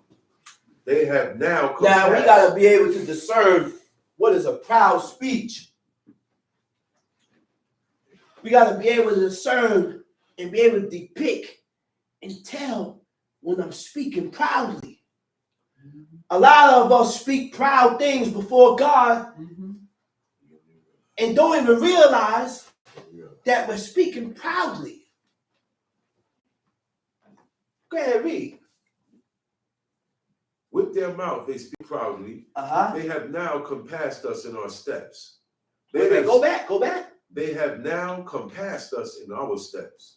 Mm-hmm. They have set their eyes bowing down to the earth. Mm-hmm. Like as a lion that is greedy of his prey. Like as a lion that is greedy of his prey. And as it were a young lion lurking in secret As places. if there was a young lion doing what? Lurking in secret places. Uh-huh. Arise, O Lord, disappoint him. Uh-huh. Cast him down. Deliver my soul from the wicked, which is thy sword. Arise, O Lord. Cast him down. Wait a minute. So there is certain actions that will cause God to cast you down. Correct. Okay, so do we need to go back so we know what not to do so that we don't get cast down by God? I'm not going to be the one to cast you down. You can continue in your own wanton ways and in your own thoughts and think you're not destroying your own self. So we're going to go back and we're going to read the things that we ought not to do to be cast down by God. So we're going to go all the way back to verse 9. Read it again. From the wicked that oppress me. From the wicked that oppress me. From my deadly enemies who compass me From my about. deadly enemies who compass me about. I explained to you what oppresses. The word for oppress is shaduni. Shaduni means to deal violently with and to assault. All right? Read. To assault means a violent physical or verbal attack, which means this could be physical or it could be a verbal attack. Okay? Go ahead, read. They are enclosed in their own fat. They are enclosed in your own fat. The word for fat is idea. You are surrounded and enclosed in your own idea, which means you are fixed upon your own idea. No one can change it, whether it's wrong or right. No one's changing your idea. These are ways that you should not be. Read. And if you are these ways, if you are this way, go ahead, read. With their mouth, they speak proudly. They speak proudly. They have now compassed us in our steps. They have now compassed us in our steps. They have set their eyes bowing down to the earth, like as a lion that is greedy of his prey. And as it were a young lion lurking in secret places. Look what David said. Rise, O Lord. Disappoint him. Disappoint him. Cast you know what? Wait. It's the same word when I read in the Hebrew, it's the same word here. It means to disappoint. To disappoint means to hold back. To disappoint means to hold back, to keep back, which means if God holds you back, there's no progression in his laws. You're not going to progress in the laws of God if God holds you back. You're not going to progress in the laws of God if he keeps you back. This is what David is saying. David said, arise, O Lord, hold him back, keep him back. Read. Cast him down. Cast him down. Wait a minute, I missed another word. The word, another definition for disappoint, it means to anticipate, to advance, to get advanced thoughts in. Put thoughts in him. When God puts certain thoughts in your brain, and you know why he put certain thoughts in your head and it ain't right, but he put it in your head for you to act on it because your hands call for it. That's right. The wickedness of my own self, the wickedness that I done deal with my own hands has caused God to put these evil thoughts in my head so I can act on it to put myself in the trouble that I done got myself in. David said that. He said, arise, O Lord, disappoint him. Read. Cast him down. Deliver my soul from the wicked, which is thy sword. From Wait. Deliver my soul from the wicked, which is thy sword. Yeah. We realize realizing this, man. He said, deliver my soul from the wicked, because the wicked is God's sword. God used the wicked to chastise you. Assyria, the rod of my Assyria, the rod of what? anger. The rod of my anger. Use Babylon Babylon. to reign and run through Jerusalem. Something like that. Assyria. He used these nations Greece. to get at the nation. Read. From men which are thy hand, O Lord, from the men of the world which have their portion in this life. Uh-oh. This is not no metaphor, man. He said, from the men which are thy hands, O Lord, from men of the world which had their portion in this life. Uh-oh. I don't want my portion now. Give me my portion in the Akarit. Don't give me my portion now. Only a certain people, a certain man that has their portion now, those are the wicked ones. To the men in the world that get their portion now in People this say life. they blessed. People look around and People say, look at them oh, and say I'm they blessed blessed. because they got a lot of money. Because they got money, because things is going good, because things is going good here. This is going, no, the righteous go through it. The righteous man that have made his mind up and is determined to serve God, That's going to go through it. That's correct. They the ones that go through it. Because their portion is not now. Their portion is later on. They're going to be good later. That's right. Tom Sheep. And whose belly thou fillest with thy hid treasure. Uh-huh. They are full of children, and leave the rest of their substance to their babes. Go to Psalms 103. Psalms 103. Bless the Lord, O my soul, Uh-huh. and all that is within me. Bless the Lord, O my soul. Uh-huh. And all that is within me. And all that is within me. Bless his holy name. Bless his holy name. Bless now, bless. Bless, right? The word bless.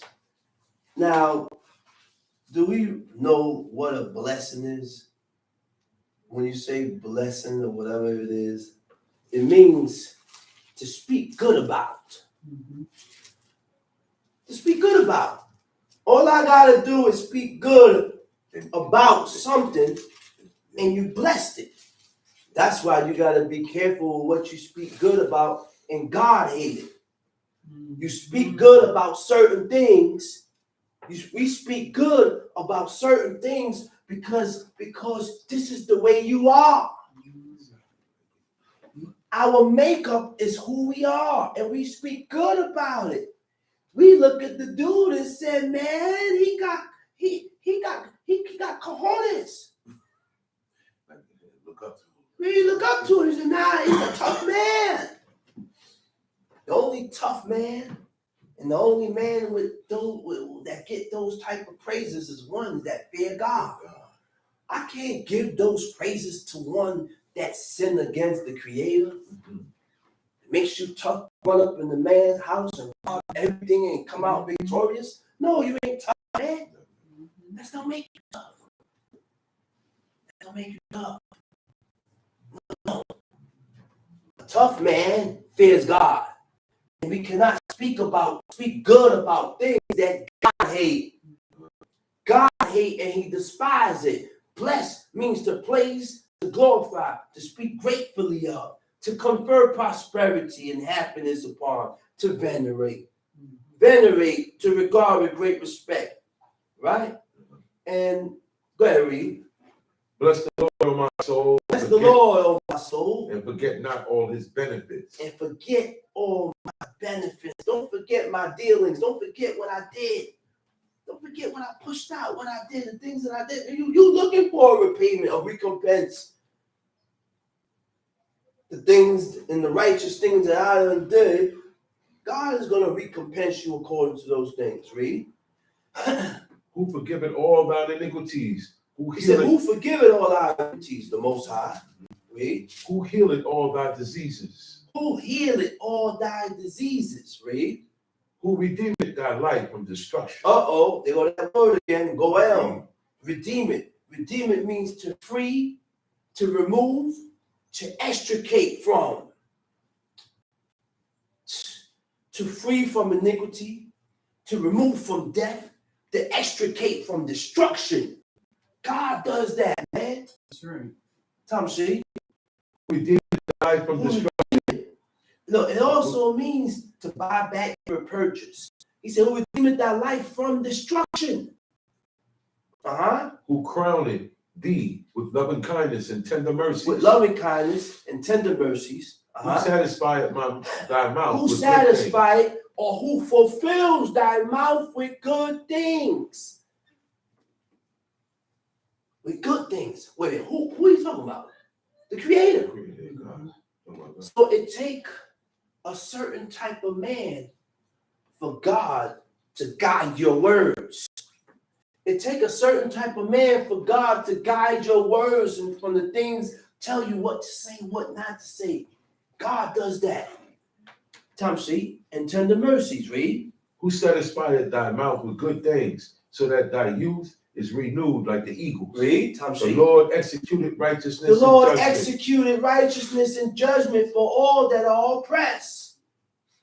Read. He made known his ways unto Moses. He made known his ways to Moses.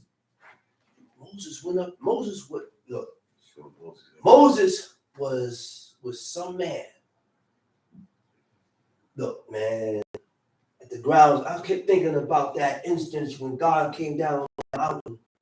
Moses drew near to the thick darkness where God was.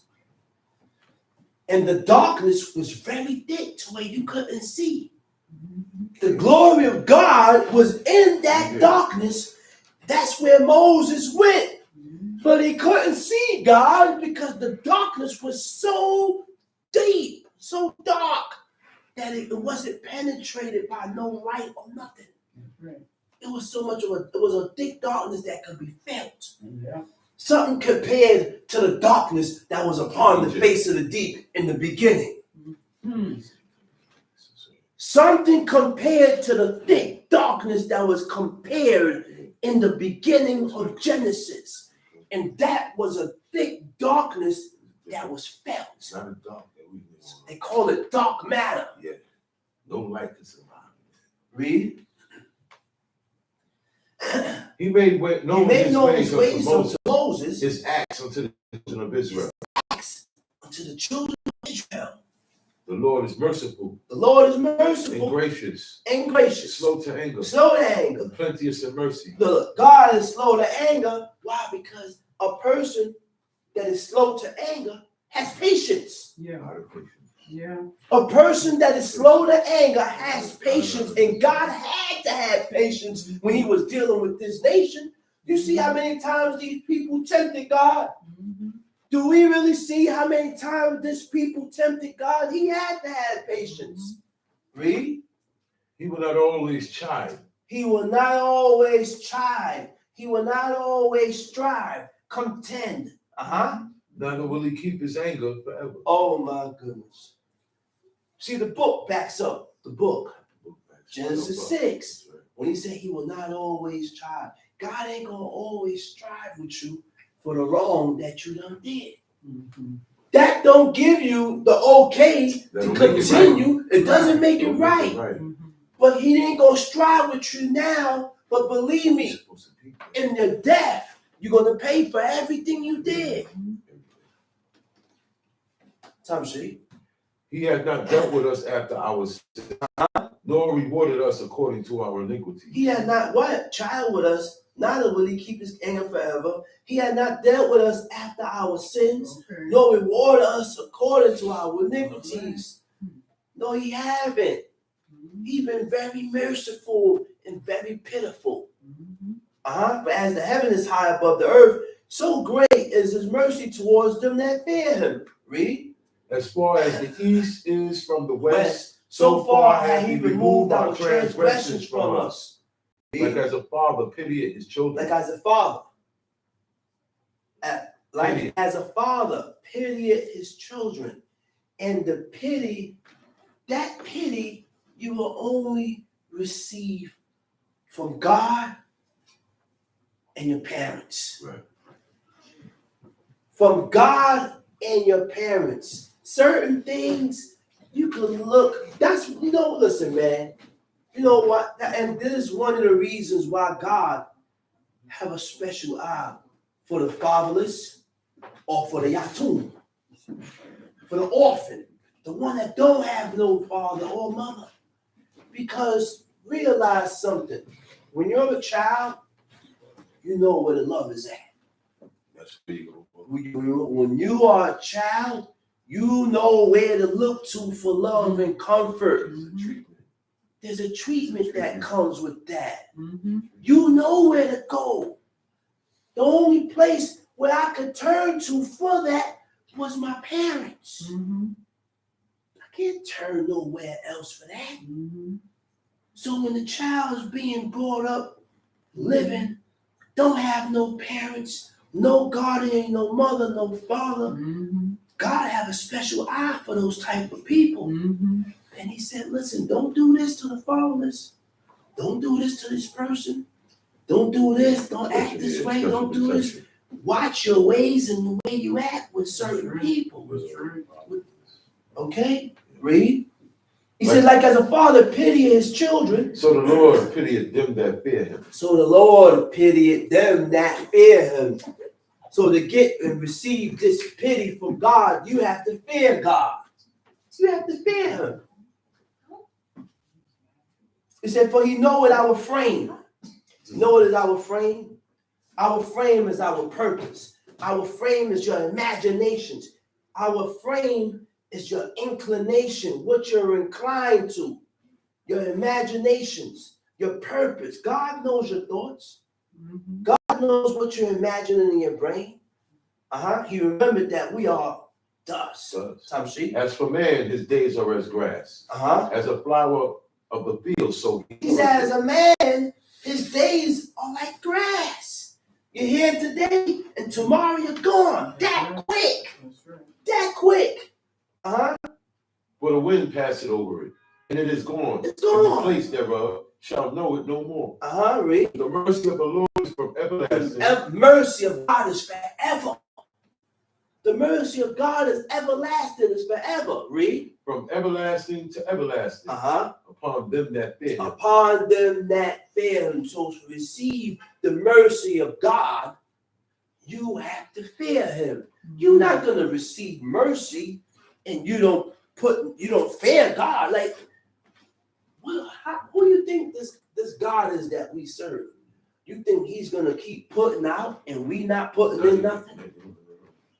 We ain't putting in nothing, but God is going to continue to keep putting out. Don't work that way. In order to receive from God, I got to put in some type of work for the Creator to receive something or anything from him. Read. But the mercy of the Lord is from everlasting to everlasting upon them that fear him, and his righteousness unto children's children, to such as keep his covenant, and his righteousness unto children's children, B'nai Banim, sons, to such as what? As keep his covenant. Keep his covenant, keep his agreement. Read. And to those that remember his commandments. And to those that remember his commandments to do them. That's heavy. Unto those that keep his covenant and to those that remember his commandments for to do them. Keep the deal. Don't step out of the agreement. You remember God by keeping his laws. You remember God by keeping his commandments. You forget God by pushing God's laws aside. To be perfect, all you got to be is steadfast in the things that you know. That's it. Don't break it for nobody. Be steadfast in the laws that you know and don't break them. You'll be perfect. Tamshi. The Lord hath prepared his throne in the heavens, and his kingdom ruleth over all. The Lord hath prepared his throne in the heavens. You know how high the throne of God is? The throne of God is far above where the astronauts is at. And it's dark up there. Up there in that space, astronauts and all these NASA and people flying that where there's no oxygen and everything floating. It's dark up there, man. And God's throne is above that. Way above that. Read. Bless, and his kingdom ruleth over all. Bless the Lord, ye his angels. Bless the Lord, ye his angels. Baruch El Shaddai. Kal. Baruch El Shaddai, Malachim. The angels bless God. And it reminds me, it's a chanting that goes there. You say, Kwadosh, Kwadosh, El Shaddai is the Baal. Malo Kal Ha'adis Kavodo. That was a chant or saying that the angels say constantly towards God. Right now, towards the Creator. Read. Bless the Lord, ye his angels that excel in strength, that do his commandments, that do his hearkening unto the commandments, voice of his word. hearkening unto the voice of his words. Read. Bless ye the Lord, all ye his hosts, ye ministers of his, that do his pleasure. Bless the Lord, all places of his dominion. Bless the Lord, O my soul. And with that, I hope everyone got what was bought. And I'm going to say Shabbat Shalom. Shabbat shalom. And I'm going to call up the next speaker, teacher indeed, Chief Mikhail, and level.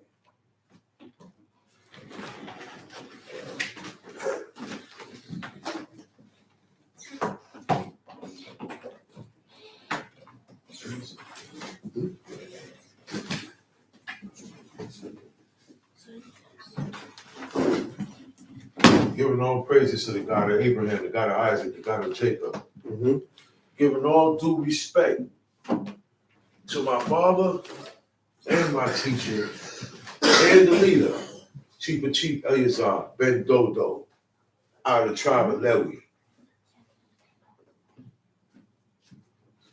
Giving all due respect to chief men, princes, mothers of Israel, brothers and sisters. I bid you out of the tongue of our forefathers.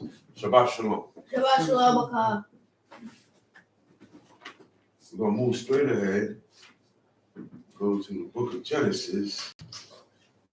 We're going to read about why God dealt with Abraham. Why was he picked? Why would I put blessings on him? And we're going to read about Abraham because God said, one person God said, this guy you could look to as an example. And that was Abraham. He said, look towards the rock from whence you was hewn. That's Abraham. Everybody was hewn. Chips, little pebbles came from the rock, which is Abraham. Right. And he said, look into the pit. From whence you was dig. From whence you was dig. That's Sarah. So the men have an example. And the woman have an example. Right. But we like other examples in the book. Yeah. We never listen to what God say. Never. If God say, I want it to be on the left side, we want to put it on the right side. Yeah. God said this, do it like this. Somebody comes up, oh no, it don't mean that. Yeah. That's right. God give a direct command. You know, there's nothing to say what he mean and what he didn't mean. Right. It's an order. An order is something you do not have to understand why I'm getting this order. You have to do it. God wants people like that. God does not want people questioning everything. That's right. God does not want people debating everything. That's right. God does not want people Blind allegiance. arguing everything. Blind allegiance. God does not want these type of people No. to do his commandments because you're not going to do them. Yeah. You're going to question God and his commandments. That's right. But that's what everybody does. When they pick this book up, calling themselves reading it, they don't believe what they read. And that's why God upheld Abraham in such honor. With such honor. That's right. That's why. Because he believed him. What you said earlier? He ain't showing nothing. No. He ain't when he was talking to him, that place wasn't on fire. Yeah. See, you know why? You're only dealing with one person at that time. Right. God is only dealing with one person. Right. Later on down the line, he's dealing with over 4 million people. Yeah. Man said 3.5. Yeah. He said, that's the lowest we gonna go. We know it's way more than that.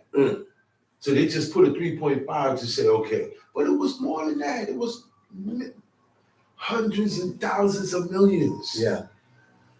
All right? Too many minds to deal with. And you got one, you see it this way, he read it, see it this way. That's what God was dealing with when they came out of Egypt. That's right. They wasn't dealing with a person that had Abraham's mind. No. They had people, he was dealing with people who had their own minds, That's their right. own ideas, That's right. their own interpretation That's right. of how things go. That's right. So that's why he put them in that wilderness. That's right. And that's why he grind them through the filter like that. You have to prove yourself. I'm gonna ask a question. Let's say you got a parking lot and it needs to be guarded. Oh, you know what? I'm gonna go pick out me a puppy and keep the house guarded when they grow up. So I go to the kennel and I look for a puppy now. When I look for the puppy, I'm gonna look, you know what I'm looking for? I'm looking for a certain quality. I'm looking for a character in that animal. A character of awareness, attentiveness, and obedience. And that's what God wants from us. That's what he wants from us.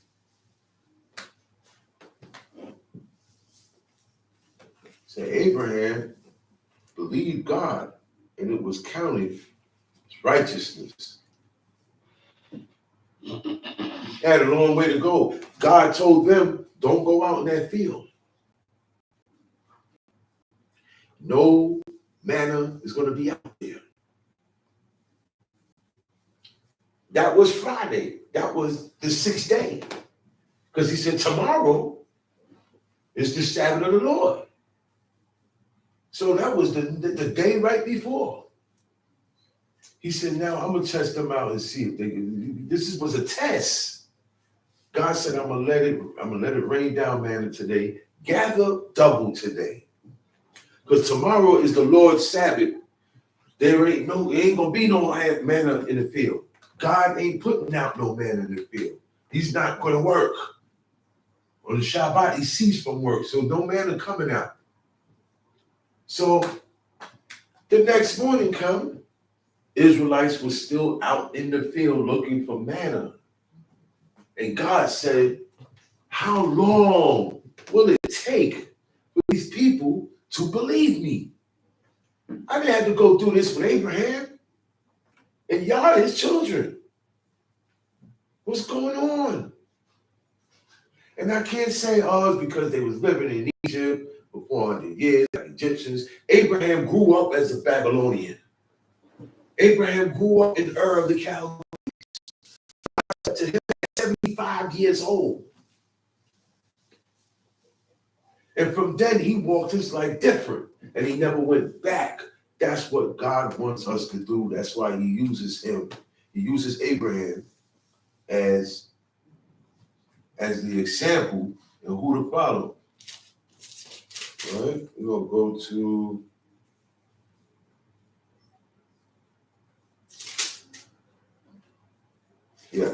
we're going to go to verse Genesis chapter 15. It said, after these things, the word of the Lord came unto Abram in a vision, saying, fear not, Abram, I am thy shield. I am thy, God said, I'm your shield. Where do we get that 6-point star from? They said that's the shield, the star of David, the shield of David. Some say it's the shield of Solomon. It is neither. The 6-point star is what they call the hexagram. It is a diabolical, devilistic symbol of devil worshipers. Okay? It is used to contact and do things in that world. They contact demons in that world. They put things on people in that world. And that star that they call it, it's not a star. It's not a star. It's a symbol that represents a god. All symbols represents a god. And that symbol represents the adversary.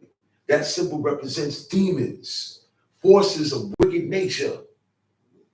And man has been dealing with signs and symbols from the beginning of time to be in contact and use these things as communication.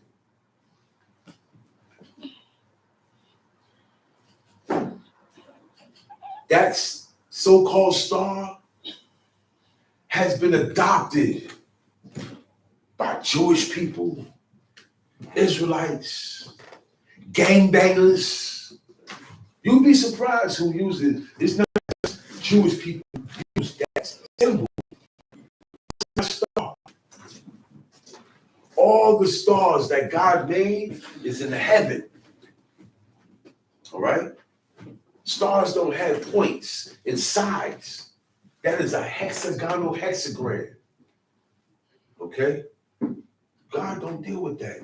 So he's not good. If that's the case, he told Abraham, put this on your shirt, draw this, put this here, that is going to protect you, right or wrong. Right. He said, nah, I'm your shield. And you're exceeding And great. thy exceeding great reward. Exceeding the blessings don't stop. God ain't never told a person, well, look, I take my blessing back now. No. God don't do He that. didn't take his blessing back from Solomon. Isaac said, yo, man, I blessed him, man. I blessed your brother. And he shall be blessed. That's right.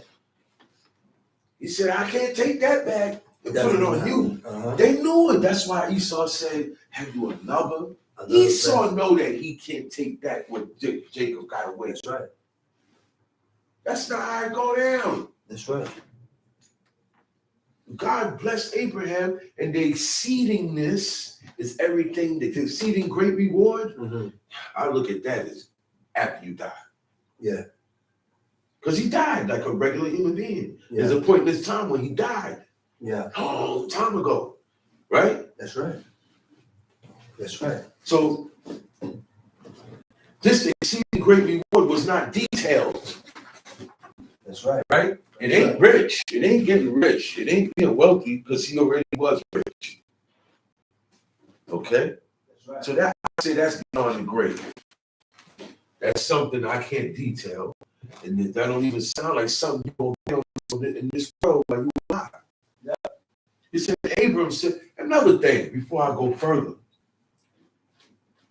Israelites don't believe that when you die, you go somewhere. Your spirit goes somewhere. Your spirit goes somewhere. They don't believe that. It goes somewhere. A lot of Israelites say that's it.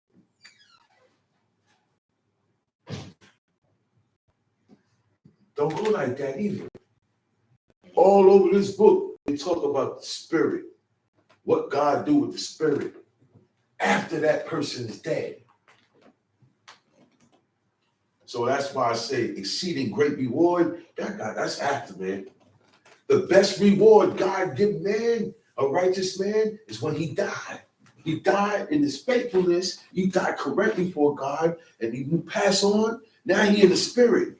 And he said, God, it's another part where he said there is great reward.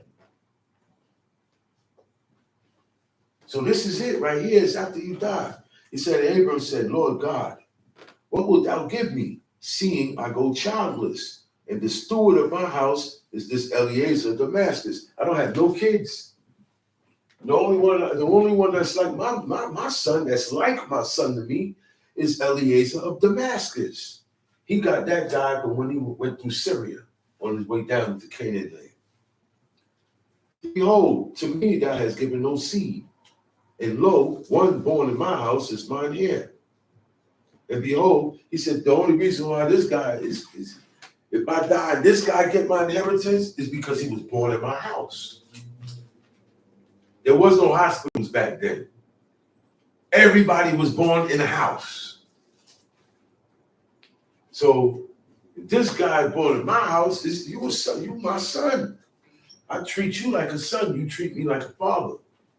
But what he's saying is, they come from, this is not my son that coming from my loins. You know? Because what you're saying, I believe it. For everything to go down, I don't have no son. And they old in age right now.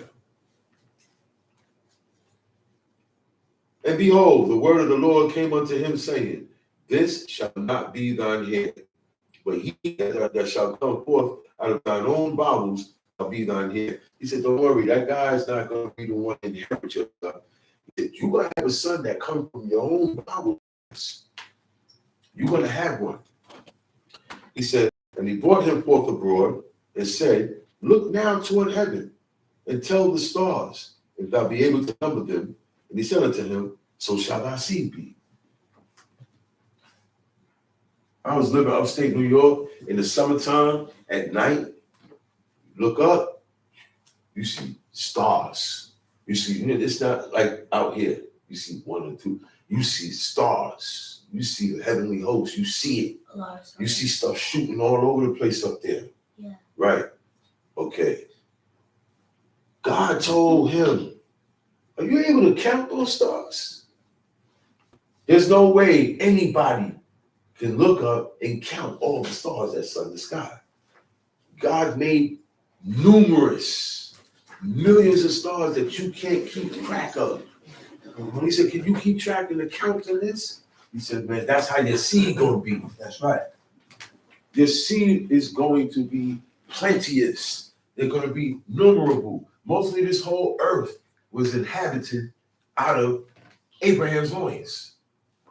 It wasn't Israel. He had Keturah after that. Joshan, Medan, Dedan, all these guys. And he believed the Lord, and he counted it to him for righteousness. Look. God said, don't worry. You see those stars? Be like those stars. You can't count. At that moment, he said, oh, I'm good. I don't have nothing to worry about. He believed God. He looked forward to this. That means that he believed him. So God said that was righteousness. The reason why God said that's righteousness, that's your first step right there. Because if I believe, that means I got fear. That means I got fear. Because I believe that if I do this violation here, God is going to do this to me. And I fear God doing that to me. Yeah. That's what brings belief. That's what belief brings. Okay? You're not going to have fear and no belief. What's the catalyst? Fear is something bad that's going to happen to you. And you know it's going to happen if you do these things against God's law. You believe. And that's what God wants us to think a certain way. We're heathens at heart. You think you godly. You think you godly. How we supposed to be thinking? We're far from that. We shun it.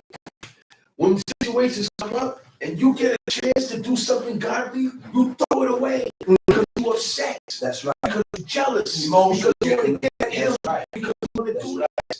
You get chances to do godly things. And there's always somebody to tell you, no, man, don't do that. There's always somebody there.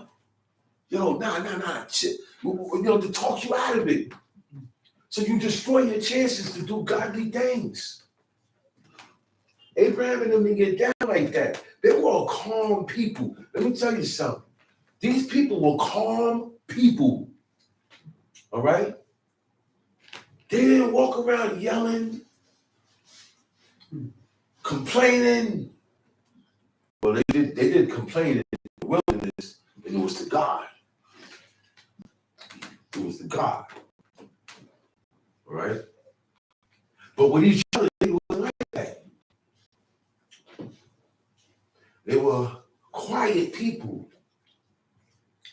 Okay? Their behavior and their mannerism was like kings. You understand what I'm saying? They didn't act up. Nobody had to say, hey, man, what's wrong with you? they was correct before God. So everything about them was correct. That's why God picked this man. He looked and said, man, this guy gonna believe everything I say. If I go to Abraham and tell him who I am, he gonna say, oh shoot, that is God. It really is. He gonna drop everything like he never knew it. Not everybody can do that. Not everybody has the quality or the strength or the desire to do things like that. Why God didn't pick somebody else from Ur? Why? Because they're not going to believe him. Okay? So I have to believe what I read.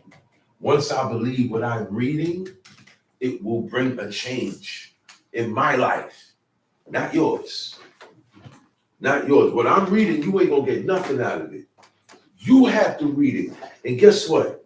You have to read it on your own time. You have to make time to sit down, right, and read the law, not prophecy. Leave the prophecy alone. The prophecy, most of the prophecy happened already. Most of the prophecy in that book happened already. People are talking about it was done. They're talking about this time. No, remember, they went in captivity twice, right? The first time they got sent out, never came back. Then the other group, the second time, 70 years, and got passed through Babylon and then Persia. Then they came home. They got passed on to another nation. Okay? So, yeah, you got to think, man. The fear of the Lord is what make man depart from evil, right? So if you fear God, you believe him. They go hand in hand.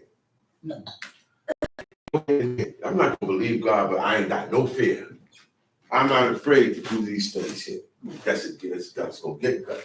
No, I can't believe and have no fear, and have fear and don't believe. They go together, they develop each other. That's the quality that got Abraham in. And when he told him this, he said, this is righteousness, man. This is the beginning of it. Believe in everything God say.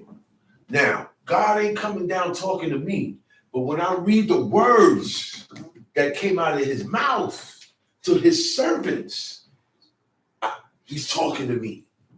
The same words God said millions of years ago to his servants applies to us. That's right. It don't change. Genesis 15, verse 6.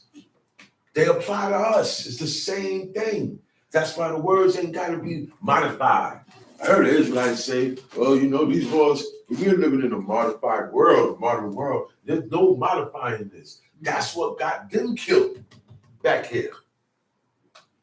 Changing the laws, leaving them, joining up with Baal Peor, doing this, doing that. God said, yo, man, I gave you plain is my commandments are simple. Didn't he say that? Mm-hmm. Plain commandments. You what you got to do is too many scholars and too many teachers and studiers that have not been appointed by real scholars, teachers. So now they reading things and they're not getting it. They're not getting it. Mm-hmm. It's a mentality you have to have. Then you can do these commandments. Yeah.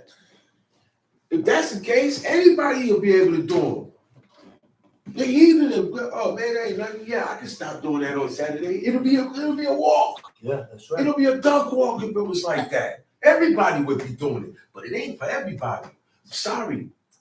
Why do Israelites want the whole world?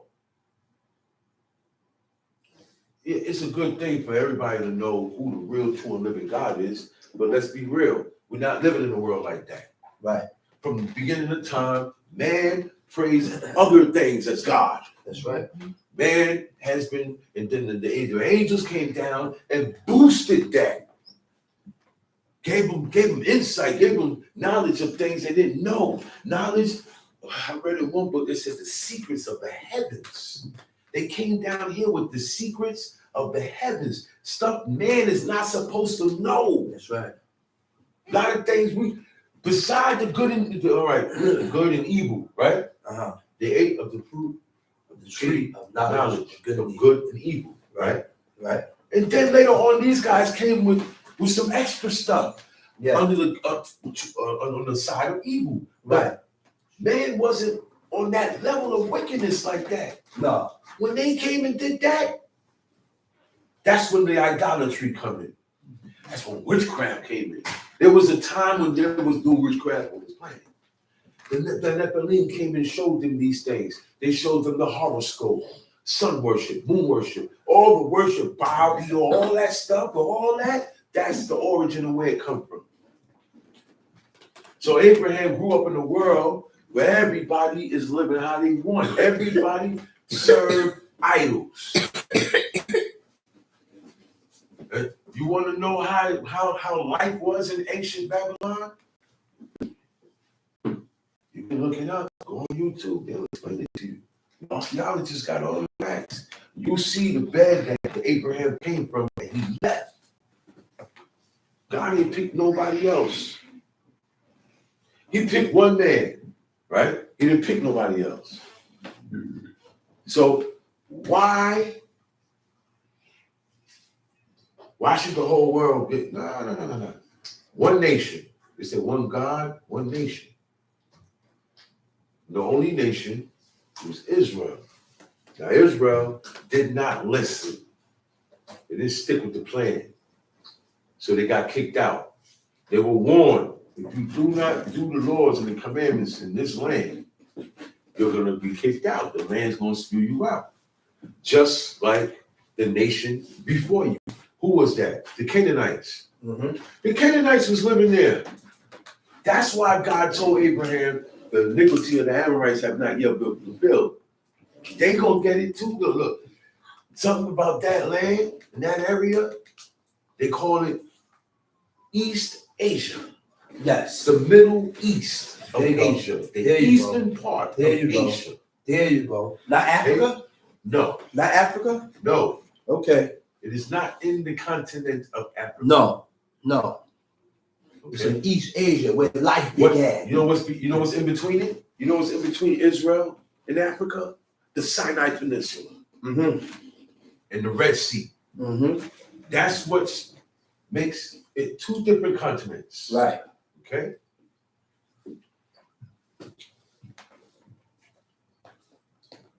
Oh, they go all over. But- You don't even hear the news people call it Africa. They call it the Middle East. Right. Palestine, Middle East, that whole area, Syria, all of that. That's the eastern East country of Asia. Then over Asia, you got Europe. You keep going up, that there you got Europe. All of that is Asia. That's right. Persia, That's right. Afghanistan, That's right. Pakistan, all the Uzbekistan, all that area, all of that is Asia. Israel is in the eastern part, so that's why they call it the Middle East, because we're right smack there in the middle of the East. You know what the Far East is? China. Mm. You keep going east, you hit China. That's it. After that, that's it. You get water. Time sheet. And he believed in the Lord, and he counted it to him for righteousness. And he said unto him, I am the Lord that brought thee out of Ur of the Chaldees, to give thee this land to inherit it. He said, I brought you. That's like God said, man, I brought you from Brazil Uh-huh. to come here to New York, right? Because I'm going to give you all of this. You're going to own New York. You're going to run it. Time sheet. And he said, Lord God, whereby shall I know that I shall inherit it? And he said unto him, take me an heifer of 3 years old, and a she-goat of 3 years old, and a ram of 3 years old, and a turtle dove, and a young pigeon. And he took unto him all these, and divided them in the midst, and laid each piece one against another. But the birds divided he not. And when the fowls came down upon the carcasses, Abraham drove them away. And when the sun was going down, You know where he at, man? He live out in the desert. That's the desert area. The birds that's coming to eat the sacrifice, those are vultures. Those are the only birds that's coming to eat dead flesh. right. Those are vultures, condors. What's the other one? Buzzards. Those are birds that eat carrion. Carrion is carcasses. Right. So as soon as they smell bad, they come in and you shoot them away. Yo, you know how big a vulture is? Huge. They ain't bigger than eagles, though. Those is like They this. bigger than eagles? The eagles is like this. Eagles is big. The eagle head is I never seen an eagle that big, man. Right here. I've seen them. My own eyes upstate in the woods. That big? And you hear stuff, they set up here. You got birds big like this. You got birds bigger than this. You got one, the biggest one is called a condor. Look it up later. I'll show you. Those are big. Those birds are big. I seen Birds the of prey. I seen a chicken at Bowling Green. A big chicken. You better not mess with that chicken. The I know what chicken. you're talking about. No, it was a turkey. It was a turkey. Right. It's a turkey. That's what it was. A It's got turkey. a big body. Big. He's like this huge. Big. And he's running around. The Running people around. look at him and watch him. He don't bother you, but don't bother that turkey. He'll chase you. They'll chase Those you down. animals are a joke. Birds are afraid. He said Abraham drove them away. And when the sun was going down, a deep sleep fell upon Abram. And lo, a horror of great darkness fell upon him. What was the And he said unto Abram, know of a surety that thy seed shall be a stranger in the land that is not theirs, and shall serve them, and they shall afflict them 400 years. See, everything don't come easy though. God told Abram, yo man, you do what I said, walk this land, I'm gonna give your seed this. Right? Right. Sounds like a simple thing, Right. Right. but time is gonna pass before that happens. Mm-hmm. Events got to go down in order to that to go down. Mm-hmm. So he said, no, for a surety. He said, yo, first of all, before all that good stuff, he said, for a fact, your seed gonna be a stranger in the land that's not theirs. Mm-hmm. You're gonna be strangers. And once you're a stranger in the land that's not yours, back then, you're a slave. You're a slave. Oh yeah. Back then, they didn't play. They didn't play. That's why God has rules for the stranger in Israel. You understand what I'm saying? Because strangers didn't get treated correctly nowhere. When it said, oh, you want to know what horror? The word for horror, it means dread or terror. He got afraid. He got afraid. Dread and terror fell Afraid. upon It's him. worse than a nightmare because Right. he's showing him He's showing them. He's showing him the future. What's That's right. seed gonna go through? That's right. Beatings, That's right. killings. That's They right. got killed up. That's right. That's what made me say, nah, man, I'm tired of this, man. That's You right. think you just remember what's happening when you got like that? This was going on for a while, for years, generations. Man, you get tired of it. Mm-hmm. And sometimes to one person just snap. Moses said, you know what, man, I can't have him beating on my brother like, Yeah. but that way, come here. Stuck him. But then now, see, his loyalty, right? Right. And his heart was for his brethren. His brethren and their loyalty when their heart wasn't for him. Was it for him? Because they're supposed to hold him down. Right. He said, nah, man, no. Who can hide stuff? Help him get away with that. These are the same ones who he led out of Egypt. That's right. You know that, right? That mentality. That's why they didn't care to step to him those 10 times. The same 10 times that they provoked God to anger, they stepped to Aaron and Moses and wanted to kill them. Right. Time for you. And he said unto Abram, know of a surety that thy seed shall be a stranger in the land that is not theirs, and shall serve them, and they shall afflict them 400 years. Because they're going to afflict them. They're going to be slaves, man. They're going to be slaves down there. And also that nation whom they shall serve without judge. You hear that? Mhm. That nation who they they serve, I'm a judge. I'm a judge. Their time come. That's right. What I said last week, the visitation of God is not nice. That's right. Every person gets visited, and every land gets visited. That's right. You don't want God to visit the land or the city. That's why they used to tell Samuel, they said, is everything well, Samuel? Is it all good? Yeah. Because if he said, thus saith the Lord, this city I pronounced to be destroyed.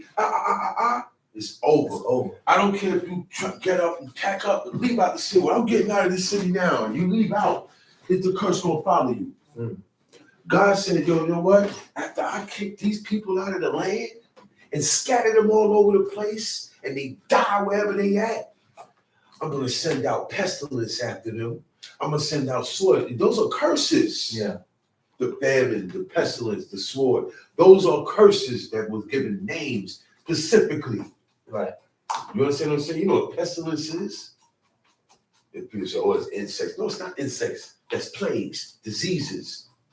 That's what that is. Sicknesses, viruses, bacterias, infections, all these weird infections. We have so many infections and stuff today we didn't have 10 years ago. Right or wrong? That's right. There's new, being around a lot of doctors, I hear stuff, right? Mm-hmm. And it's a lot of new sicknesses this year. Yeah, that came This year that came up.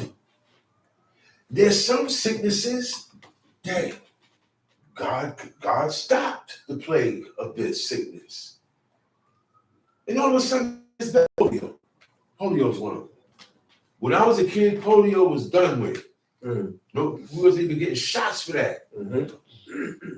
But now, 45 years later, it came back and it's stronger. Why am I explaining this? To show you what wickedness and sin do. This is why God, this is how, before the actual one-time destruction, it gets broken down. Earthquake here, a disease here, accident, something blew up, 25 people dead over here. This happened over here. This happened here. This happened here. Because God has his hand on the city. He has his hand on the inhabitants of the land. For what? For death and destruction. That's what Balaam was doing. He was announcing the visitation of God to those nations. He said, I'm going to judge that nation, that judge they serving, which is Egypt. So if God's he did everything, that's why he do everything in his time. You know what? In his time. Everything in his time. That's right. And it's perfect timing. Anything that's God's time is perfect timing. Facts. Right? So I'm going to get you guys out, judge these guys. And then when you get you over here, these guys got to go. The Canaanites got judged too. Yeah, that's right. Once God determined to wipe out the people, the census has gone out. Look, it could be a people or it could be one person. Yeah. He said, man, listen, man, who gonna go down there and persuade Ahab to die in battle? I don't want him to die like this.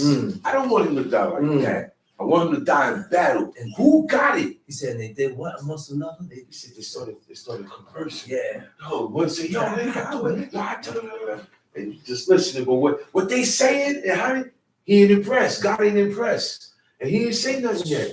And then he said, a spirit came forth. That's why I told his brother. That's right. So it's angels right. and their spirits. That's right. The spirits come looking however they want to look. Look, he said, Okay? You got an evil spirit. An evil spirit. He didn't say evil angel. He didn't say evil angel. He said evil spirits. This guy got an evil spirit on him. Okay? The evil spirit came from It God. came from God. God said, man, I need an evil spirit go down there and be on him until he die. To make him fall, to make him sin. The evil spirit has been put on him, but hold on. You gotta be close to God. All right? Certain men that are close to God get that attention. Yes. Because you should, wow, man, God got to put the evil spirit on you because you're messing up. And he's like pushing you away now. So that's what the evil spirit do.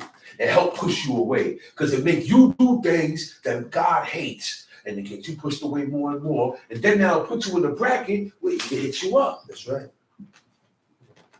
That's what a spirit. His spirit's all over. His spirit's in here. His spirit's out there. His spirit's on the message. Spirits.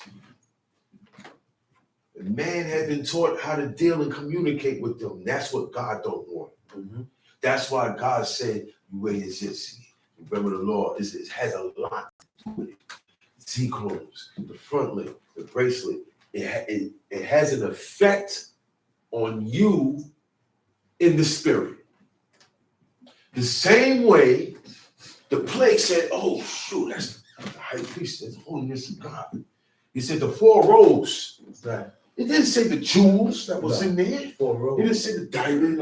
It said the 4 rows. He saw the first thing he recognized, the plague recognized the 4 rows. Diadem on his head. And the diadem on his head that says holiness to the Lord. To the Lord. He said, oh shoot, back up. I can't pass this. Stop. That's right. Stop. That's right. Means what God respected, the The angels angels respected. respecting. The death angel That's right. respected it. That's right. He didn't get above his breeches with God. This man is the representation So the of God. angel respect what God respect. What makes it you? What's wrong with you? What's up? What's wrong with flesh? That's the problem right there. They wanted to kill Aaron. Mm-hmm. Moses. The plague respected God when he saw Aaron. The people want to kill him. The people say, oh man, come on, man. Why we can't rotate? why I can't be the priest today? Or how he get to be the priest till he die? Yeah. Why don't we vote? See, this is where democracy and voting and all that stuff come in. Because people don't want to stick with, okay, this is the king and that's it. This is the line. This is the line. This is the line. This is why you got presidents now. That's right. This is why. But see, God said at the beginning, he said, man, you don't need no king, man. I'm your king. I'm the king. I got you. With me, you don't need no king. They said, no. They said, no. But we want a king like who? Like the nations. Like the nations. We want a king like who? Like the people that are around God. This is what they say. We want a king like the nations and the people that are around about us like to go out and come in and judge us. I said, oh, yeah, you don't want God to judge you, man. Now you want flesh to judge you. That's why a man like Ahab would say, yo, man, I need me and you to switch. Yeah. And not regarding the law. Mm-hmm. That's why that happened. God said, yo, man, get up, man. Don't cry for them. They ain't reject you. They rejected me, man. But I'm good. You ain't got to cry. I already picked me another one. I already got it. I already got his substitute. That's what God told Samuel. He said, you ain't got it, man. They rejected me. But Samuel's so close, he gonna feel away. Mm-hmm. When you close, if I'm close to you, if something happened to you, it might as well happen to me. That's right. I'm gonna feel it. That's right. I could be 10,000 miles away from you. That's right. But I'm gonna feel it. Yeah. I'm gonna cry. I'm like, oh, what? When I hear the news, I'm gonna cry. I'm gonna be down because I'm close to you. I have an affinity with you. Samuel was close to God, had an affinity with God. These are things that man don't have today. This is something that we're trying to destroy the craziness and the wickedness in us to get at least half of that and die. And look, you can die doing these commandments. Okay? You're good. Die doing this. Okay? He said, die in your faithfulness. You don't want to die in your unfaithfulness. Right. Tell me. And afterwards shall they come out with great substance. And thou shalt go to thy fathers in peace. Thou shalt be buried in a good old age. You gonna go where in peace? To thy fathers. Where's his fathers at? Dead. So how are you gonna go to them? Where they at? It's not metaphoric. I'm tired of them saying that word. I know what a metaphor is. I'm a rapper. Mm-hmm. And rappers use metaphors. Right. So I can definitely recognize a metaphor when I see one. That's right. Okay? That just this certain deal as far as death is concerned in the Old Testament in this book, it is not metaphoric. It is not metaphoric. He said, when you what? When you go to peace, what verse is that? Verse 15. It said, and also that the nation whom they shall serve will I judge, and afterwards they shall come out with great substance. And thou shalt go to thy fathers in peace. Thou shalt be buried in a good old age. He's dead. He's gonna be dead. But his body gonna be buried. But he's gonna be in peace with his fathers. That's the lot of the righteous. That's where the spirit of the righteous go when this man dies. Right. I can say that confidently because it's in the book. Right. And this thing is all over the place where, oh wow, over here, it goes along with what it said over here. Yeah. So I can say that. And there's a spot where the righteous spirits go. Yeah. And it's peaceful. And that's where his fathers is at. Yeah. I'm talking about Noah, Shem, all of them. Right. Enoch, Methuselah, Yared, Lamech. Those are Abraham's fathers. That's right. But he didn't say where your father Terah is at. Where your fathers, your line, your lineage, they all down there. And you're going to go to them. So later on, that's why I say he was gathered unto his people. Right. Right? Why I say that? Moses died, and he was gathered to his people. This guy died. But all the righteous, now, nobody, no, they wasn't right in this book. They weren't going anywhere to their fathers or going anywhere in peace. You don't hear that with them. A couple of dudes say they went down to the pit alive. That's not peaceful. That's not that's a different spot. Township. But in the fourth generation they shall come hither again. For the iniquity of the Amorites is not yet fulfilled. In the fourth generation, 400 years. Not Every 105 years depicts a generation. That's right. 105 years. So he said 4 generations, the fourth generation, that's 400 years from now. Yeah. It still got 400 years to go. Right. Abraham long gone dead. It's still going down, though, and all the action and everything is still, this prophecy still gonna be going down because of you, Abraham. You're gonna be good. Township. And it came to pass that when the sun went down and it was dark, behold, a smoking furnace and a burning lamp that passed between those pieces. In the same day, the Lord made a covenant with Abram, saying, unto thy seed have I given this land from the river of Egypt unto the great river, the river Euphrates, the Kenites and the Kenizzites, and the Kadmonites and the Hittites and the Perizzites and the Rephaims, and the Amorites and the Canaanites and the Girgashites and the Jebusites. Chapter 16. Okay, hold on. Go to Genesis 26 now.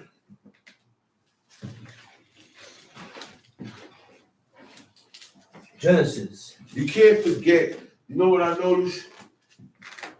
This is the generation of today. Heathen, Israelite, whoever. They forget the origin. They forget the pioneers. They forget the teachings of the origins and the pioneers. Okay? A lot of sayings that I heard coming up in the pioneer days, when this started, was when in doubt, do without.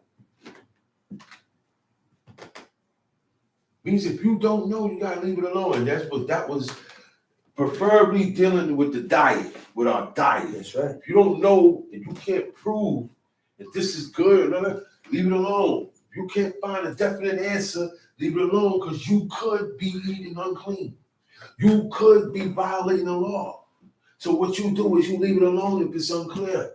That's why they said, man, put him in water until we decide what to do. You know what I'm saying? Right. They just said, well, look, do this or do that. Because they said, we don't want to make no rash move. We really don't know what to do. So you don't do nothing. That situation stays the way it is. Because you don't want to make a move and offend God and violate his commandments. Because when you violate God's commandments, you offend him.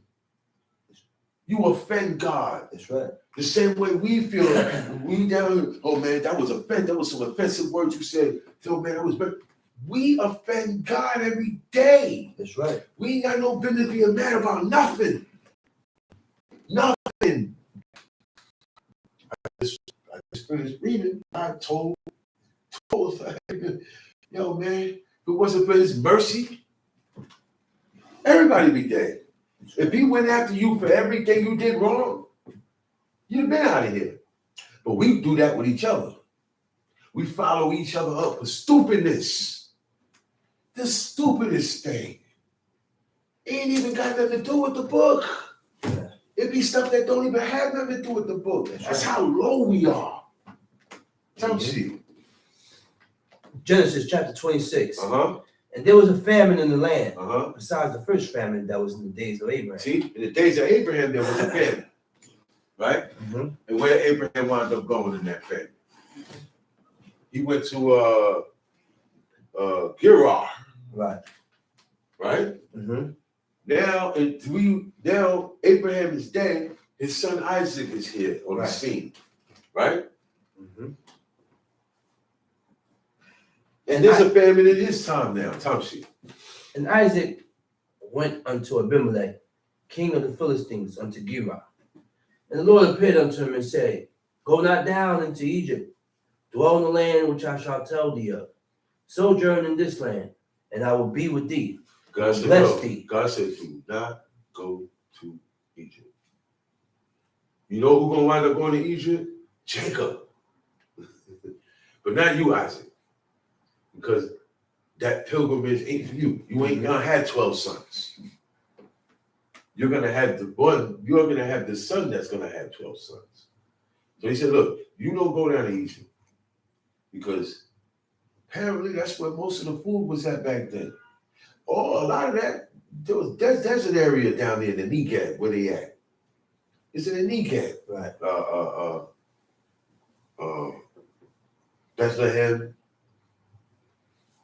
Bethlehem of Judah, in that area, all that out there. That's another one. Can't remember the name of it. But it's dry, hot area out there, man. And it's a famine now, Tamshi. Sojourn in this land, and I will be with thee, and will bless thee. For unto thee and unto thy seed I will give all these countries. And I will perform the oath which I swear to Abraham thy father. So he says, sojourn in this land, which I will be with thee, and I'm going to bless you. I got you. These are the same words that he told Abraham. Mm-hmm. He says, stay here. Don't go to Egypt. Don't go here. Don't go here. Mm-hmm. He said, and I will give. He said, for unto thee and unto thy seed, I will give all these countries. Mm-hmm. All these countries, I'm going to give it. Oh, man. We inherited the world, man. Our forefathers inherited the world. If we were to hearken to God. And if their children were to hearken. Oh, man. Tamshi. And I will make thy seed to multiply as the stars of heaven, and will give unto thy seed all these countries, and in thy seed shall all the nations of the earth be blessed. Because that Abraham obeyed my voice. He said, the reason why it's like this, the reason why I dealt with Abraham and I'm dealing with you, the reason why all of this is happening, he said, because Abraham obeyed what? Obeyed my voice. He obeyed his voice. And kept my charge. Whatever came out of God's mouth, he obeyed. He obeyed it. Whatever he heard God say, he stuck by that. That's right. Whatever he heard God say, he agreed to it. That's right. Whatever he heard God say, he believed him. That's right. Okay? Just his voice. And what else? And kept my charge. Charge. A charge is, hey son, I never want you to do this. Hey daughter, never do this. That's the charge. That's what you call a charge. Mm-hmm. Okay? Beside commandments, beside statutes and judgments, you have charges. That's why, like mother and father, right? They said, well, look, I don't like when you say this. I don't like when you do this. I hate seeing my kitchen like this. Right. We gotta make sure they don't say things like that. Right. Yeah, we gotta make sure, and everybody needs to start doing more together. Yeah, because whatever they say they hate, and we allow it to keep happening, that's sin. Whatever father and mother say they hate, and we keep doing it, Right. or allow it to happen, or don't make a change, or don't, it's sin on us. Because it's the same thing with God. You don't agree with God, you don't keep his charge, it's sin. Mm-hmm. So his charge are things that what? Don't have nothing to do with these commandments. Right. It's personal stuff. Okay? That I want you to do, or I don't want you to do. Right. Or I don't want you to be like that. I don't like when you behave that way. That's right. Or I don't like when you say that word. You understand what I'm saying? That's right. It holds weight from your father and your mother. It don't hold weight nowhere else. That's right. It don't hold weight nowhere else. And that's the reason why you can't give it up correctly to God and your parents. Because you give this honor and this respect to your wife, your girlfriend, to your homeboy, your man, your brother, to the cause, whatever the case may be. It don't go to God and your parents. Oh, I wanted to let you know. You know why a lot of people don't, you see how we be saying, yo, man, you got parents, don't you? To people? Right. Yo, a lot of people hate their parents, son. It's a different type of people we dealing with today. A lot of people hate both parents. There are a lot of people walking around here that hate their father and mother. There's Israelites that say they hate their own mother and father. I heard it. I say, man, don't say that. Or another person will say, yo, man, that's not right. Don't say that. Then you mean you hate? That's a strong. You're supposed to hate evil. Strong word. Yeah, it's too strong. Yeah. It's too strong. And that's what's going to get you killed. You're supposed to say, you're supposed to hate whatever God hates. Yeah. You can hate. It's an emotion. But God tell you what to hate. Mm-hmm. And he tell you what to love, Mm-hmm. who to love, Mm-hmm. who to honor, Mm-hmm. what to honor. Mm-hmm. He directs that. And until we get that correct, you ain't doing no law. That's right. You're not going to do the law. You're not going to be able to maintain in that 10 years from now. That's right. Because you don't like the things that God like. We don't like wearing our robes. God like wearing the robes. Make yourself wear the robes. Plain and simple. All the men and women in Israel, period, supposed to be wearing robes.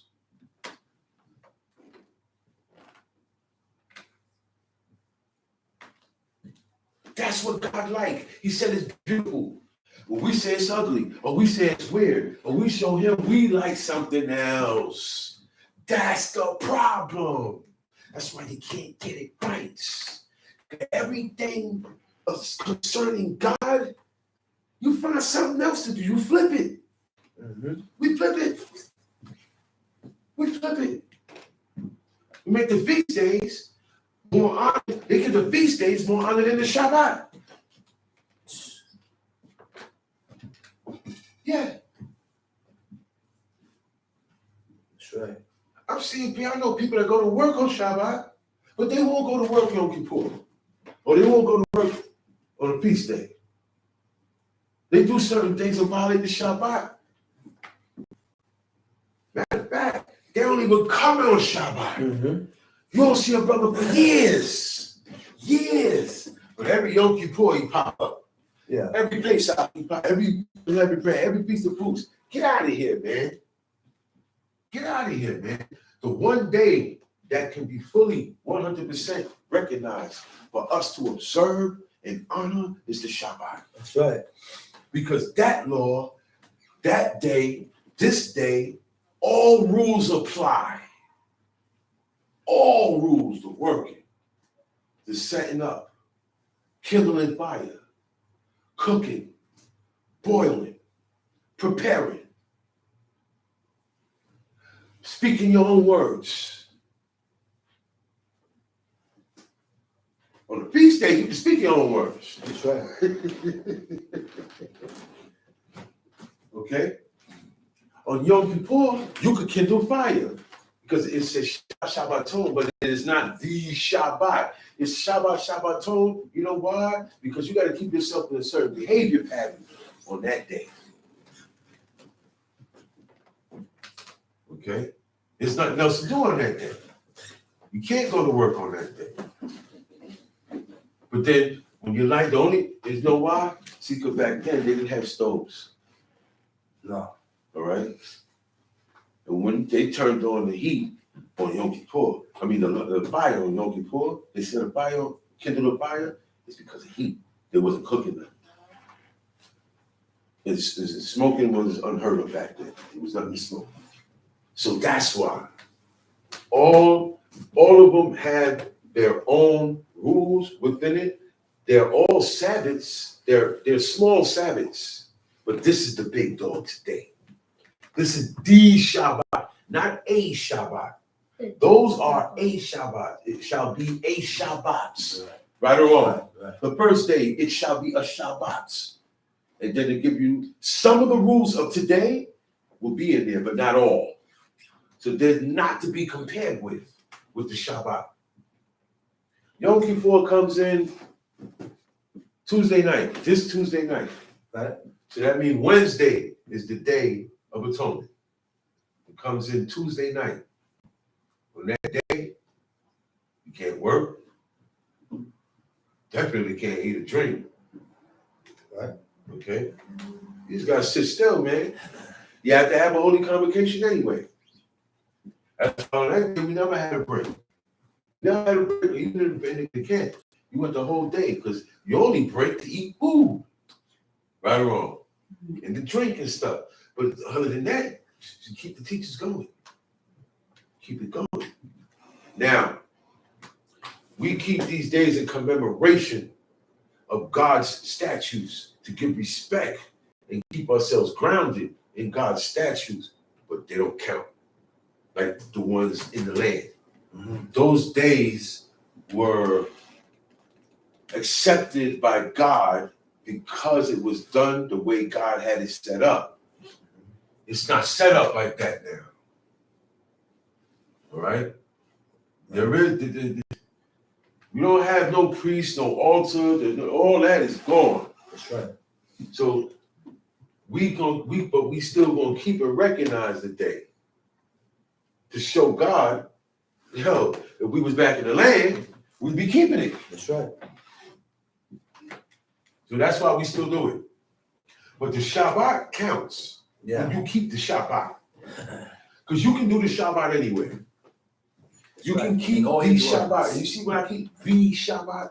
The, not a. Yo, he's the man, not a man, the man, right? That's the Shabbat. It sticks out. Stop giving other days preeminence over the Shabbat. But I understand why. Because you can't do too much today on the Shabbat. Mm-hmm. And a lot of people are restless. Their spirits are restless. And they want to be where it's activities. If we had a lot of activities going on Shabbat in here, we'd have a lot of visitors. A lot of people would be coming here. And people would be happy. Okay? Let's keep it a buck. Let's keep it 100. True. That's why. That's why. The more strict, because the Shabbat is the strictest day. Mm-hmm. I'm not going to come up here and tell you about no current events. It got nothing to do with us. The black people that's out there are the black people that's out there. We're not the same people. They don't serve my God. They're not my people. So what's happening out there is different. In my head, I'm not, it's maybe the same color, maybe the same color, but we not the same kind. And my Abba always say that. Same color, but we not the same kind. I live different, Tamshi. my commandments, my statutes, and my laws. Uh-huh. And Isaac dwelt in Gerar. Uh-huh. And the men of the place asked him of his wife and said, So he said, Abraham, he said, look, I'll make your seed, the holy, I'll make your seed to have all these countries. I'm going to be with you. I'm going to bless you. I will give you all the countries, and I will perform the oath which I swore to your father. He said, because Abraham obeyed my voice. That's why I'm doing all this. right? I'm doing all this, Isaac, because your father, your dad, he obeyed my voice. He obeyed my charge, my commandments. So Abraham knew the commandments. But it's only one God. It's only one God. So it's easier to deal with one person, one-on-one. You know what I'm saying? It's easier. He ain't got to do what he had to do with the people. He had to make a statement giving them those commandments. Yeah. He had to make a real big statement, and it was to put fear on them. He said, look, fear not, but God has come to prove you so that his fear may be before you. That way, when everything died down and it's 5 years later, you're still scared. That's right. Because God sees, he said, well, okay, wait a minute. I didn't have to get down with Abraham like this because he believed me off jump. Mm-hmm. So I ain't got to put fear in him. He got fear already in him. He have enough fear in him to believe me. But these people, they didn't grow up in Babylon. They grew up in another era. Things in the world changed around that time. You understand what I'm saying? That's right. That's what they said. Well, things has changed today. By that time we got to Moses' time, things changed in Egypt from then to now. So God said, I'm going to judge them. Okay? I'm going to judge them, and I'm going to get them out, get my people out with a strong and a mighty hand, and make a statement with them. Then he said, yo, man, he said, when I spoke to you out the mountain, you did not see no similitude.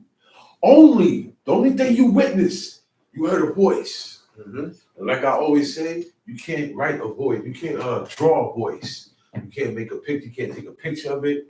You can't do nothing with a voice. But remember how it sounds. That God is all wise. Wisdom, all wisdom comes from God.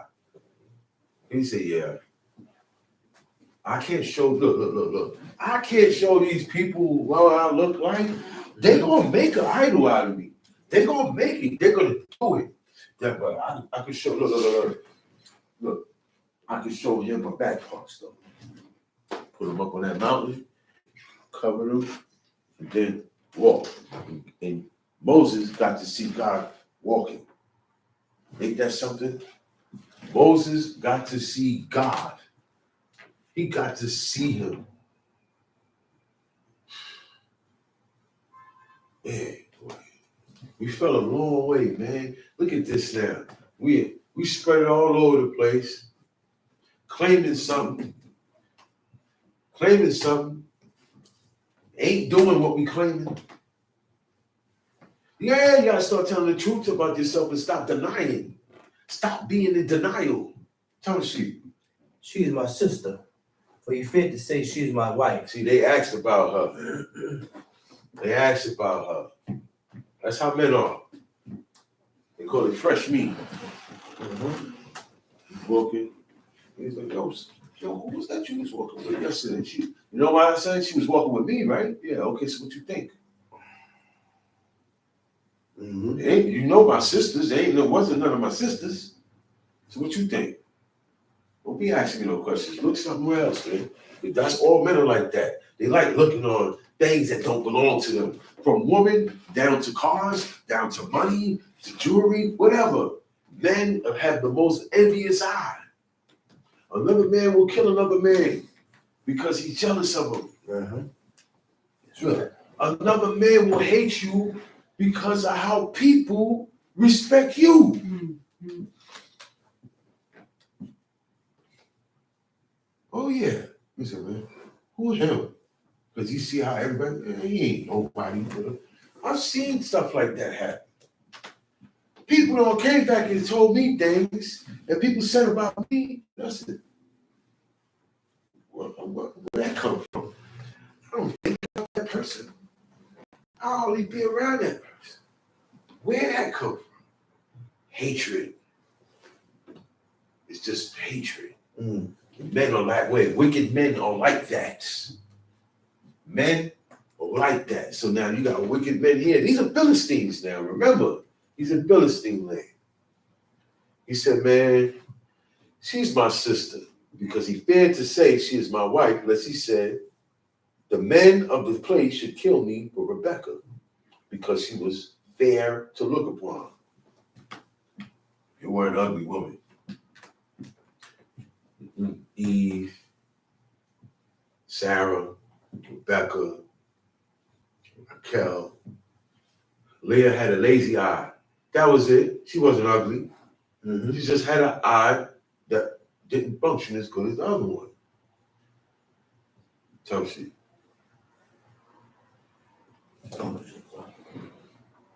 Lest say he, the men of the place should kill me for Rebekah, because she was fair to look upon. And it came to pass, when he had been there a long time, that Abimelech, king of the Philistines, looked out at a window and saw, and behold, Isaac was sporting with Rebekah his wife. And Abimelech called Isaac and said, behold, of a surety she is thy wife. Because back then there was no girlfriend and boyfriend, man. Right or wrong. Uh-huh. The relationships they call them now didn't exist. You was married or you wasn't. That's it. If you wasn't married, you wasn't having sex. Yeah. You wasn't having sex. That's how they got down. That's how they got down, man. That's why God was able to deal with these people. They don't have so much wickedness and abominating and clean. Oh, they didn't have this with them. And Abimelech called Isaac and said, behold, of a surety she is thy wife. And how sayest thou she is my sister? And Isaac said unto him, behold, I said, lest I die for her. And Abimelech said, what is this thou hast done unto us? He said, man, listen, man, I had to tell you that, because if I ain't do that, y'all would have killed me. Your people's here would have killed me. Yeah, but she is my wife. But I said, yeah, I said it's my sister. But look.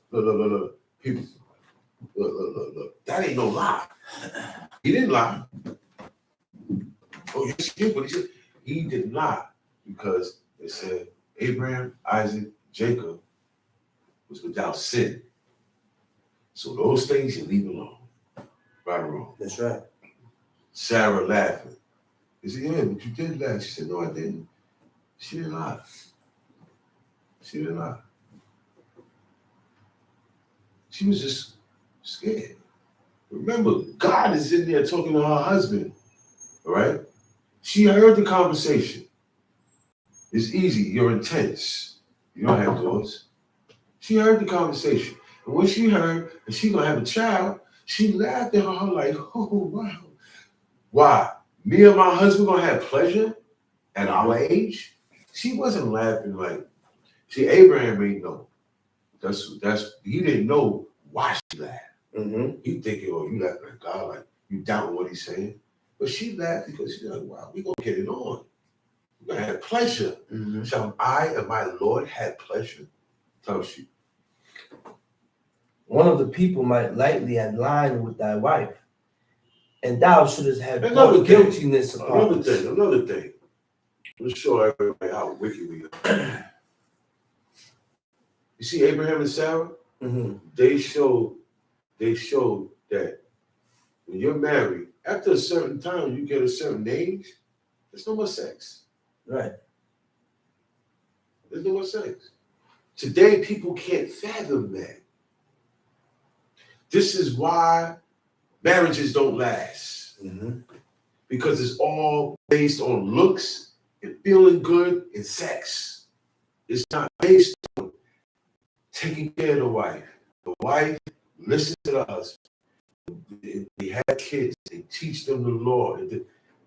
Because after a while, you ain't going to be able to have no kids no more. You're going to be too old, stricken in age. And that stuff stops.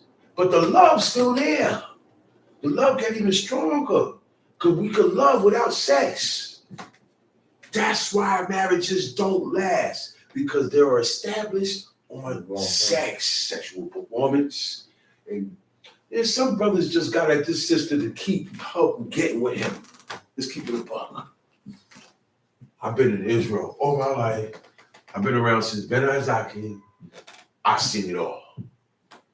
I've seen it all. I've seen men looking at other men's wives. And that's his wife, Israelites. So you can't be putting the finger out there with the heathen. They doing what they're supposed to do. Certain things ain't supposed to go on amongst Israelites. What you looking at my woman for? I don't feel I should have to watch when I'm amongst my people. When I'm amongst my people, I'm supposed to put my stuff down. Don't worry about it, picking it up. When I'm amongst my people, I'm supposed to be able to bring my wife around, and I ain't got to worry about how the heathen act. We ain't supposed to act like that. But it's not so. Unfortunately, it is not so. And that's why God has removed us far from him. That's why. And Abimelech charged all his people, saying, He that toucheth this man or his wife shall surely be put to death. Then Isaac sold. He said, man, why are you trying to set me up? That's your wife. And you ain't know where the hell, because you're not going to do that with your sister. You looked out the window and seen him sporting her. In the way that only husband. You know how you sport? You know how you sport? This is mine. They didn't hold hands. Right, well, he's holding his woman. And he's dealing with her in a way, you're not going to do that with your sister. Mm-hmm. So he looked and said, nah, man, that ain't your sister, man. Why you lying, man? He said, then now we'll mess up and go into your wife and you have us on jam. Y'all don't care about that because y'all was doing that from Abraham's time. Y'all never stopped. Time sheet. Then Isaac sold in that land and received in the same year 100-fold, and the Lord blessed him. And the man waxed great and went forward. He waxed and grew great until he became very great. You know what that means? He got rich and he got a lot of servants. He got a lot of servants, a lot of cattle. Time sheet. But he had possession of flocks, possession of flocks, possession of herds, and great store of servants. And a great what? Store of servants. And the Philistines envied you know what that means? A great store of servants?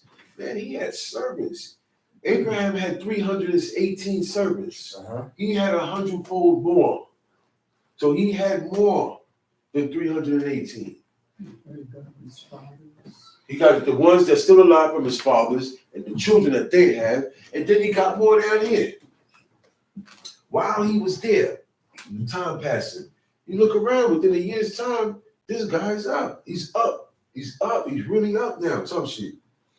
All the wells which was his father's servants had digged in the days of Abraham his father.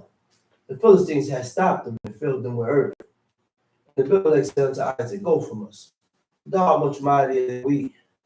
And Isaac departed thence and pitched. Thou art much mightier than we.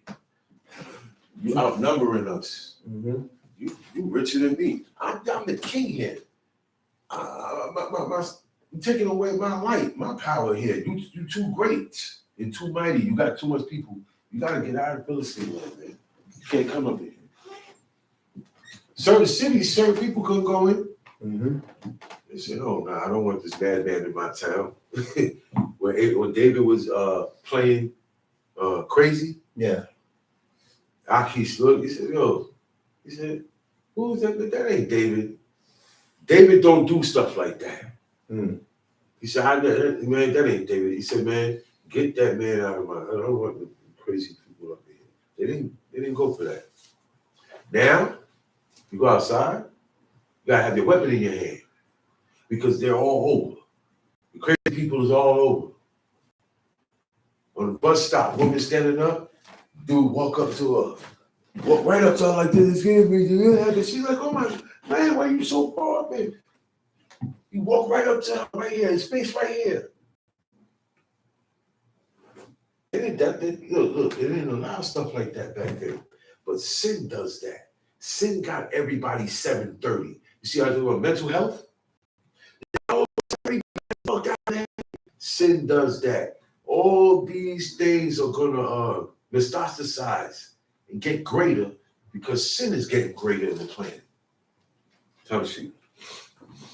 And Isaac departed thence, and pitched his tent in the valley of Gerar, and dwelt there. And Isaac digged again the well of water which they had digged in the days of Abraham his father. For the Philistines had stopped them after the death of Abraham. And he called their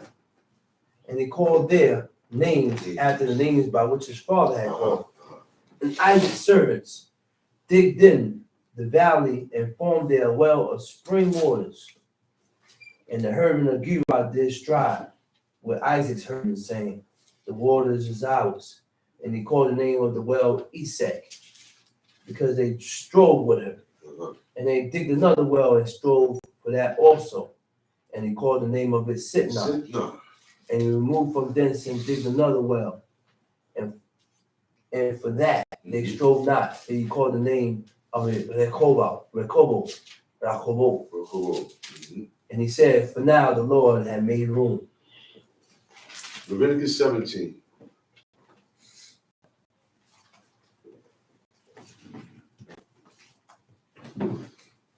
Leviticus chapter 17. And the Lord spake unto Moses, saying, speak unto Aaron, unto his sons, and unto all the children of Israel, saying to them, this is the thing which the Lord had commanded. This is the thing that God commanded. This is what God has commanded, man. Pay attention. What man soever there be of the house of Israel that killeth an ox or lamb or goat in the camp, or that killeth it out of the camp. All right. You kill any ox, lamb, or goat in the camp or outside the camp.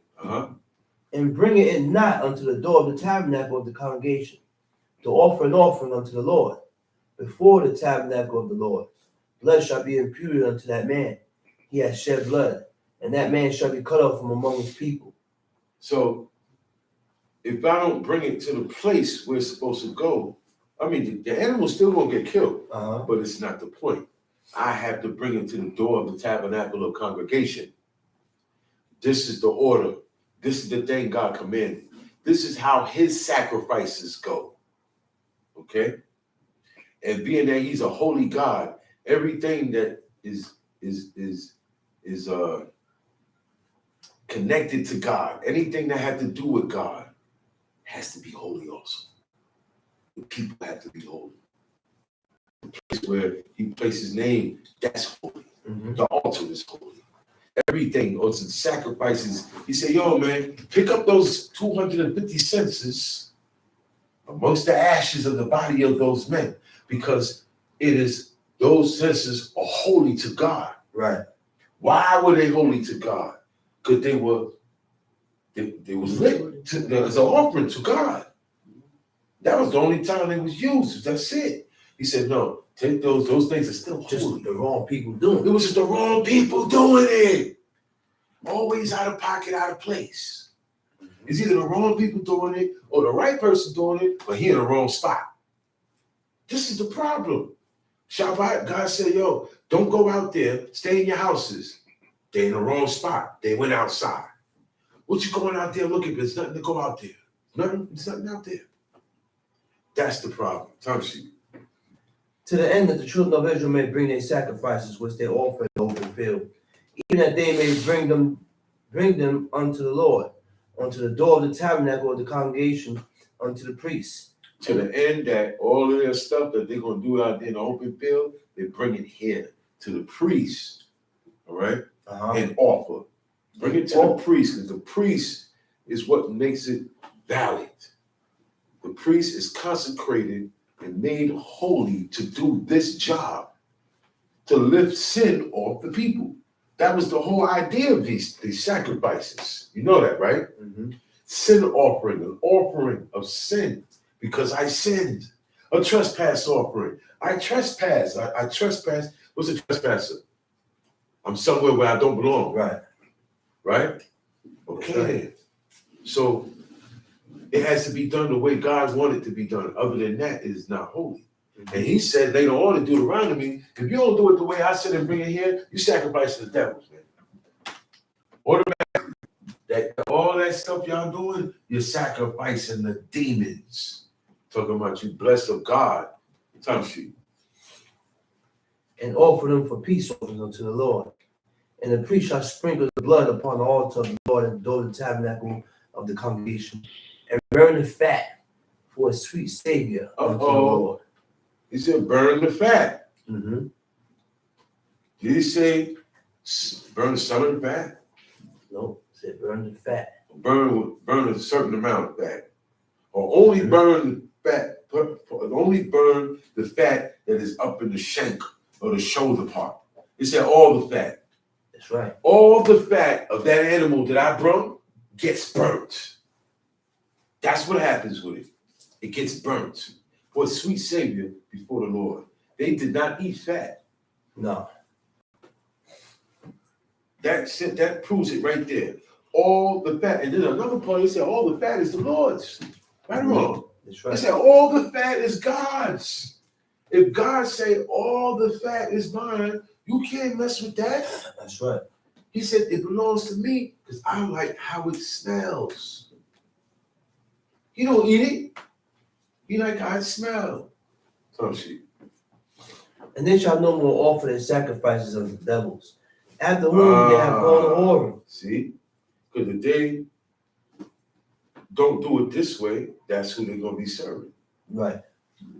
And they shall no more, from here on in, they're not going to be offering the devils and demons no more. Right. After whom they have gone a whoring. Mm-hmm. But this is what they was doing. Mm-hmm. He said, God put a stop to all of that. He put a stop to the abominable ways they was. Right. He put a stop to it. After that stop, they was never supposed to go back, man. Right. They really messed up. That's right.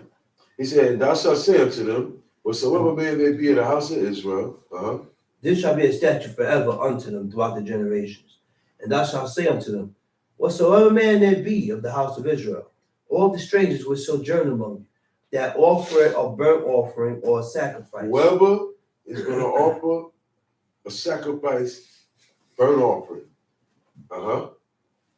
and bring it not unto the door of the tabernacle of the congregation. If you're going to offer a sacrifice, if you don't bring it to the door of the tabernacle of the congregation, to offer it unto the Lord, even that man shall be cut off from among his people. even that man going to be cut off from among his people. That can happen in so many ways. But guess what? Once you cut off, you never going to get right with God. That's what cut off means. That's right. You are cut off from being able to proceed and do what God commanded. That's right. This is where your actions come into play. Mm-hmm. Your actions cut you off from God. And now you're going after your own heart's lust. What verse? You were at verse 10. So whatsoever man there be in the house of the strangers that sojourn among you, that eateth any manner of blood. Mm-hmm. I will even set my face against that soul that eateth blood, and will cut him off from thy people, from among his people. Again, now, same thing with the same situation with the fat, same situation with the blood. Mm-hmm. Okay? God never said all the blood was his, but he said, pour it on the ground. Yeah. That's what he said. That's right. Pour it on the ground. All blood gets poured out. That's right. Okay? Drain it out. Drain it out. And if it takes 40 years to drain it out, you just gotta wait 40 years to drain it out. Or 100 years. You have to have patience. Yes. Have patience so you can do what God say. When we don't have patience, we break God's commandments and do our own thing because we don't want to wait. We don't want to wait. Mm-hmm. Now this thing with the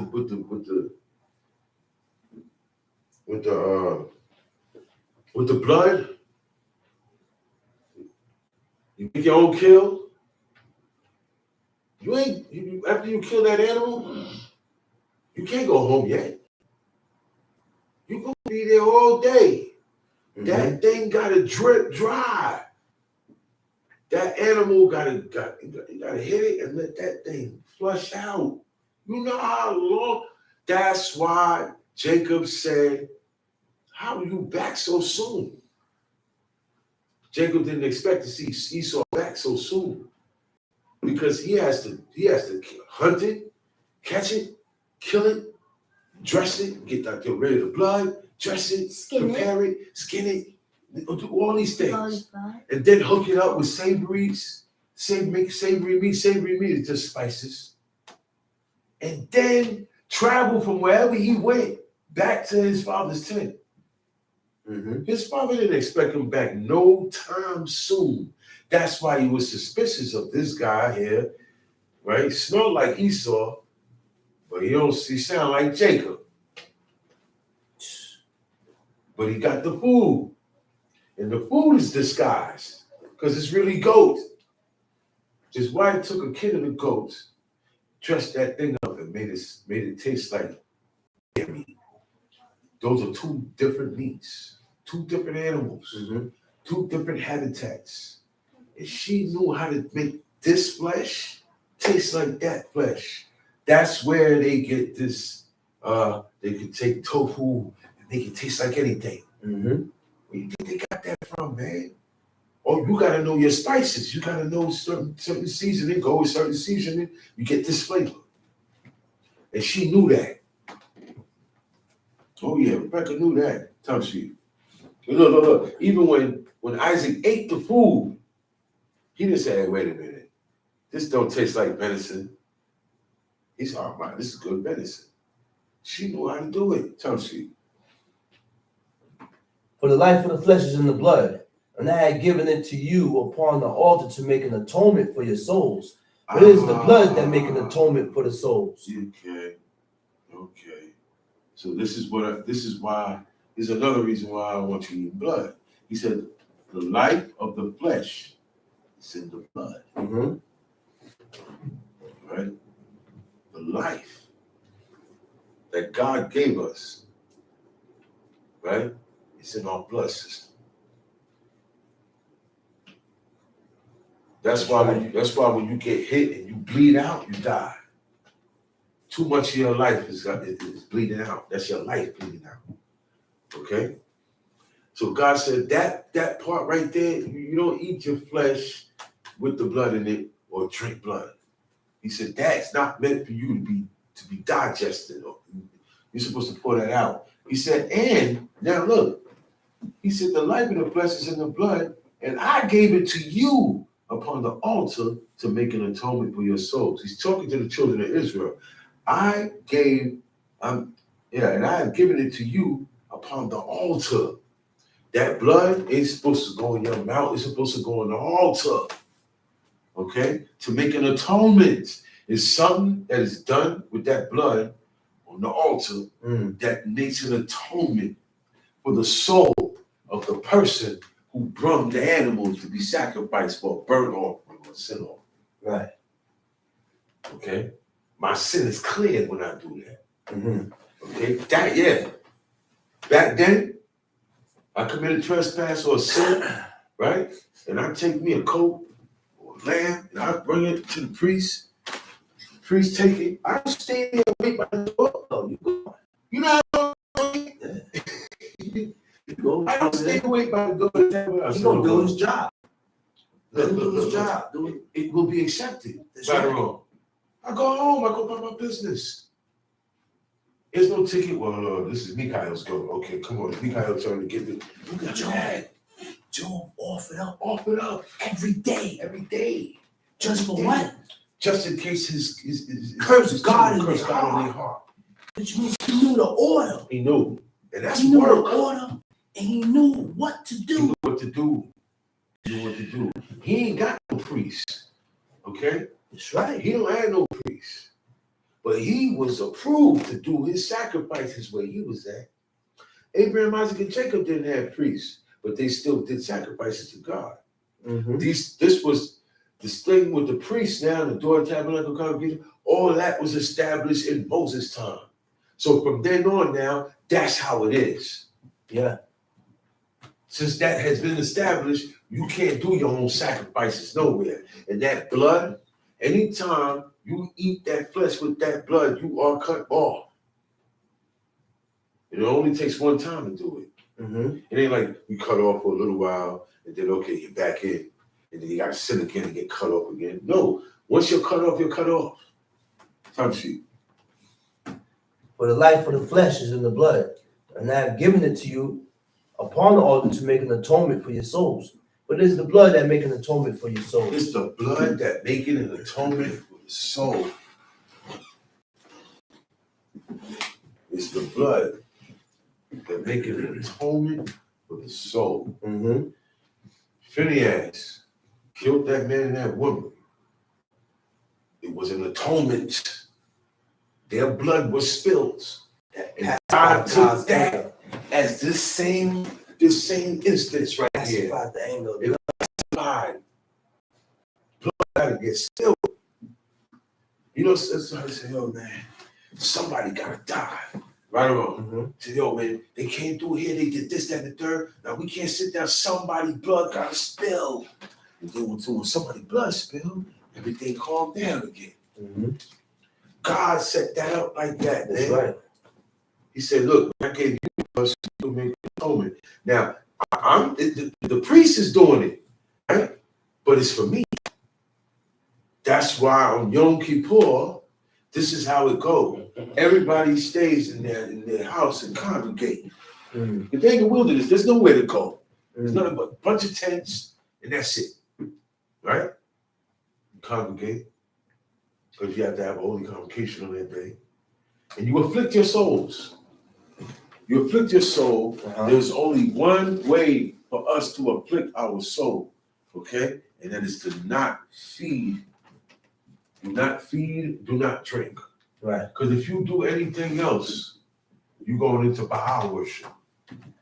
You can't mark yourself, cut yourself, bash your head, do anything blood ritual type. Because that's what people do to afflict themselves to their God. But God is a holy God. How are we going to afflict ourselves? You just deprive your body of food. That's the affliction. That's all you got to do.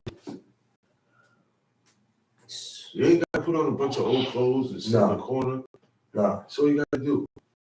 Now, as far as the sins are concerned, you're still going to have those same sins. When you wake up the next day, you're still going to have those same sins. But there's only one way to get cleared. Okay? Mm-hmm. The priest confesses all of the children of Israel's sins. Mm-hmm. Okay? I will just give you a note. Nobody comes and writes down nothing. There's no sins being written down. This guy got 60 sins. This guy he knows when it's time. He has to do a consecration thing. A week before he does this, he got to clean his whole house up. Now, when Yom Kippur come, he said an atonement. It's a sacrifice of fire, right or wrong, Right. to the Lord. That's what the priest got to do, Mm-hmm. right? After that, he get the goat, the scapegoat. One for burnt offering, one to put the sins of the people on. While that burnt offering, while one goat is burning, right? Mm-hmm. The fire, oh man, while that's burning, he got his hand on the head of the goat. Right. And now, because of his closeness with God, what he has on, his job, the fire, the sacrifice of fire made to the Lord, that thing, that goat burning on the altar, that's what's going to activate him knowing the children of Israel's sins. And when he recites them, he says them. And while he's saying them, they're coming out the palm of his hands. Transmitters. Like transmitters. And the sins go on that goat. See the ouches that sit here on the shoulders? Okay? You got six of the tribes. You got 6 names on this side, 6 names on that side. That's how he knows. That's right. Because he bear the weight of their iniquities right here. Every time he make an atonement for them, it's counted. Mm-hmm. But then now, after Yom Kippur, they good. Because it's a fit man, a man that is trustworthy. Trustworthy. He takes the goat and he goes in the wilderness. This is the same spot I read in other books. That guy is down there. The ones that came down and taught man all that evilness. Mm-hmm. I heard that's where the leader is at. And he's the one, I heard that, he's the one that eat that goat. Because it's the same spot. God bound them there. Said, man, at the end of time, you're going to stay right here. And that's the same wilderness where the man takes the goat. And what do you do, right? You go there, you take the leash off and let him go. That goat gets eaten, gets devoured. And that's why the people were so holy and close to God, because they had a system that God set up for them to get rid of iniquity. Right. Because it's sown in the seed of man, it's all over now. Mm-hmm. So now we got to get rid of this thing. But Mm-hmm. God knows, okay, look, you're going to have to do this, that, and the third. That's how you get. Now, there's only, you want to get rid of your sins? It said,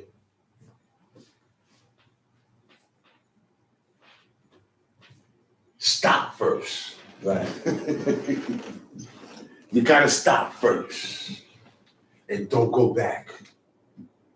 Okay? The honoring of your father atones for your sins. Okay? The honoring of your mother, you lay up treasure. You know what that treasure is? Mm. You in trouble, man. God will remember your honor to your mother and get you out of that. Just because of that. He get you out of that. Right. And the father, you honor the father, it takes away sins. Yes, it does. Now, people don't believe that. People don't believe that. People don't believe in sin and iniquity. You know why? Because everybody's good. Oh, I'm good. God knows my heart. I'm not a wicked person, right? Everybody say that. And that's why it's going down the way it's going down. Nobody want to acknowledge God and his commandments. No one wants to acknowledge that they're wrong. But guess what? They got a block on them. They can't. You see how it go? Mm. They can't. They never will, tongue sheet. Therefore I said, unto the children of Israel, no soul of you shall eat blood. Neither shall any stranger that sojourn among you eat blood. And whatsoever man there be of the children of Israel, all the strangers that sojourn among you, which hunted and catcheth any beast or fowl that may be eaten, he shall even pour out the blood thereof and Okay. cover it with So dust. look, offering or not, hunting or not, you don't eat with the blood. Plain and simple. He said, therefore, because of all of this, he said, the life of the flesh is in the blood. And I gave it to you to make an atonement for your souls. So you can't eat it. Do you understand that? How can, if this thing is supposed to be used for something else and I eat it, how can I make an atonement for it? Mm-hmm. If I don't drain it out, come on, man. There is no part of the animal that you can use with the fat, okay? Whether it's an offering or not, you got to burn it. Mm-hmm. With the blood, nobody can drink or eat the flesh with the blood. That's it. That's right. There is no, with the offering, it's the same rules apply to the priest. That's right. The rule that apply to me apply to the priest. He ain't gonna drink the blood either. Come see. For it is the life of all flesh, for the blood of it is for the life thereof. Therefore I said unto the children of Israel, you shall eat the blood of no manner of flesh, for the life of all flesh is the blood thereof. No man. Whosoever eat it, it shall be cut off. Uh-huh. And every soul that eat it, that which died of itself. That which died of itself. Animals get sick and die too. Mm-hmm. All right? Sometimes they get sick and then you see them dead. You can't eat that. Tell me. Or that which was torn with beasts. Or that one was torn with beasts. It could have been a deer, right? Mm-hmm. And a bear got it. and slashed it. Right? Ate what he wanted or whatever and kept it moving. You can't come and see that dead bear by say, whoa, I ain't even got a hunt no dead now. I got me one. You know who does that? Animals do that. Animals wait. A lion will wait till another lion kill something, and then they'll chase that lion away and eat the kill. They call it roadkill. Animals got killed on the road by vehicles and by other animals. This was the way of the Canaanites. The Canaanites ate anything that, whether it died of itself or not. They ate things that was torn by beasts lying on the road. Mm-hmm. They ate blood. They ate fat. Time sheet. Whether it be one of your own country or a stranger, he shall both wash his clothes and bathe himself in water and be unclean until the evening. Then shall he be clean. But if he wash them not, no bathe his flesh, then he shall bear his He shall bear his iniquity. iniquity. So you see how much iniquity is being wrought. Think of all these commandments all over the world just being broken, constantly, on a mass rate. That's right. And we read that God judges everybody. He judges nations. That's why he said, leave them alone. Because when their time come, I got them. Mm-hmm. Right or wrong? Mm-hmm. Shalom Aleichem. Shalom Aleichem. Remember, Yom Kippur comes in Tuesday sundown. Okay? Who? Shabbat shalom. Shabbat shalom. Still the Sabbath. Let's keep the day holy. Keep the day holy by keeping it separated. All right? Shabbat shalom. Shabbat shalom. Shalom. No. Goddamn pain.